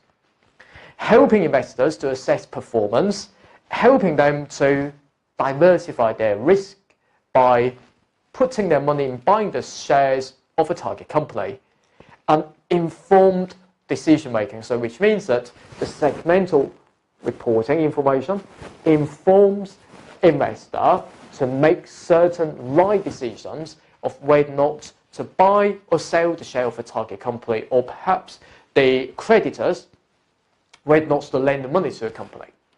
So this means that providing this segmental information or certain disclosures will help with the investor in these 4 aspects. So make sure in the actual exam in the future that the type of question related to investors will be relatively straightforward indeed. Always bear that in mind, that why it's important to investors, why the information is relevant and faithfully representing the company's specific information is important to investors. Well, it's because it can help them diversify business insights, helping them to assess performance, helping them to diversify risks, and helping them to make right decisions. And this is why we need these information. With a bit of application to the case, you will get these 7 marks and 2 professional marks right in the SBR. And of course, it will easily turn a failed into a pass in the SBR exam. Make sure they're ready. Let's read another examiner's report from the September 2023 again. Of course, a lot of students, poor time allocation in September exam, or perhaps because the pre-populated spreadsheet has been given by the examiner. Students are struggling with that. Lack of application, weak spreadsheet technique in dealing with numbers, right, in the pre-populated spreadsheet. With a bit of practice, that would be no problem whatsoever. Misinterprets the question requirements and inconsistent presentation. For example, I highlighted here. So sometimes students will use dollars, sometimes in thousands, sometimes in millions, and making a marker feeling absolutely confused. So making sure that you will use the same presentation or consistent presentation at all times in your calculations, okay? So I would suggest my students to look at the original question. So if the original question is all in thousand, using all in thousand. If the original question is all in millions, okay, use millions, and that's all you can do. This paper is not the calculation paper at all. Make sure they're ready. This paper is all about the comment part. So make sure that for each mark in the actual exam, make sure each mark, 1 mark equals to 1 sentence. 1 sentence, approximately 1.5 lines, will be absolutely enough there. Right, I'm going to be stopping this section now, and I wish you the best of luck in your upcoming SBR exam. Bye-bye. APC, accounting for your future. Welcome. Now let's see a particular case study of how to bring all the ICE number 12 income taxes all together into a written question. And this company is called Host Group, and we are required, with reference to the above information, explain to the investor. Okay, now our job is to explain to shareholders, and that means not in very technical language, but at the same time, for every bits and pieces of the information presented, you have to explain what's going on and why. The nature of accounting for taxation in the financial statement, so which means the taxation includes the current tax payable based on the taxable profit, the under-over provision of the income tax expense related to last year's account, at the same time, the deferred tax implications. Now, your answer should explain the tax reconciliations, and that will be the information presented by the examiner. That's number 1. Discuss the implications of current and future tax rates. Okay then. And that means if there's a change in the corporate income tax rate, which means, for example, enacted before the year end or substantively enacted before the year end, but will be applicable after the year end, when we calculate the deferred tax implications, we'll be using that rate to calculate the deferred tax. And also provide an explanation for accounting for deferred tax in accordance with the IFRS. So, your answer should reflect these 3 parts. So, there are 14 marks here. I will require my students to write 14 sentences with regards to those 3 points.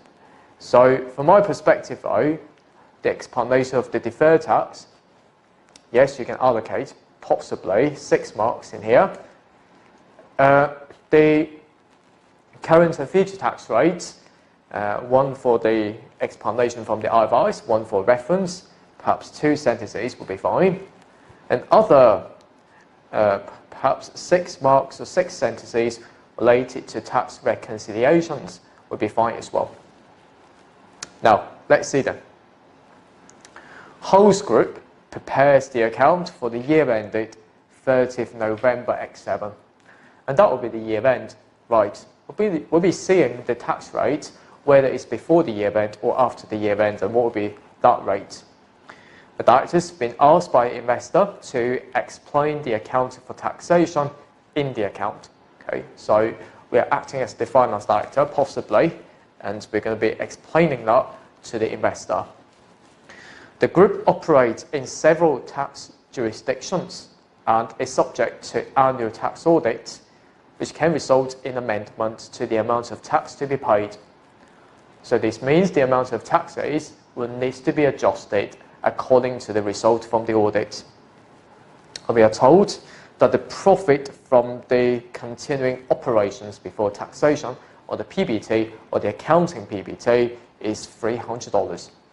And based on that, we times by 22% of the corporate income tax rate, and that will be a tax expense in the profit or loss worth of $66 million. But that $66 million would not be the same as the amount that actually paid by the business to a tax authority, because to a tax authority, it says the amount of income taxes paid shown on the statement of cash flows is 95. So this means it creates approximately the difference between 66 and 95. So first of all, may include the deferred tax implications, which we need to be aware of. Now, We are reported the tax charge to be 87, okay, because there will be other adjustments needed. The investor was confused as to why the tax charge was not the tax rate multiplied by the profit from continuing operations, and directors prepared a reconciliation of the notional tax charge on profit as compared with the actual tax charge for the period. Now let's see then. Because we operate overseas, and that's why we've got differences in overseas tax rates, and bringing the difference here will be 10. And also for the non-taxable gains on disposal of the businesses, which means the income exempt from tax, and the tax would be 12, and we don't have to pay for that, and that means we're going to subtract it here. At the same time, we've got tax relating to the impairment of bonds as well. Okay, worth of $9. Yes, we can. We have to pay additional tax on that for the impairment of bonds required by the tax authority. And other tax adjustments, yes, adjusting for other bits and pieces, we need to pay additional $14. So in total, that would be 87 showing in the account. But the amount of income taxes paid is 95. So possibly the actual tax charge of 87 as well as 95. The difference between these two, approximately to be $8 million, will be because of the under provision of the income taxes that we have to pay in the current year's account. So first of all, we need to explain those bases. So your answer, so for host group, first of all, should be split into, first of all, the tax reconciliation.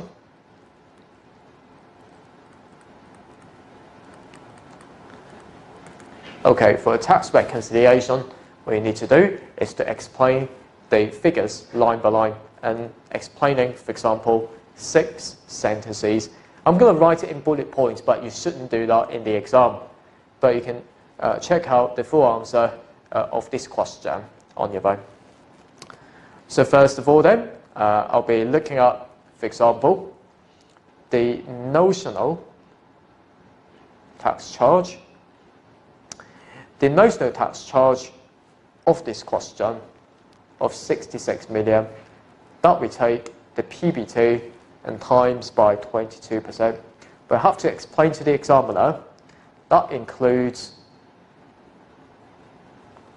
the deferred tax implications, which is quite different from the amount of taxes that we actually paid to the tax authority. Second, that $10 million related to the differences in overseas tax rate. So why $10 million arise was because that we operate in different parts of the countries. So it operates in different countries. And that's why we've got the adjustment here. And third, related to non-taxable gains. So non-taxable gains is simply be, we've got the income exempt from tax times by the tax rate.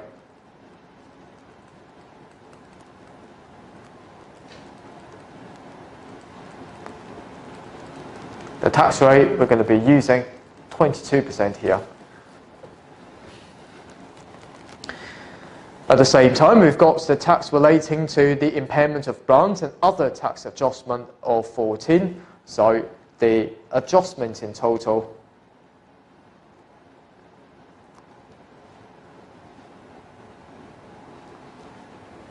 we got the impairment of bonds, $9 million, and also $14 million worth of $23 million. That stands for the additional tax that the company needs to pay for.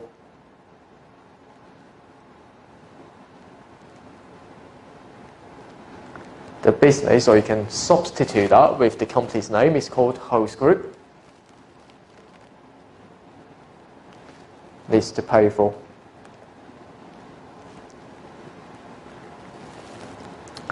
And then we got a tax charge for the year, and it's different from the 95 in the statement of cash flows.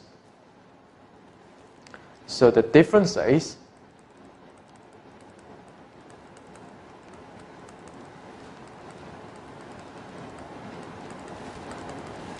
between $87 million and $95 million also stand for the under provision of taxes relating to last year's account.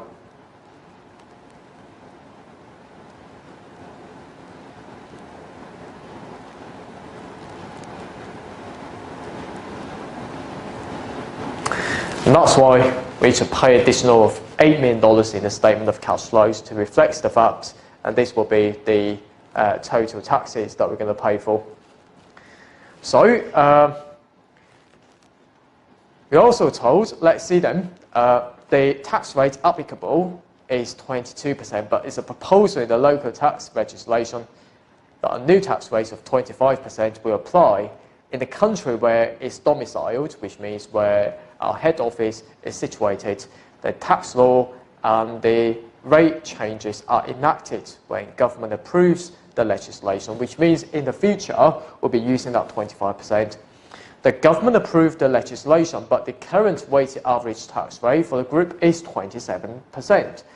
Host group does not currently disclose the opinion of how tax rates may alter in the future, but government is likely to change, with the result of the new government will almost certainly increase the corporate tax rate, which means the 25% will be used in calculating the future tax, which means the deferred taxes. But currently, the weighted average tax rate was 27%. It's different from the one that we've been using, which is 22%. This could be due to lots of reasons. So one of the reasons could be we acquired lots of subsidiaries. We've acquired lots of subsidiaries, and then the taxes that we're going to pay and divide it into the group's profit before tax. And since the group's profit before tax is less than it should be, because we've acquired lots of, for example, the subsidiaries overseas, they are loss-making, and therefore pushing up the weighted average tax rate a bit higher. And this could be one of the reasons that you can explain. So with regards to tax rate, originally I planned to write 2 points, but now I'm going to write 3 points here.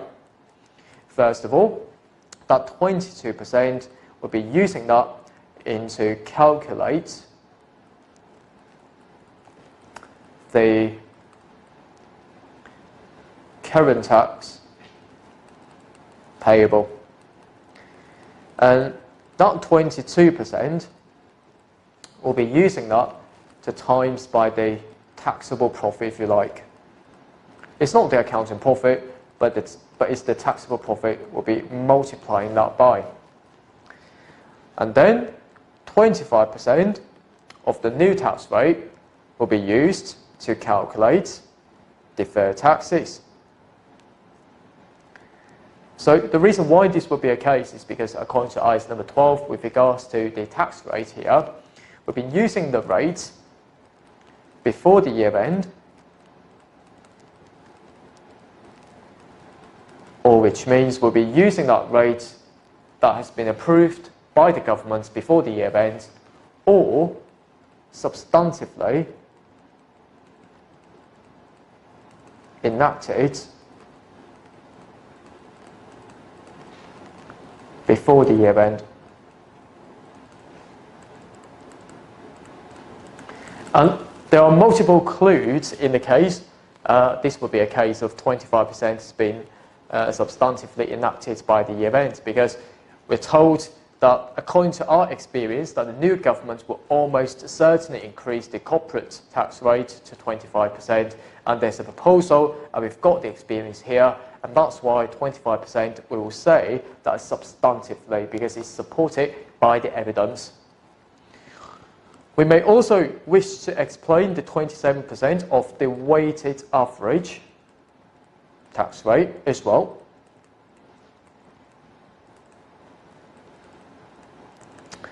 The weighted average tax rate of 27% is significantly higher than what we've seen of 22, as well as the new tax rate of 25%. So one of the reasons why this could be a case, you can add your thought here in your answer, is perhaps the host group has several loss-making subsidiaries.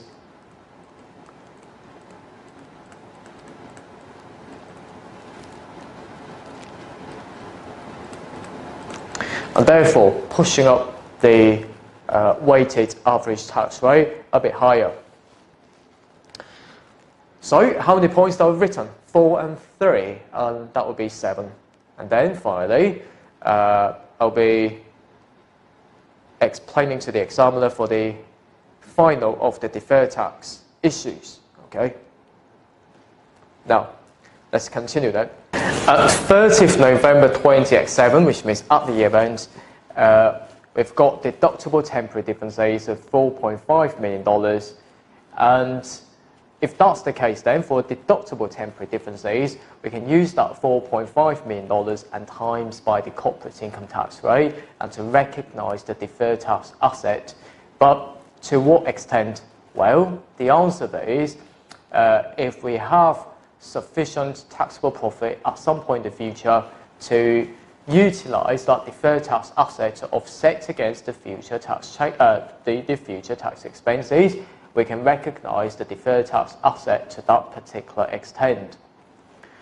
And we're told that deductible temporary differences of $4.5 million expected to reverse in the next year. So if this is the case, then you can reverse that, which means in next year you can reduce that deferred tax asset. But you need to recognize deferred tax asset right now, so you can reduce that in the next year. So the key point in your discussion is whether or not you've got sufficient taxable profit at some point in the future to recognize that $4.5 million times by the corporate income tax rate to the full amount of the deferred tax asset.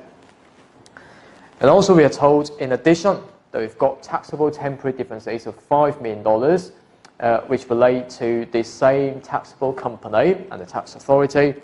And we expect $3 million will reverse in 20X8 and the remaining reverse in 20X9. And that means currently we can recognize that $5 million times by the corporate income tax rate as the deferred tax liability. And the deferred tax liability will be reversed in the next year by $3 million times by the corporate income tax rate. And then after that, $2 million times by the corporate income tax rate in 20X9.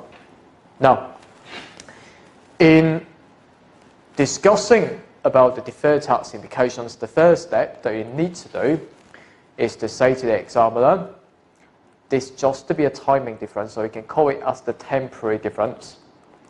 The timing difference arising from the carrying value of the asset with regards to tax base. And then you can explain what carrying value actually means. It's for those assets as well as liabilities in the financial statement or in the SFP. The tax base for the asset, you can say about it is the amounts deductible against future taxable profit, or the carrying amount minus the future tax consequences. With regards to liability though, on the other hand, the tax base could be the carrying value minus the future tax. And of course, with regards to income received in advance,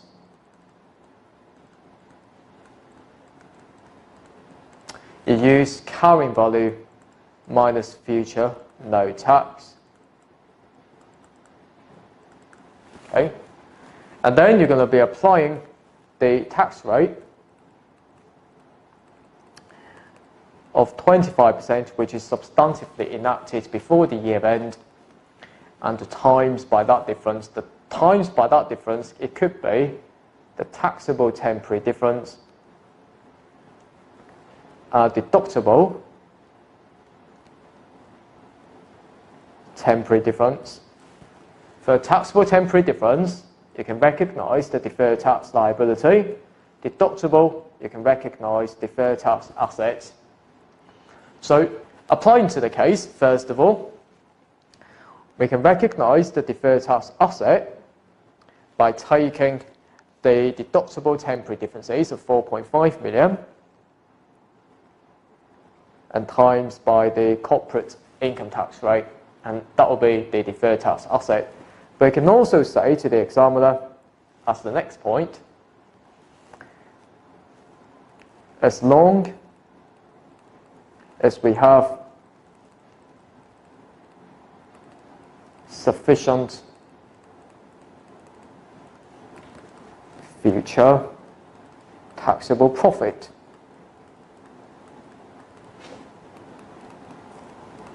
so you can recognize the full of the deferred tax asset to that particular extent.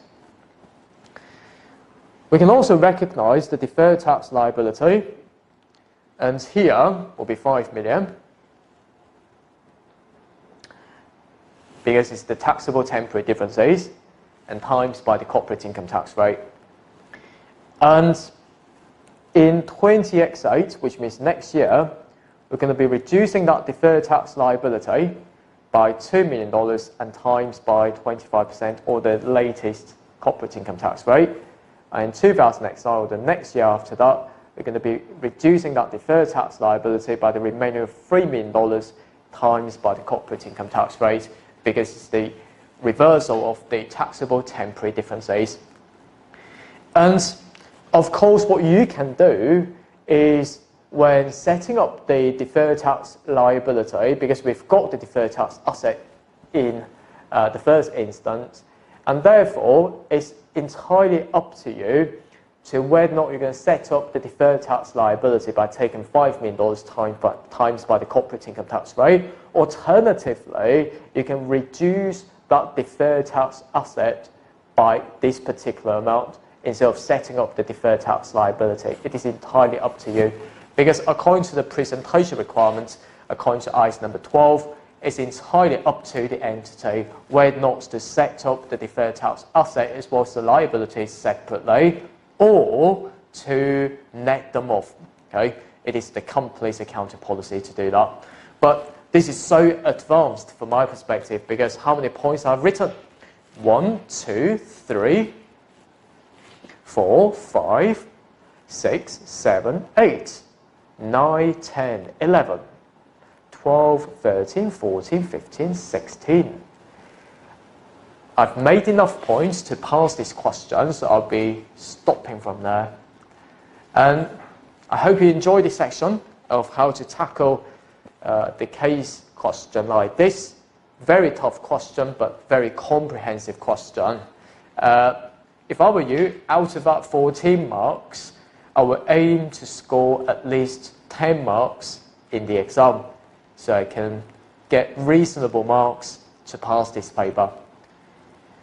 Okay then, and look forward to seeing you in the next of our section, and happy studying. Bye. APC, accounting for your future.